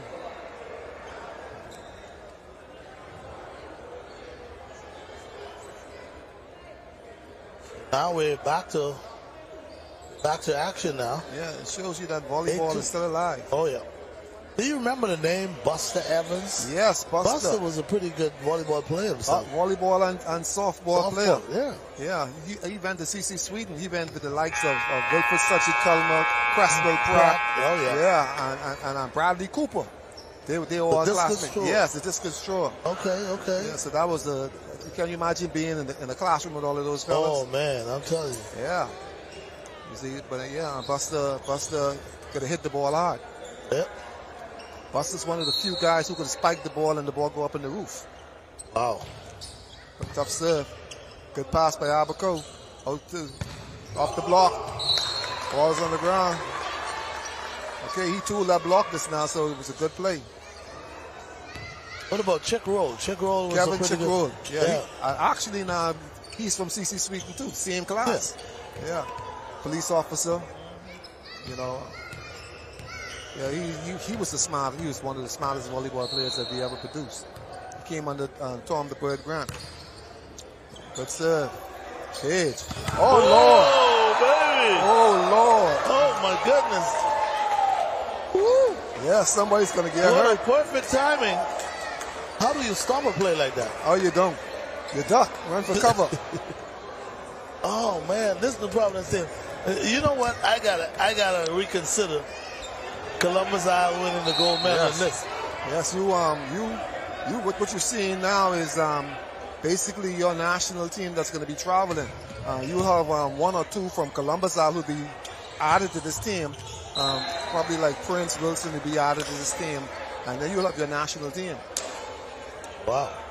And you can see the difference in the way these guys are playing. They're so connected, so together. And they're confident. Oh, yeah.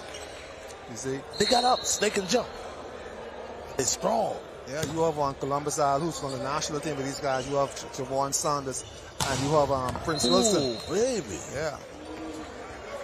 These guys, they ain't easy. They ain't taking no prisoners. No, they play the same game. See, the thing about it is, it don't matter who you is. They could be in a primary school yard playing with some primary school kids, and they play the same way. Yeah. You know, as a top league volleyball player or any sport, you know, you don't water down your game. No, like we always say, you don't play down to your opponent level. Yeah. When you know you're better than him, you don't just go down this level. You continue to stay up there. You bring them up to your level. You bring them up to your level. Serve the ball under the net. That's a crime. Normally in practice, when you serve the ball under the net, you gotta buy the drinks or something. Yeah, you gotta buy the drinks. You gotta buy the drinks. Good watch.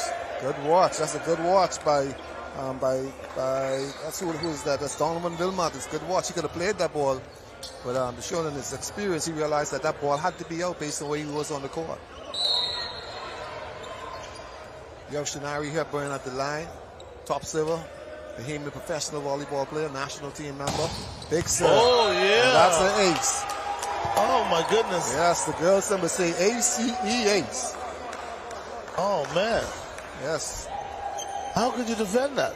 Oh, the only thing you can do is stick your hand there and cushion it. But then, you know, guys, some players that like Candy nowadays. And Lorenzo's in the back. Lorenzo should be able to pass that ball. He's out of position, but if he tries it again, Lorenzo's going to get it. That ball is traveling 75 miles an hour. And so, you know, you got to be on your game. They ask me if I want to play. I tell them, no. Let Jason play. These guys are hitting the ball too hard. The ball is traveling too fast. I'll play against the girls. This is interesting to watch, though. The man team, Providence men, and they, oh, good dig. Yes. Free ball. Donovan Wilmot. Hey, just a good set. Oh, come on. Could put that ball down. Good set by Abaco. Lorenzo's on the attack. Good defense by New Providence. Ball set to Byron Ferguson. He missed it. Ball thumped over by Abaco. Gage sets the ball to the middle. Big hit. Abaco's in the net. Ball goes to New Providence.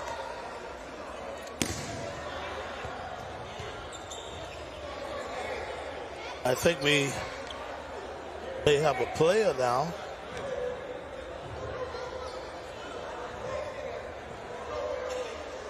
He may just be shell-shocked. So while we have a break in the action,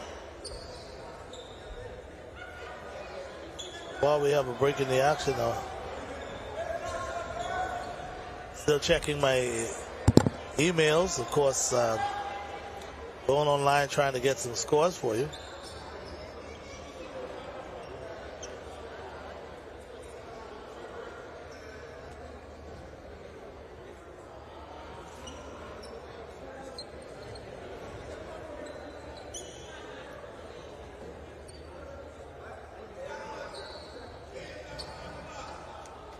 So I think the Matty team, they're over there now. I see. Yeah, he's up on his feet. Which is a good sign. He looks good, and if he's a true athlete, he's not going to want to be taken off the court. He's going to want to play. Yeah, if we be hurting, then we want to play.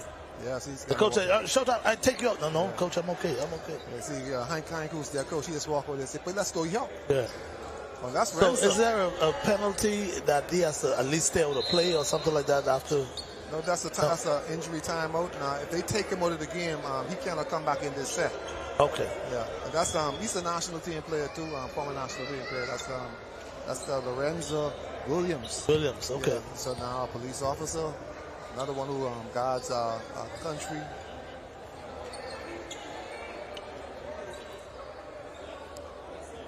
Yeah, so even if he's wounded, he's not going to show it. No. He's gonna play. See, if you watch him, he got a little slight limp. Yeah, my dad used to say, when you say you're hurt, my dad said, Pain is only in your mind. Yeah. Yeah, I don't know where you got that one from. Pain is only in your mind. Yeah. Like my grandmother said, drink some water and cool your passion. That's it. Okay, we back to action now. Okay, Smith said right to Lorenz and see if he's okay. Yeah. Smart move. Oh, he's okay. Lorenz is okay. He's okay. He's Big responding. spike. Yeah. Yeah, he's okay. That's what you do as a smart team member. What do you do? You see the guy was down on his back, so what do you do? Serve him the ball, see what he's like. Check him out right away. Yeah, check him out. Give him a massage. Go right back to him again. You don't like that. I get blocked. Oh no, they let him go. Big set. Nobody is in place. How are we gonna build a house right now? Okay. See what happened now, they're scared of the blocks, so they're hitting everything high. They try to go over the blocks, but if they hit it high, it's going outside. Right, yeah. Number 2, Gage Smith, he's still at the service line. 15-6. Providence is in the lead. Abaco trails. Yes. See, the jump float is a new serve, whereas the ball moves constantly, and it's difficult for the passer to receive. Unlike the jump serve, which is a top spin serve. All you gotta do is put your hand there. But every day they're finding different techniques, different ways to make the ball do certain things. Yeah, evolution. Make it more difficult for the defensive man to, like you say, to bring it up so you can set it and pass it and everything else like that. Yeah, see, and as a team, you need to be well aware of every team that you're going to play against. Some teams, they practice against jump serve. So they could pass jump serve. But if you throw a float serve at them, they can't handle that because they don't practice that. So your team should be able to serve either a top spin serve or a float serve. So that you can counteract what your opponent is doing with regards to their defense. But I got to give a lot of credit for most of these teams, because speaking with one of the players earlier today, he was saying to me that most of the guys that he's playing in the tournament with, he's never played with them before. Yeah. So they didn't have much time to get together and practice or anything. So it's like, come on, let's go, let's play. Yeah, see, because a lot of the players, they come from all over the place. Right, exactly. They come from all over the place. So some you don't even know. So you get, and that's the good thing about Bahamas games. That's where you get develop camaraderie.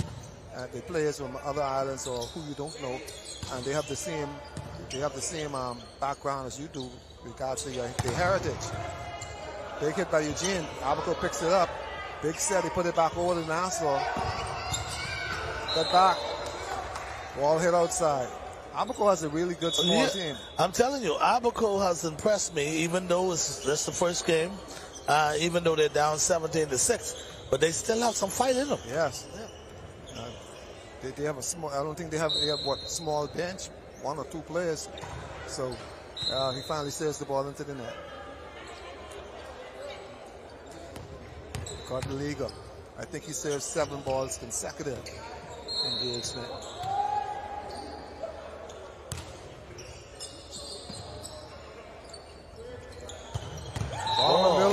Donovan Vilmore down the line. Vilmore. Yes, he's off in school playing volleyball on a scholarship. In college? Yes, he is. That's what I'm talking about, man. He's in college. He's playing volleyball. Just bring a lot of joy to my heart when I see these young boys doing great things with their lives, man. Yes. And you have 17, Jesse Delaney. He also plays college volleyball.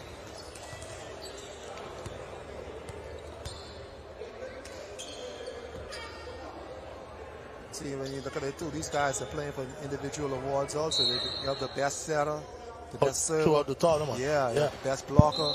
That will give you incentive. Yeah, that gives you incentive. You know what I mean? So normally the best server and the best hitter goes hand in hand. Best setter and the best hitter go hand in hand. Now we see it. Abaco in a little tight. Ooh. Oh, yeah. No block. Boy, I tell you. See, when you look at it too, the setter is setting the ball to the net. He's setting high. Yeah. So a big jumper, he hit the ball over the blocks. Right. You see people like Byron and those, they hit the ball over the blocks. You have to be jumping high. And they're not hitting straight down for 3 meters, they're hitting long.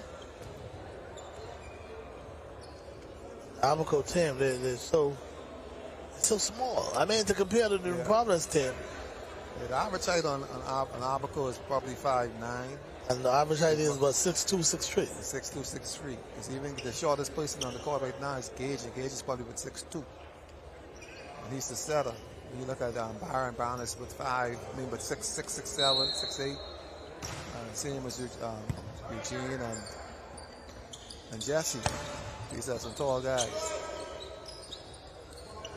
See that? Over the block. Oh, my goodness. Over the block. Oh, my goodness. These guys are just putting on a clinic. Yeah. Over the block. They are just putting on a clinic. And you predicted this one as well, Wilson. Yeah. These guys are just putting on a clinic. Look at it.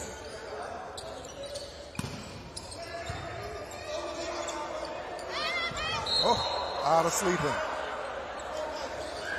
Yeah, out of sleeping. Ball comes out and out is not awake. Exciting day for volleyball here. Oh, indeed it is. Indeed it is. Brings back a lot of good old memories. And shows that it's still alive. The young people are still playing this ball at a high level. At a high level. Oh, my goodness. This is the Providence team. Yes. They're putting on a clinic. Yes.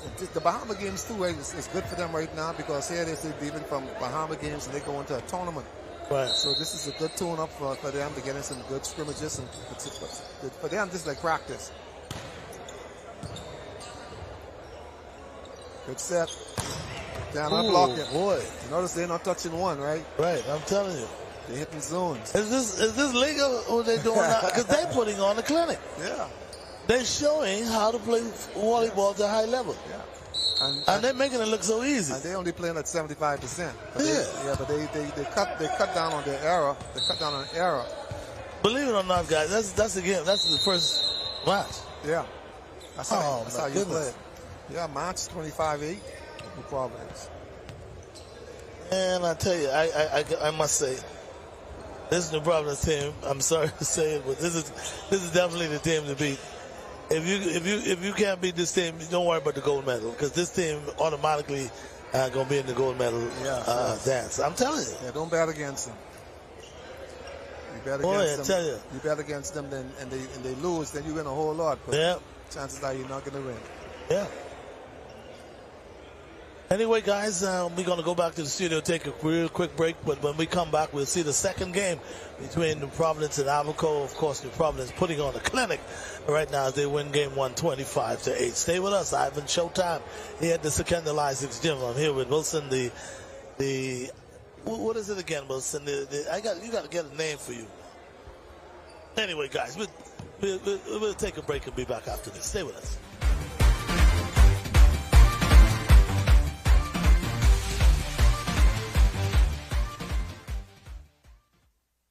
Here, in the heart of Nassau, we welcome you to Bahama Handprints.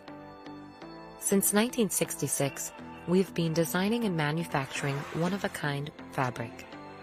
Every yard is printed by hand, and every garment and accessory crafted with expert care. Meet Les, our head printer for over 30 years. Les delicately prints each swath of fabric in our Harbor Bay factory, a skill he has mastered over decades, a true labor of love. Our islands inspire the vibrant colors and tropical motifs synonymous with Bahama handprints. Our team of artisans passionately creates an array of apparel and accessories for women, men, and children. A visual feast, designed and made locally. Visit our factory store in Harbor Bay today to see it unfold before your very eyes, or visit one of our 2 boutiques located in Sandyport, Nassau, or Governor's Harbor, Eleuthera. Bahama Handprints. Boldly Bahamian. Inspections by the MVTS are to begin January 2024 on all commercial vehicles. Drivers will need to ensure that their trucks meet safety standards. Inspection areas include lights, horns, brakes, hydraulic systems. All trailers must be inspected on the same timeline, must have proper brakes, locking systems, and is roadworthy. Contact us at 601-0629 for further details and appointments. Blue Lagoon Island is an amazing private island day away that's fun for all ages. Choose your speed. Swim in the calm lagoon. conquer the inflatable aqua park, tour the island via Segway, or relax in a hammock under a swaying palm tree. Visit our dolphins, sea lions, stingrays, and sharks for an encounter of a lifetime. There's just so much to see and do on beautiful Blue Lagoon Island. Call 363-1003 to book your spot today. First we plan, then we innovate, then we build. At Bahamas Striping Group of Companies, we are committed to quality, to safety, and to service. We know that the road you take is just as important as your final destination. At Bahamas Striping Group of Companies, it is our job to make sure the road and the ride are as smooth as possible. From striping roads to building them, we are the right choice, the trusted choice, the only choice to help you build your tomorrow.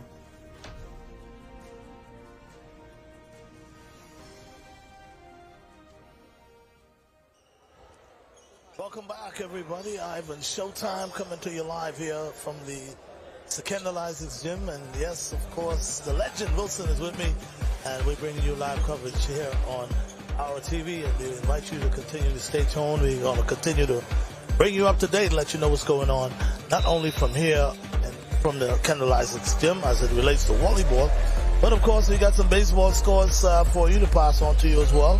And of course, swimming and some tennis. So as they come across the board, we'll be sure to pass it on to you. So we welcome back now to our game between the Abaco and the New Providence team.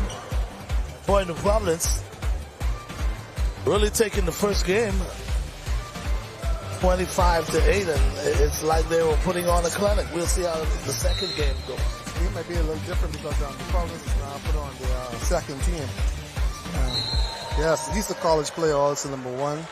Zion is Zion Beckford. He's off at university. He's at Benedict College. On a scholarship, a volleyball scholarship. On a volleyball scholarship. So they put on their second team to play against Abaco. So you can see it could be a little different. So even though the second string is in, New Providence is still like they're still in charge. Yeah. They still seems to be just cruising. Just doing what they do best. Yeah, these guys, they play with a lot of confidence. Backcourt picked that ball up, ball set out.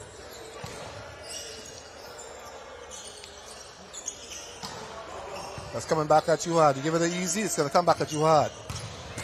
Yep. Oh, boy. Yes. Get your helmet. Yes, you give it a back easy, it's going to come out. That's Jesse Delancey. He's off in university right now on a full scholarship. So you have a good cadre of players here for the Providence, showing you that the potential is there in this country and all of the various disciplines. Wait a minute now. Wait a minute. We're seeing Abaco now kind of losing focus. They're making unforced errors.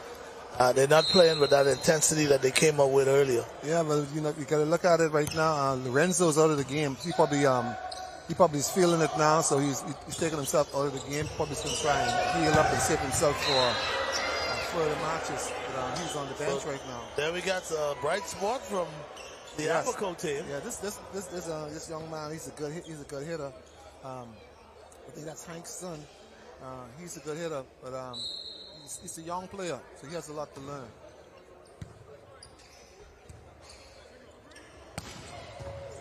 Big cut back by Zion. Net on Abaco. Ball goes to New Providence. Scores 6-1. New Providence.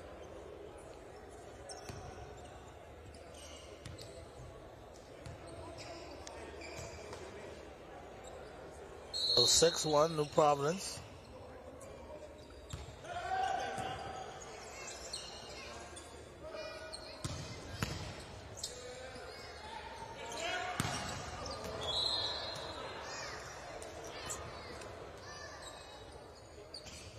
Now 6-2.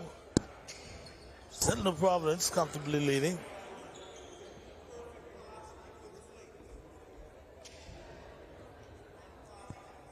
Yeah, Abaco with the service right now. This is a young man. He plays for the Technician. He's a solid volleyball player. He's been around for a while. In the league here in the Providence. In the league here in the Providence. Take down the line. Miscommunication again. Because realize Abaco was speaking a lot in the first set, but now they discontinued that. So here it is. You have communication loss. So this one is going to be a quick second set. I'm looking at New Providence 2-0 for Abaco.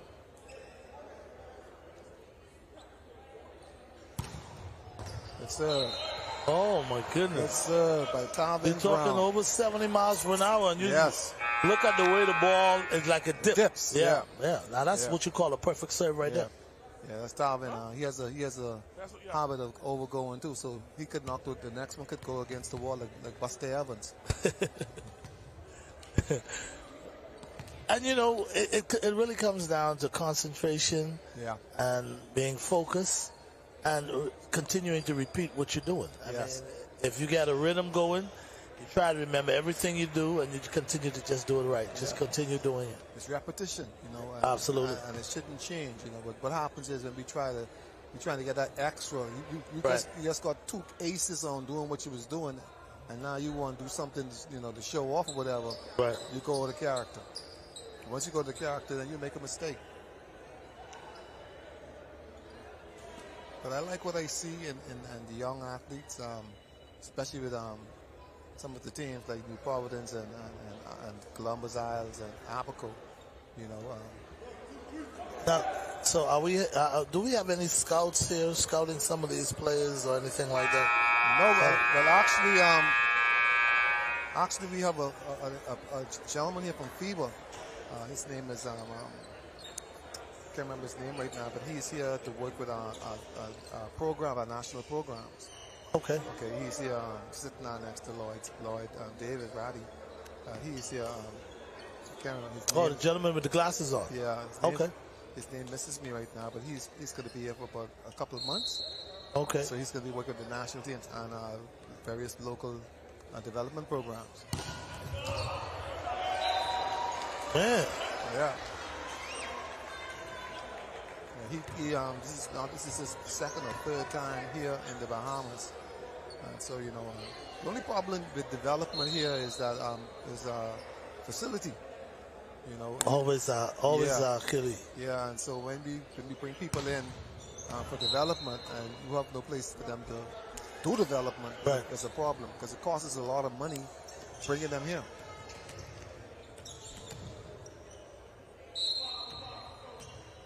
Now, the gentleman that you mentioned, he coming in now, more than likely he comes with a lot of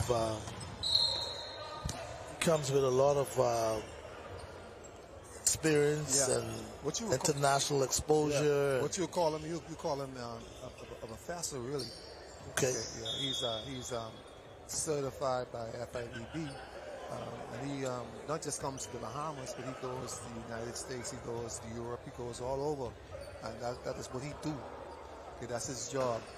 Okay, and that is how, especially in the lower regions, whereas we want to get to the next level. Because when you look at the Bahamas, as regard to volleyball, we are in the toughest region to make the Olympics. Yes. Okay, because you're playing against the United States, Cuba, Brazil. They're the top teams in the world. So in order to get a berth. Yeah. In order to get a berth to the Olympics, it's a long way. All of Canada, Puerto Rico, all of them is in our region. Right. Yeah, they're the top teams in the world in regards to volleyball. Now, probably if we were in a different region, yeah, it might have been a little more easier. Because a lot of the teams that participate at the Olympics, our Bahamian teams can beat them. Yeah. Okay, but just at our region, our qualifier, we do the qualifiers, but you can't get out the pool. You can't get out the pool. We got all of Mexico in those,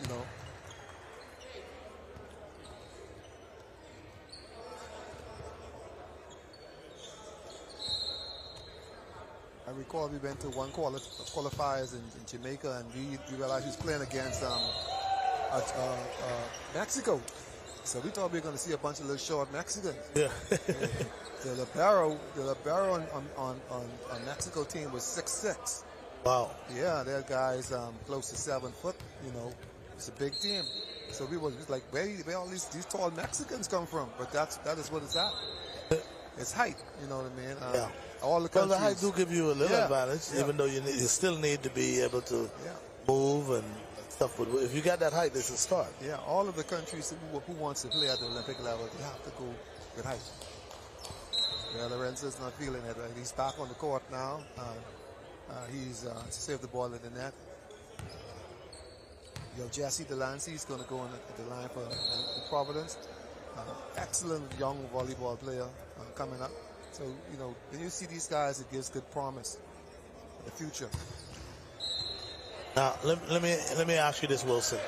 Have you ever heard or you know about any Bahamian volleyball player was somewhat drafted by another country to represent that country in international sports, like maybe as far as Olympic goes or some qualifying tournament or something like that? No, that doesn't happen in regards to the player. But we do have some officials. Oh my goodness! Yes, that's Kevin. That's Kevin Brown. Man. Yeah, a big hit. Yeah, but we have our officials. We have our officials who officiate the games. Like for instance, Lonzo Miller.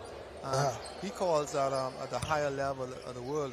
If a country is unable to send an official, they would seek permission from the Bahamas for him to travel. Him and Kirk Farquharson, they represent other countries as officials. Right, that's good. Yeah. So we have two good officials. We always have good officials here in the Bahamas. Tom Grant was one of our good officials, and these two guys, they follow him. Just a bit wide, a bit wide. Yeah. He didn't bring it down. Should have bring it down. Player for Abaco is in the net, so the ball goes to New Providence. But you know, in our region, you have players from Jamaica and Barbados. They play. You know, they get citizenship elsewhere, and so they play for that country. Yeah. You know. And that's what needs to happen nowadays. In order for you to play for another country, you need to become a citizen of another country. Yeah. Well, they kind of do that in basketball as well. Because I remember the young lady who plays in the women WNBA. Yeah. She had to become a citizen. Become a citizen in order to play. And then of course we had guys that played baseball. for it was the British team. Yeah. See, because we're a Commonwealth nation still. Right. You see, so they could use that back door. Right. And they could participate at that level. But you find it a lot of track and field. Yeah. You find a lot of track and field. You see it happen all the time. You look at from back in the day with guys like Ben. You remember Ben Johnson. Ben Johnson, who they got caught doping and stuff. From Jamaica. He from Jamaica, and he went to Canada. And they just, basically, they say, come to Canada, we give you citizenship, we give you anything you want, and, you know, the rest is history. Yeah. I think at one point the United States was trying to do that to Usain Bolt. Yeah. But the Jamaican athletes, and I would say this, the Jamaican athletes are more about their country than most other places. Yeah. Most Caribbean countries, most Caribbean athletes, they're all like about their country. Yeah, they say, man, because see, what the country could give them, they feel like, you know what, I'm not going to sell myself out. That's more than enough. You know? Yeah, it's more than enough. And I like the way that we're doing now as a country, even though it's not as on that large scales like other countries, but when an athlete achieves a certain amount of success, whether it's to the Olympic level, we tend to give them a little pride. Acknowledge them. Yeah. Acknowledge them. We tend to give them, you know, whether it's a piece of property or, you know, we do some things and make them feel like, hey, we appreciate what you do for the country. Something lucrative. Yeah. It makes a big difference. Oh, absolutely, it does. It does. Because for so long, coaches and athletes in the Bahamas has just been doing things for free. For free.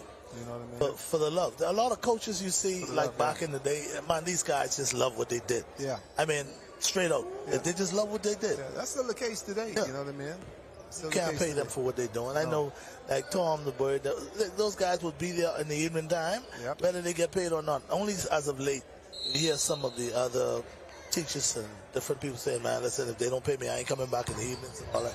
Yeah. But there was a time when the coach said, we can practice after school. After school, he there. For nothing, yeah. And he ain't looking for no pay. He looking to just to say, get the kids to go play ball and hopefully we'll win a championship or something like that. But nowadays, it's all about show me the money, you know. Yeah, yeah. Good pass.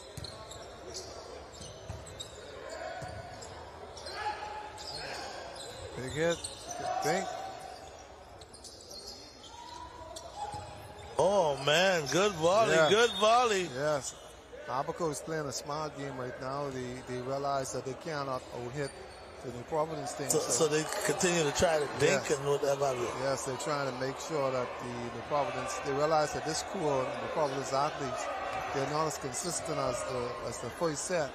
So they allowing them to see if they can make mistakes. You know, right now the score is 17-10 in the favor of New Providence. Abaco is trailing by 7. Service by Zion. Attack by Abaco. Ball is outside. And you see the way they communicated? Call it out. Oh, exactly. We weren't saying that in some of the earlier games, especially with the ladies. Yeah. And that's why they use their judgment to say whether they think it's out or not, and they tend to too quiet. Make the wrong move. Too quiet. Zion, that says again. But I'm convinced. This is the problem team. Oh, they just a force to reckon with. It's hard. It's hard to beat them. See, because when you look at it, the only island that is presently having a league going on right now is New Providence. Okay, only the pandemic shut the athletes down here for a while. Even during the pandemic, some volleyball was still going on to some level. You know, so if you want to play at a high level, this is where you need to be. You know, someday hopefully we love gyms and these other family of islands. You know, we really would see the difference. Yeah, see the difference.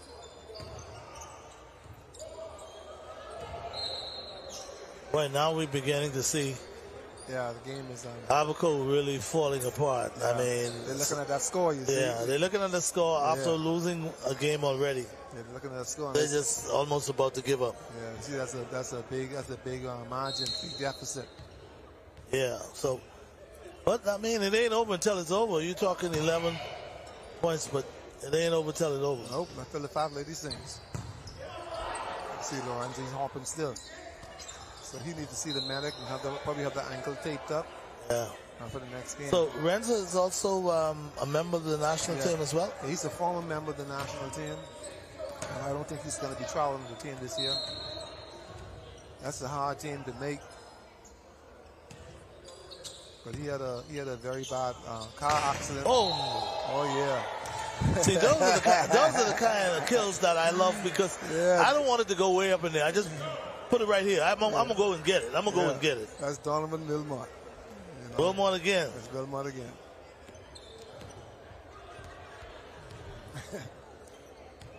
I remember when he first came out to play volleyball, he could do nothing right. Yeah? Yeah, couldn't do nothing right. Great improvement. Yeah. It's the consistency. You know, when you fall in love with it, you got to do it on a consistent level. Indeed. Yeah, you got to practice. You got to put the work in. You know, he did that.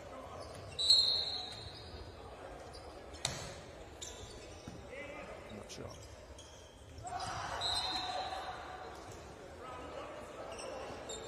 So now it's like almost game point, almost. Yeah, it's 23-12 in favor of New Providence. Abaco is basically just giving up. Yeah, you could see it. You could see it in their demeanor. Off the blocker. Yes, good attack by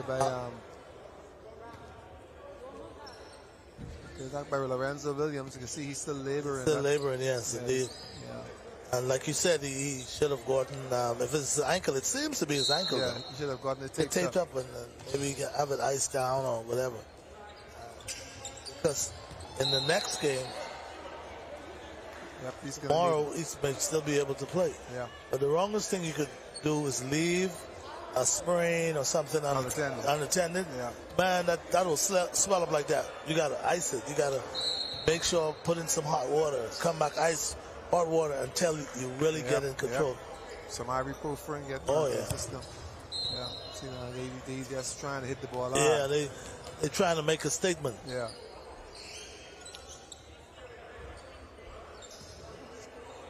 24-14, deficit of 10 in favor of New Providence. Abaco trails the match.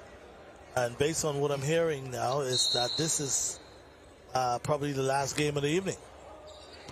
And I think that's it. That's it. He said the match out. Okay, so guys, that's it from the last game of the evening. And then, of course, Wilson, I must say, it wasn't that much of a match. And I say that because I hate to say it, but Abaco was really outmatched in this one. Yes. And boy, if there's any indication as to what we can see from this New Providence team, we would probably see them maybe into the championship. Yes, we saw some and the gold medal. We saw some good stuff tonight. You know what I mean? Oh, quite naturally. And so the top match is a good match with top teams. But if you look at the weaker teams, lower teams, there's going to be a battle between those other teams also.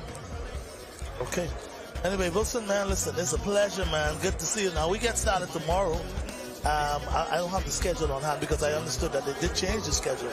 But definitely, we'll find out exactly what time we get started tomorrow. But guys, of course, on behalf of our TV, Wilson and I, we just want to say thank you guys so much for hanging out with us. And of course, we'll be bringing you more coverage of the Bahamas games from volleyball here at the Secondary License Gym tomorrow beginning at 4 o'clock. That's my time. I'm Ivan Showtime. Thank you for your time. I'll see you next time.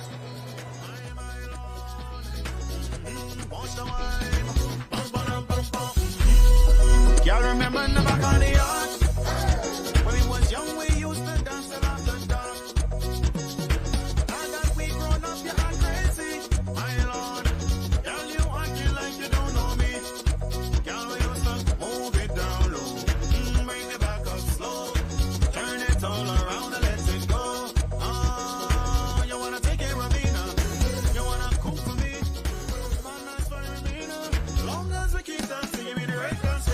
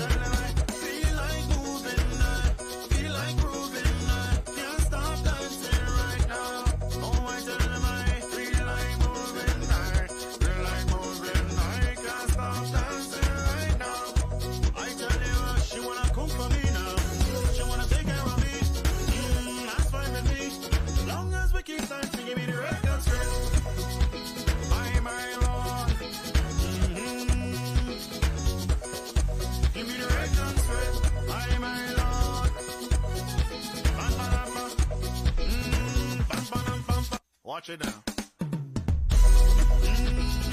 My Lord.